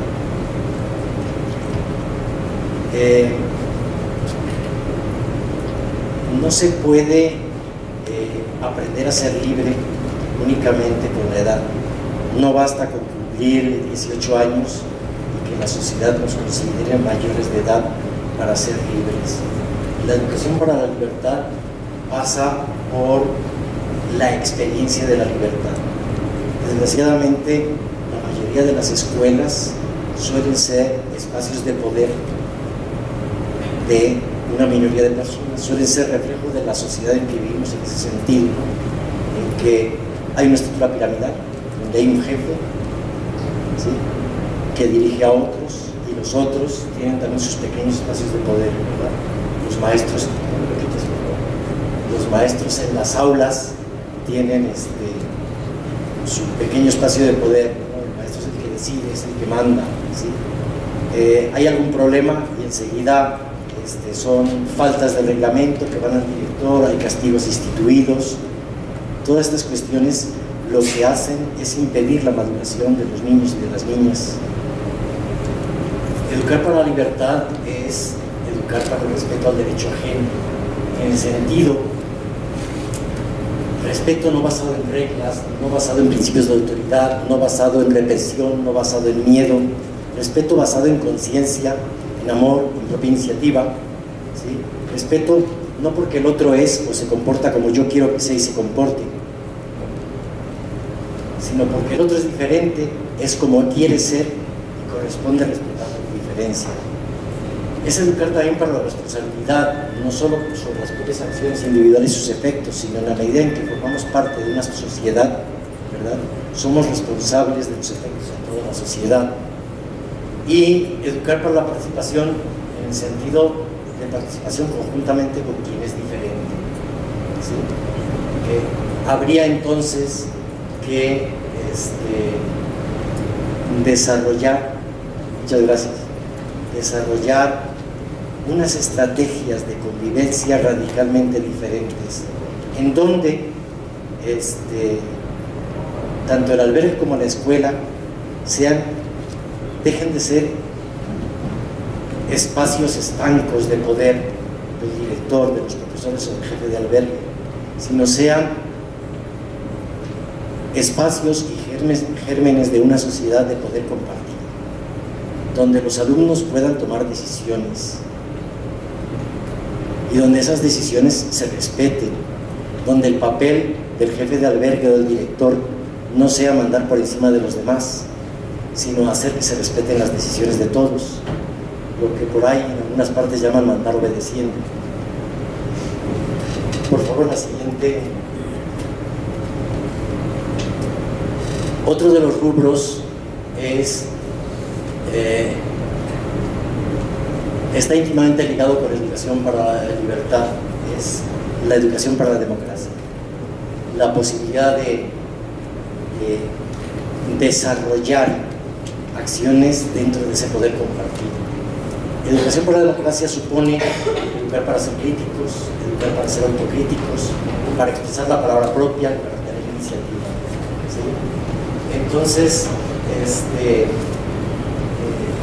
si por ejemplo en la cultura rarámuri se solucionan problemas entre todos, se toman decisiones colectivamente, porque todos los problemas que se viven en una comunidad afectan a toda la comunidad, ¿por qué no realizar dentro de los albergues el mismo tipo de estructura y solucionar los problemas entre todos? ¿Por qué no aprender desde chiquitos a desarrollar ese espíritu crítico y autocrítico? ¿Por qué no aprender desde chiquitos a gestionar la solución de los propios conflictos? En ese sentido, algunos me dirán, no, pues están muy chiquitos, va a ser un desmadre, no van a saber resolver las cosas. La experiencia que he visto, tanto mi experiencia propia como la que he visto en otras partes, ayer que me contaba uno de los humanistas, ¿verdad?, es que cuando los niños y las niñas se encargan de resolver los asuntos, a veces son hasta más estrictos que uno mismo, pero generalmente lo resuelven con mayor compromiso, con más responsabilidad y más a gusto de todos. El poder hacer esto podría generar una madurez que es necesaria en nuestra sociedad y que hasta ahora no han sido capaces de generar ninguna escuela. Por último, este tema de educación para la paz, el tema que tanto hablaba a mediados del siglo XX María Montessori, cuando criticaba tanto cómo se había desarrollado tanto las ciencias de la guerra, la tecnología, el arte de la guerra, y sin embargo no había ciencias de la paz, arte de la paz, ni educación para la paz. Estábamos, después de la Segunda Guerra Mundial, seguíamos todavía en los años 50 en pañales en cuanto a educación para la paz. Pero ¿qué es educar para la paz? Casi siempre que se hace la pregunta ante niños o ante adultos de que qué es la paz, casi siempre la respuesta es negativa. Que no haya guerra, que no nos peleemos, que no nos maltratemos, que no haya problemas. Pero se ha desarrollado tan poco en su sentido de la paz que parece que somos incapaces de verlo como algo positivo. ¿Fue? Sí.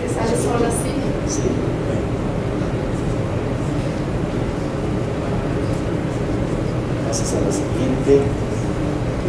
Ahí. A ver.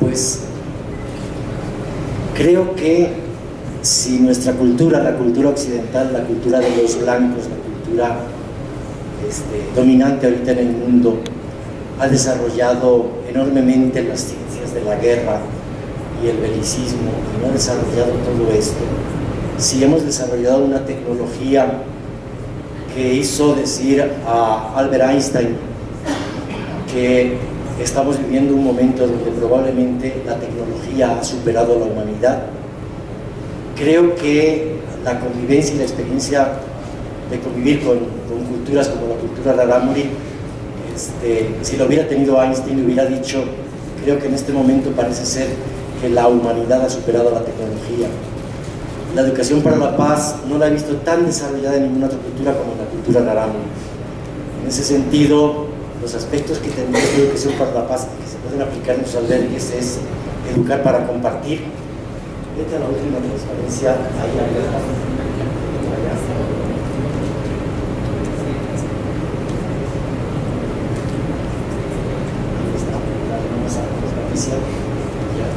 educar para compartir.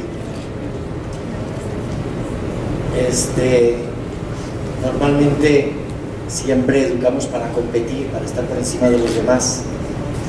Esto sería una ruptura bastante fuerte, ¿verdad? Educar para pensar en colectivo, o sea, para no pensar lo que me conviene a mí como individuo, sino lo que conviene a toda mi sociedad, a mi familia, a mi grupo social. Educar para comprender la universalidad de nuestras acciones, o sea, para comprender que cada una de nuestras acciones es como una piedra lanzada a un charco, produce ondas que van y regresan. Y educar para la alegría. En ese sentido, retomar las diferentes cosas que tiene la cultura rarámuri en los albergues podría ser un gran acierto y una de las alternativas posibles. Bastaría con que cambiáramos la cultura. Muchas gracias.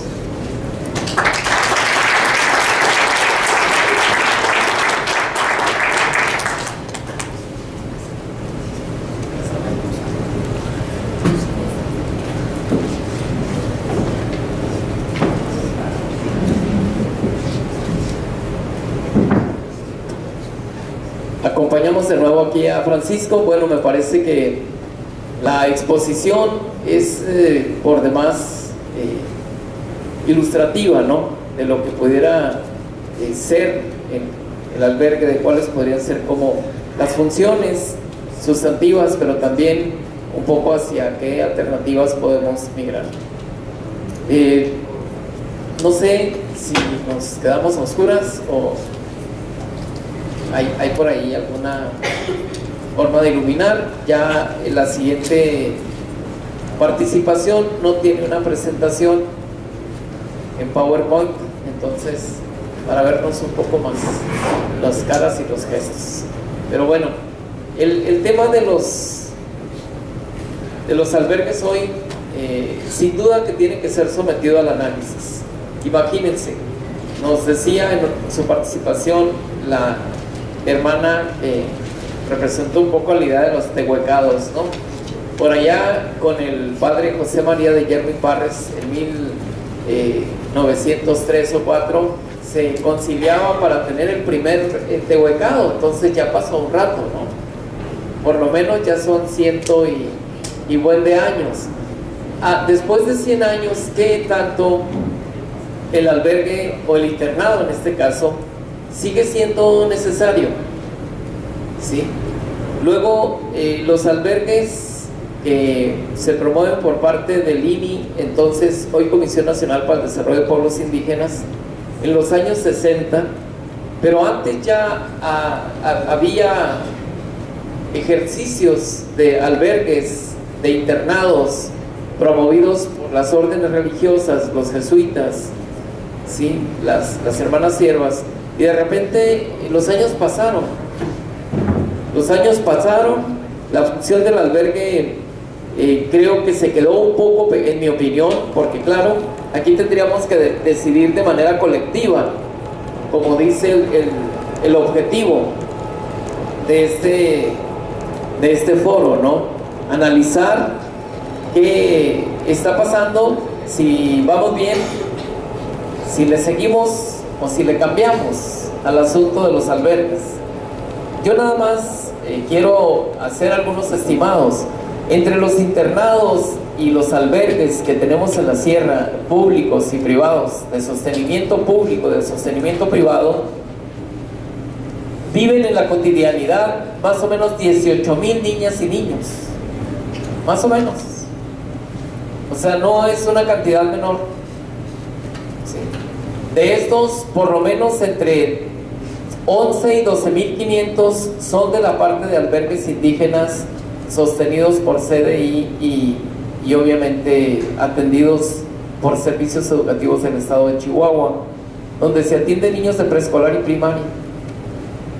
Es decir, y claro, en las casas del estudiante indígena, que también ya escuchábamos a Miguel hoy en la mañana, pues se atiende una buena cantidad, 18 o 20 casas del estudiante indígena, de jóvenes que van a la secundaria o van a la preparatoria.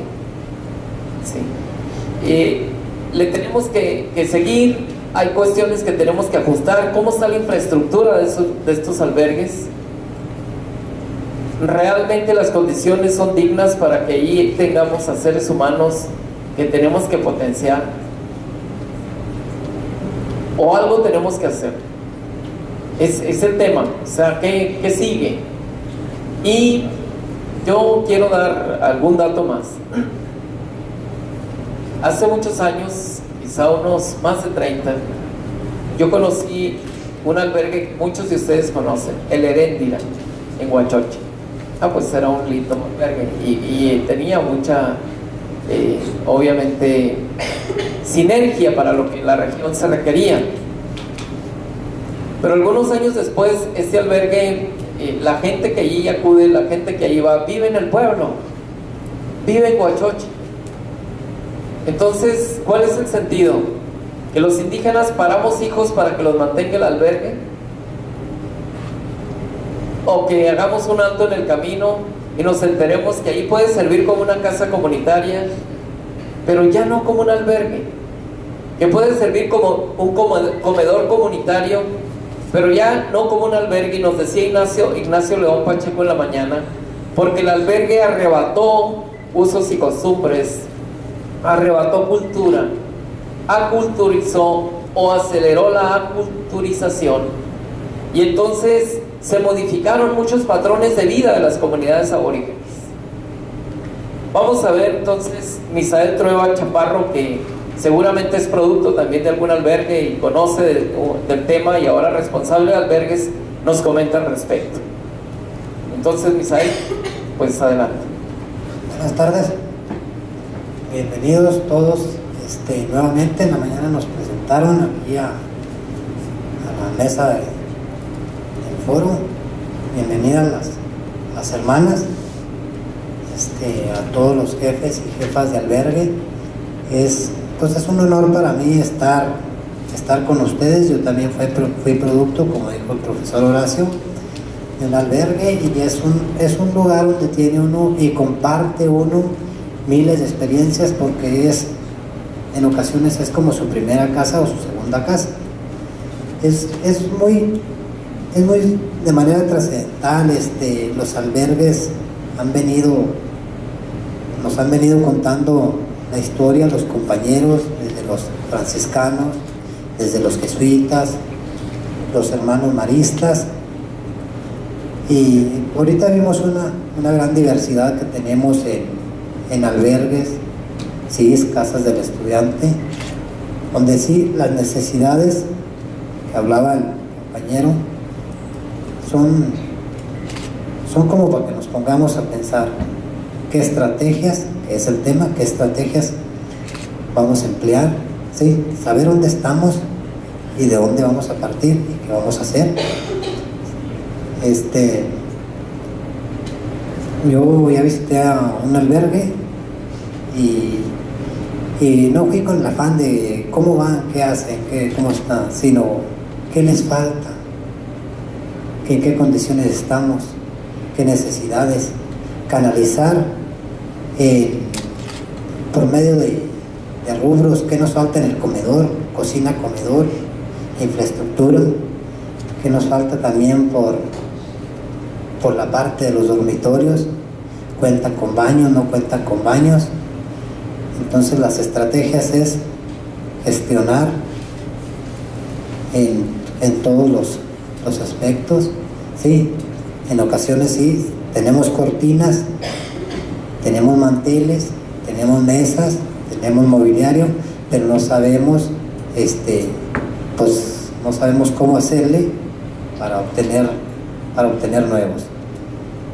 En el departamento son aunados con CDI, son 106 albergues, es algo muy grande, es un reto muy grande.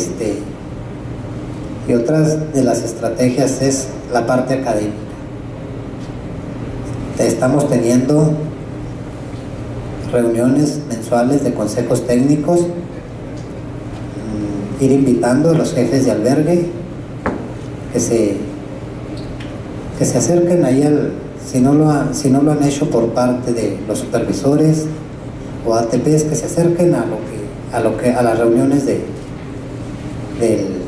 consejos técnicos. Ahí vamos todos somos el mismo barco, y yo creo que es muy importante la presencia del jefe de albergue, porque conocemos muchas, como jefes de albergue, estoy seguro que conocen mucho sobre los comportamientos de los niños, sobre la madurez de los mismos, sobre las situaciones en las que se vive en las comunidades, porque muchos hacen las visitas domiciliarias, y si no, esa es una estrategia más, hacer visitas domiciliarias.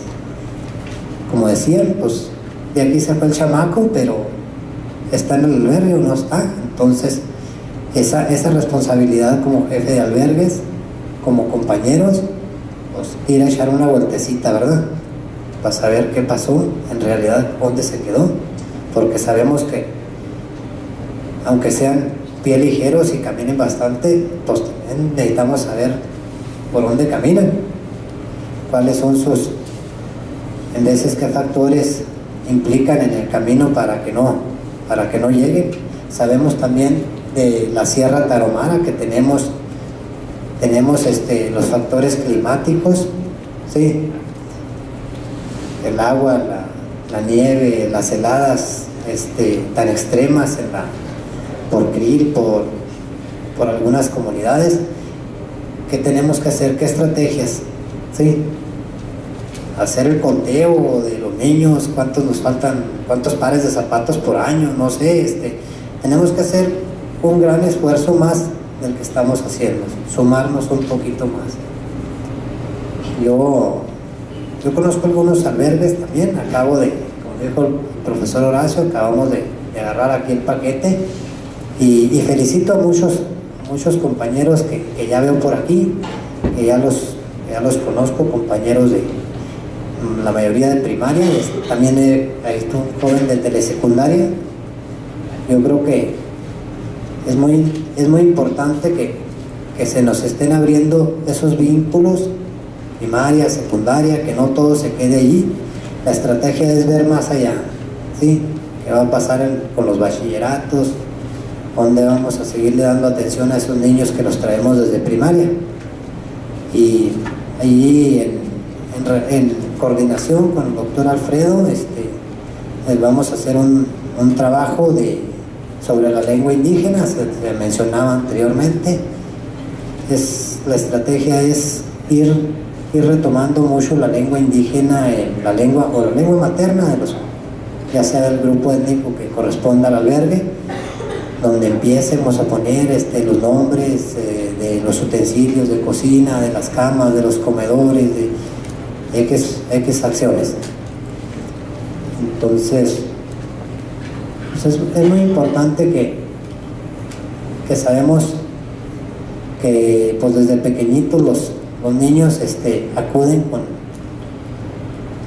como quiera con una visión muy corta, porque nada más conocen su contexto, sí, pero depende mucho como responsables de departamento, responsables de jefes de albergue, que les abramos más esos campos de visión, sí, que les enseñemos mucho en cuanto a lo pedagógico, a la lectura, a la escritura. Ahorita el plan y programa nos señala mucho que nos ubiquemos matemáticas, en los campos matemáticos, lo que viene siendo lectura y escritura, sobre todo en lengua, porque pues, es importante que los niños aprendan una segunda lengua, porque sabemos que en las comunidades muchas veces carecen de medios de comunicación y es difícil que ellos pues, hablen el español o una segunda lengua, ¿verdad? También tenemos comunidades muy alejadas.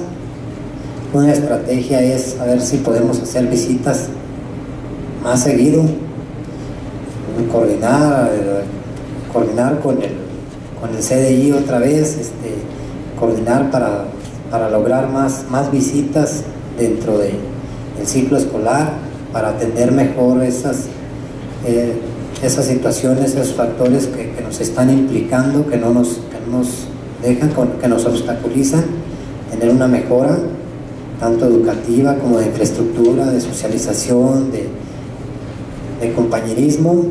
Ahí los retos es las horas sociales con los niños,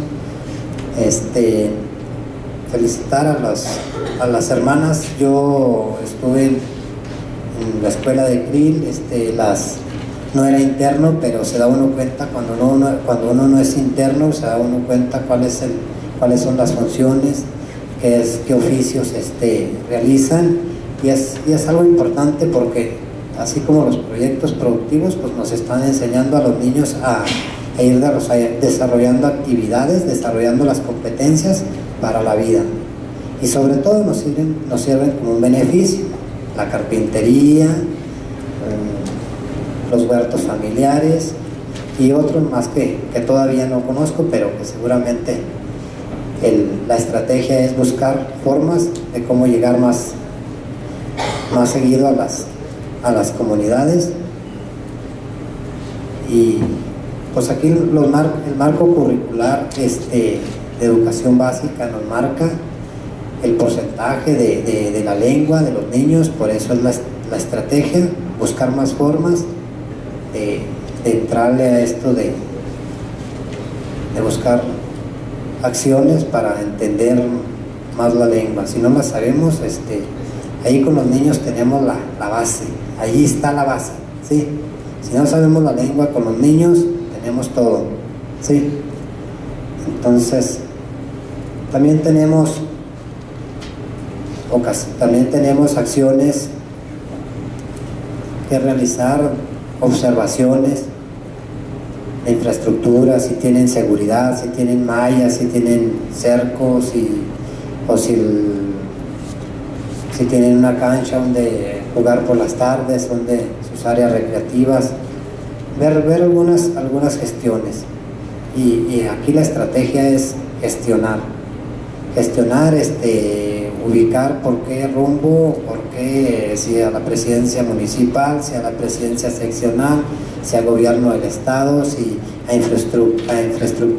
infraestructura inmobiliario, ubicar a dónde vamos a gestionar ciertas situaciones que necesitamos para la mejora de los albergues.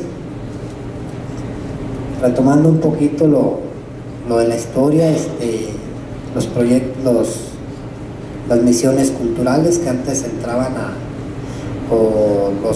no sé si los contrataban a los albergues, donde nos enseñaban corte y confección, nutrición, cómo elaborar alimentos, diversidad de talleres, pues que en ocasiones muchas veces el jefe de albergue tiene las posibilidades o de un conocido de invitarlo, ¿sabes qué? Enséñanos a los niños a esto. Si no tenemos la posibilidad o las competencias para nosotros mismos desarrollarlo, esa es la estrategia, buscar a alguien que nos eche por ahí la mano.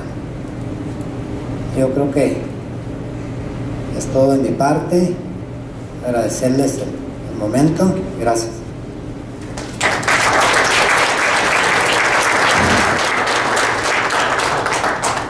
Bueno, pues me parece que el albergue tiene la urgencia de retomar algunos nuevos caminos, diferentes caminos. Yo recuerdo en alguna ocasión haber llegado a un albergue donde el primer letrero con el que me tropecé decía: prohibido hablar en tarahumá. Sí, el primero, así pregunté, bueno, así decía, prohibido hablar en tarahumano, ¿no? Ni siquiera era prohibido hablar en rarámuri. Ahora, porque era en una comunidad rarámuri. Ahora mi pregunta es, bueno, pues ¿quién tuvo semejante ocurrencia, no? Y claro que era parte de esta idea de incorporación, de esta idea de mimetización de las culturas menores en una cultura que tenía de la asidera un estado de confort. Sin duda, pues es como yo me entiendo y por aquí tiene que ser, ¿no?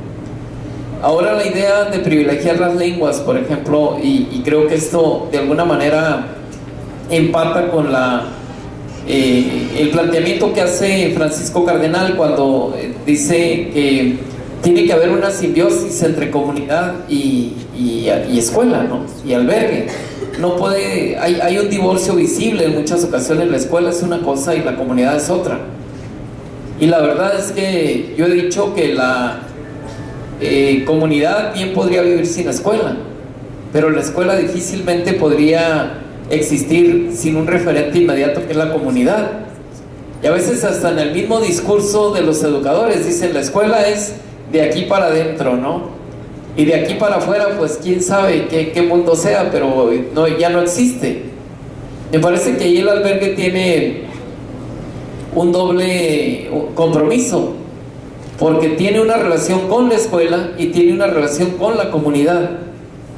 En alguna ocasión, estando Alfredo Ramírez y yo llegando a Pamachi, y aquí está al fondo atrás por si se me olvida, él lo recuerde, llegando al albergue de Pamachi, era un lunes temprano y en el albergue solo había niños, no había nadie más que niños, y ya no era temprano, pero no tan temprano. El profesor debe haber estado ahí desde las 8 de la mañana y el responsable del albergue también, pero no había ni profesores ni responsables, solo había niños que llegaban. Pero entre estos niños yo me encontré niños de preescolar, a los que yo les pregunté, niñas de preescolar fundamentalmente, niñas. ¿Y quién te trajo? ¿O cómo es que llegaste aquí?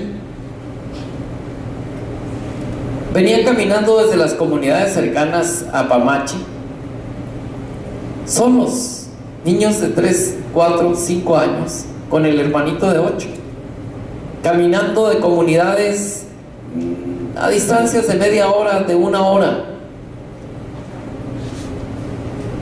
Creo que yo tengo claro desde siempre, y hoy lo tengo más claro, de que no permitiría obviamente el albergue si no hay un compromiso de la familia, y si no hay un compromiso de la familia como comunidad. Es decir, el día lunes tu papá o mamá o juntos me entregan a los chamacos y el día viernes yo se los regreso. No existe una fórmula diferente. Aclaro, si el rarámuri tiene mucha lana y paga a alguien que vaya de tal confianza, pero el albergue existe en cierta forma por eso, porque las condiciones no están dadas para traerle un guarura personal a los chamacos, ¿no? Entonces, ¿quién tendría que llevar al niño a la escuela? Y especialmente si está en estas edades. Y puede haber diferencia de opiniones con quienes están aquí, pero creo que para generar un acto de responsabilidad compartida tendría que ser el papá y la mamá o uno de los dos quien me entregara a los niños el lunes por la mañana, y luego yo entregar a esos niños el día viernes por la tarde para que regresen a su casa. Obviamente no pueden estar mejor que con sus papás, por lo menos en la mayoría de los casos. Habrá casos en que no sea así, pero deben ser casos detectados, porque tiene que haber una sinergia entre comunidad, escuela y albergue. Me parece que son los albergues que se tienen que fortalecer y reformar y transformar con este tipo de detalles que pareciesen pequeños pero no lo son. O al menos yo no soltaría a mi hijo de 4 o 5 años para que cruce 1 hora de montaña para ver si llega al albergue. La verdad, no le anticiparía responsabilidades que él no tiene. Y no lo haría con el de 12 o 13 que ya va al 6º de primaria, tampoco lo haría. Porque por la ley de la vida requieren cierta protección, y ya no nos metamos con las leyes que los humanos hemos hecho, ¿no? Vayamos a esa parte de seguridad, porque el albergue en sí encierra muchos temas. Desde el tema administrativo, cómo se administra el albergue, porque el albergue al final de cuentas tiene una función asistencial. Hay que preparar alimentos, tienen que ser alimentos sanos, y créanme que en muchos albergues yo vi el plato del buen comer, y creo que hay de una buena manera, sí, condiciones para hacer un plato del buen comer. Muchas veces me ha tocado comer en el albergue, sí, y se come bien, pero el albergue tomó un proceso de involución, y luego de repente al albergue y aquí hay muchos jefes de albergue donde llegan muchas comidas frías que pueden ser suplidas por alimentos de otro tipo, ¿no?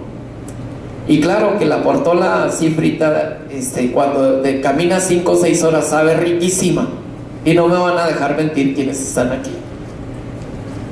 Picas un poco de cebolla. Yo sé que acabaron de comer, entonces sí puedo comentar esto. Algo de tomate si hay, y échase las portolas ahí, y no, hombre. Y luego si la chica que apoya está haciendo las tortillas de maíz ahí, que ahora muchos de los albergues que pudimos apoyar en un grupo de instituciones que trabajamos para esto, pues ya están las estufas industriales, entonces hay chances de hacer las tortillas de maíz. Claro que sabe bien, por supuesto, pero podríamos evolucionar eso también, ¿no? Las salchichas y todo eso que llega, claro que está perfecto, no hay problema. Si lo combinas con lo que te permita tener una alimentación sana, equilibrada. Entonces el albergue tiene un tema asistencial que tiene que ver con los alimentos, por ejemplo. Pero también tiene un tema asistencial que tiene que ver con la seguridad de los niños. Han pasado cosas en los albergues que luego podrían ser parte de un tema de los que se están tratando aquí, ¿no?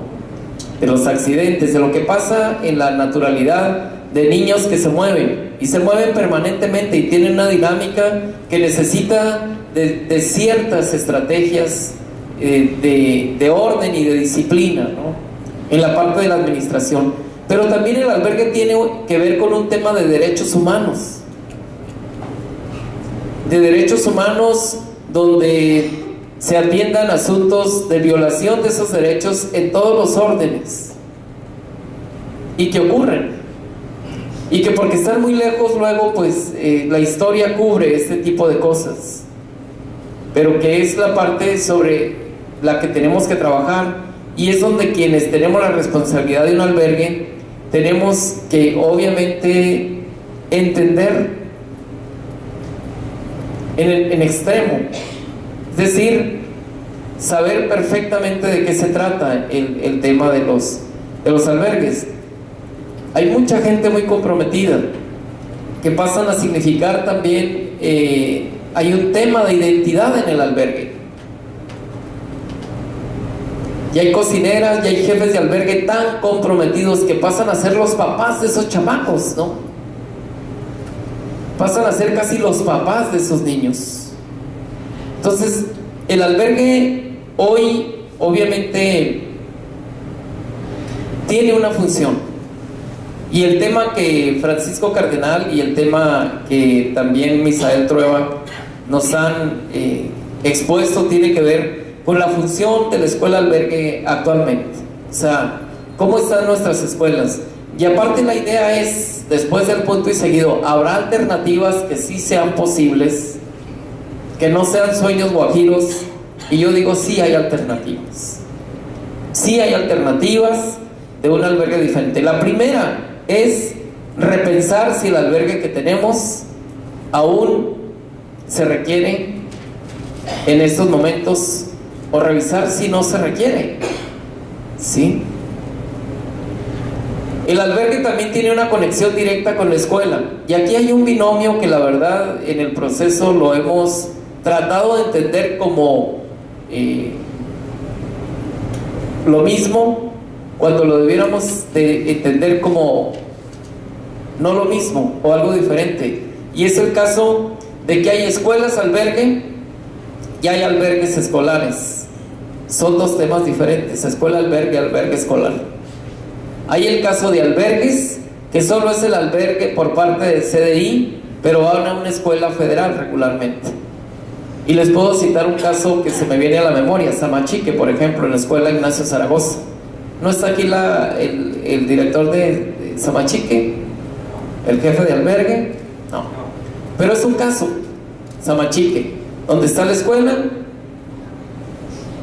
que es la Ignacio Zaragoza, una escuela federal, atendida por profesores mestizos, y está el albergue aparte. Cruzando la cancha, ahí tienes el albergue. Como este y otros casos. Y están las escuelas albergue, que es la escuela y es el albergue, y donde es una escuela atendida por profesores de educación indígena, que en su mayoría no son indígenas, ¿sí? Que de eso le podemos citar un buen de casos, todos los que quieran, porque son 360 escuelas, y de esas 360 escuelas indígenas, 106 tienen albergue, o por lo menos hay 106 albergues, y de esos están ubicados ahí la gran mayoría. Pero luego hay otro tema que tiene que ver con esta idea de cómo operan actualmente. Yo el día que sí casi me infarté es el día que alguien me dijo: oye, es que ya hicimos un albergue para preescolar. Yo entiendo que los niños de la comunidad vayan al preescolar, pero que la escuela, que la educación, que es un eje fundamental y es un derecho humano, arranque desde los 3 años a los niños del seno de sus familias, a mí me pareció grosero. Que el albergue los traiga. Entiendo que el albergue tuvo que llegar al momento de la primaria, porque si queríamos, obviamente, que las comunidades tuvieran escuelas donde en esos niveles se pudiera instruir a la población, bueno, pues ya el niño tiene 6 o 7 años, pero a los 3, la verdad es que ahí el tema tiene que ver con asuntos de seguridad y salud de manera superlativa. ¿Qué pasa con un niño a los 3 años que de repente tú, si con los más chiquitos de 6, 7, 8 años que enferman en el albergue? La verdad es que es un compromiso muy fuerte para los jefes de albergue. Aquí están ustedes. La verdad es que no creo que estén en desacuerdo en este tema, porque al convertirse en papás irresponsables, si el chamaco está enfermo y no saben qué tiene y no estuvo la enfermera, empezamos entonces sí a meternos en tremenda bronca, ¿no? Y le haremos y en estas regiones donde están nuestros albergues, buscaremos el remedio casero, cosas de estas que medio resuelvan, ¿sí? O tendremos sin duda que generar estrategias para este tipo de cosas que no queremos ver en nuestros escenarios. ¿Qué alternativas posibles hay con una comunidad que ha decidido vivir en asentamientos dispersos? No creo que muchas. Es decir, el albergue va para rato, pero vamos a tratar, creo que de esta reunión, de este foro, de lo que ocurra entre hoy y mañana, con este puñado de gentes que al final de cuentas tenemos interés en el tema, de sacar algunas recomendaciones que nos apoyen en los albergues, en los internados, en los lugares donde al final de cuentas se quedan muchos de nuestros niños chihuahuenses. Yo quiero cederles a ustedes la palabra. Yo no sé si hay preguntas para Francisco, que su exposición fue muy interesante, aparte de muy novedosa, ya con este PowerPoint ahí muy desparramado, muy interesante. Y también si hubiera alguna pregunta, obviamente para Misael Trueba, con su comentario, su experiencia, pues adelante, que la hiciéramos. Yo sé que ya es todo el día, nos falta una conferencia con Lorena Gallego Renova, que está por llegar, y tendríamos unos minutos para algunos comentarios, reflexiones, dudas, quejas, preguntas, lo que quieran. Adelante. Allá hay una, por favor. Buenas tardes a todas y a todos. En realidad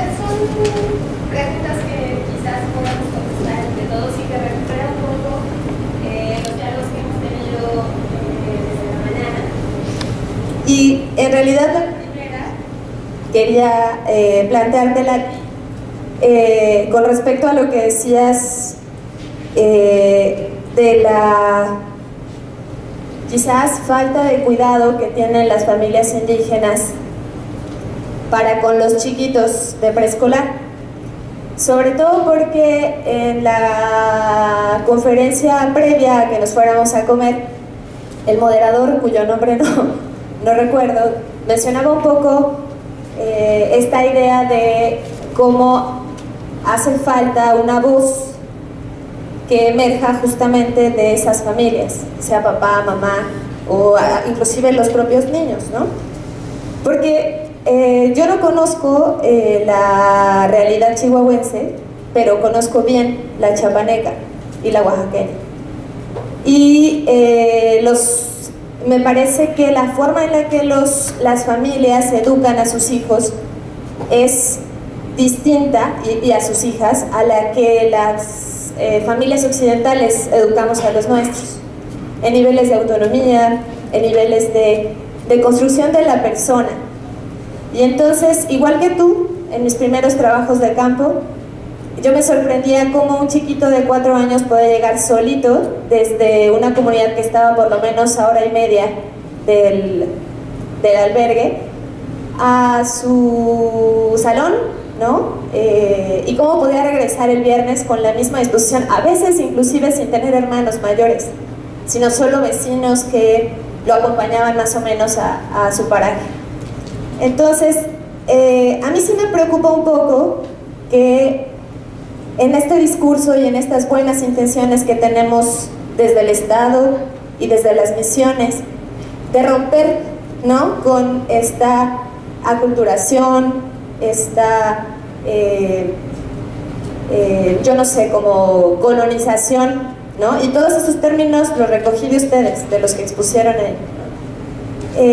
Supongamos que se haya, digamos, como superado, pero que internamente la sigamos reproduciendo.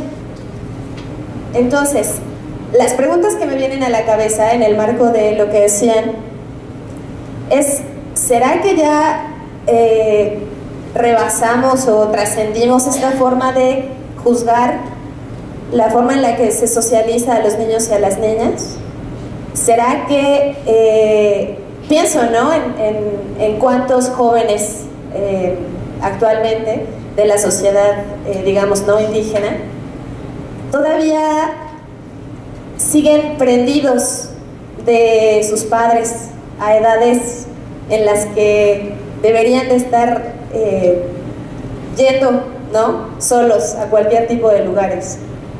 O pienso también como decía la intervención de educar para la paz, por ejemplo, ¿no? Educar para una solidaridad que a veces no se ve, inclusive en nuestras propias vidas como no indígenas. Entonces, capaz que podríamos como preguntarnos qué esquemas estamos todavía tratando de imponer a una sociedad que, si bien conocemos y que 500 años y 1000 cosas que aprendemos en la escuela sobre nosotros mismos, porque yo me preguntaré aquí, o sea, ¿cuántos de acá, de los que estamos hablando sobre tomar decisiones, somos indígenas? O sea, ¿quién puede levantar la mano y decir: yo soy indígena? Yo lo soy. No soy indígena rarámuri, pero soy indígena náhuatl. Y tuve el privilegio de estudiar. Entonces, como que me parece que en el discurso sigue habiendo esta dominación que capaz que tendríamos que cuestionar para poder dirigir qué va a pasar con los albergues, cuántos recursos se van a emplear para determinados fines, cómo se va a organizar, quiénes van a tomar decisiones. Porque a mí sí me parece pertinente, y con eso termino. La tercera pregunta va para el compañero que expuso sobre las necesidades. A mí me parece que es muy importante lo que dice, porque para captar las necesidades de los albergues podríamos o tendríamos que preguntarle a la gente que está ahí, que está trabajando, que se levanta todos los días a las 4 de la mañana a tortear. Yo no sé si aquí todavía se torte, digamos, aún usando las máquinas, las cocinas que describía, pero solo para eso, para preparar la masa, para prepararles a los niños, a 200 niños. Platicaba en la mañana con una jefa de albergue, a 200 niños. Entonces, como quienes están atentos a las necesidades básicas, tanto de las personas que están como responsables de los niños, pero también a las necesidades de los propios niños y niñas. Eso. Gracias. Yo soy panelista, pero vino una pregunta para mí. Mira, la de Chiapas y Oaxaca no tienen una realidad diferente, aunque son diferentes en el fondo. Yo empezaría diciendo, la escuela tampoco era un componente de la comunidad indígena, o al menos no la escuela como la concebimos. El albergue tampoco es un componente de la comunidad indígena. Es un componente que surgió por la necesidad de atender a la comunidad indígena. Entonces, me parece que yo no sé, un poco entendí si se estaba un poco, si no se habían rebasado estas formas de pensar y de recolonizar. Yo no sé si a un niño de 3 o 4 años le puedas entregar una responsabilidad de ese tamaño, aún siendo indígena. Y también te hablo un indígena Oba, no Oc, ¿sí? Tampoco soy Rarámuri. Pero no creo que una responsabilidad se le pueda entregar a un niño de ese tamaño, cuando es una responsabilidad vinculada a la responsabilidad de otro. En la comunidad te pueden mandar a recolectar la leña o cuidar las cabras, pero es la responsabilidad de tu familia. Aquí hay la responsabilidad de una institución que te recibe, ¿sí? Y pueden pasar en ese tramo muchas cosas que no tienen que ver ni con recolonizar, ni con controlar, porque a mí me queda claro que el albergue tiene, dentro de muchos de sus temas, el de administrar este tipo de relaciones, ¿no? Y no es una relación puramente aborigen que ocurra al interior de una comunidad. Es una relación donde ya intervienen instituciones, y lo mismo va a pasar aquí, ¿sí? Y en cualquier otro lugar que tenga ese tipo de relación, que es donde surgen nuevos roles, ¿no? Aquí el punto no es obviamente un asunto de hegemonías, de ser que puedo o que no, es un asunto de seguridad también de un ser humano que, caray, la verdad no creo que a los 3 o 4 años pueda ser depositario de una confianza de ese tamaño. Y aquí nos podríamos ir a la lista de problemas que han surgido y que de repente dices, pues, ¿y cómo le entramos a resolver el problema, no? Si al chamaco, y problemas graves, como que algún albergue de la región serrana, en la parte de la barranca, se pierden 3 niños y resulta de que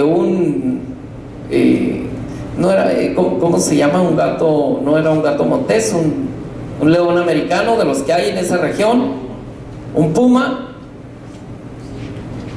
se había echado a esos chamacos, se los comió, los mató, los arrastró hasta su madriguera, y bueno, pues digo, como quiera, este es una anécdota, ¿sí? Pero creo que ilustra bien el tema. Igual si el puma hubiera ido con los papás, iban acompañando a los niños y el puma ahí, pues mínimo algo hubiera pasado en defensa de esos chamacos que no tuvieron defensa, porque sí, más que creer yo que les habían entregado un sello de autonomía y de autoridad y demás, hay un acto de irresponsabilidad, ¿sí? Indígenas o no. Y ese tema obviamente es al que yo me refiero. No estamos hablando de comunidades aborígenes auténticas donde no hay estos roles. Estamos hablando ya de la incorporación de una institución que cambia las cosas. Cambia las cosas de manera dimensional. Y en la escuela, porque la escuela es un componente que se introduce a estas comunidades, ¿no? Y se introduce, y luego a veces se introduce de una manera agresiva, porque ni siquiera la atienden.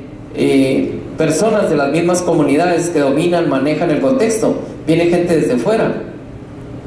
Y creo que muchos somos producto de eso. Entonces, creo que incluso quienes somos producto de eso, estamos obligados a generar las estrategias para que muchas cosas de las que ocurrieron no ocurran más. Pero bueno, digo, en este mundo de diferentes opiniones son las que enriquecen, hay visiones diferentes, son muy bienvenidas, muy aceptadas. Algunas obviamente estarán ya muy analizadas, otras quizá no tanto, pero sí es un tema en el que me parece que la colectividad, la curiosidad, el interés debe estar encima para que ocurra lo mejor que tenga que ocurrir. Y no en términos de si quieres reconquistar, no, en términos de que lo que ya tenemos opere bien y opere con las garantías mínimas de que el que te interesa es ese ser humano que está ahí, indígena o no, pero es el que te interesa, al que tienes que apoyar, ¿no? Yo discutiría más otros temas de lo que es el proceso de aculturación, de si dice prohibido hablar en rarámuri. Bueno, yo sí me metería un poco a decir esto, pues, ¿por qué está pasando? Y está pasando por lo mismo, porque la escuela en las comunidades indígenas pasa a ser todavía un intruso que llegó y se metió hasta la cocina, por donde haya llegado, sea por vía de los religiosos o del Estado. A veces no se consultó para llegar, pero ahí está. Al final de cuentas, hoy es un mal necesario y tendríamos entonces que sobre él abordar. Sin ser moderador, siendo moderador solamente y sin ser panelista, solo respondo una pregunta que me haces de manera muy directa.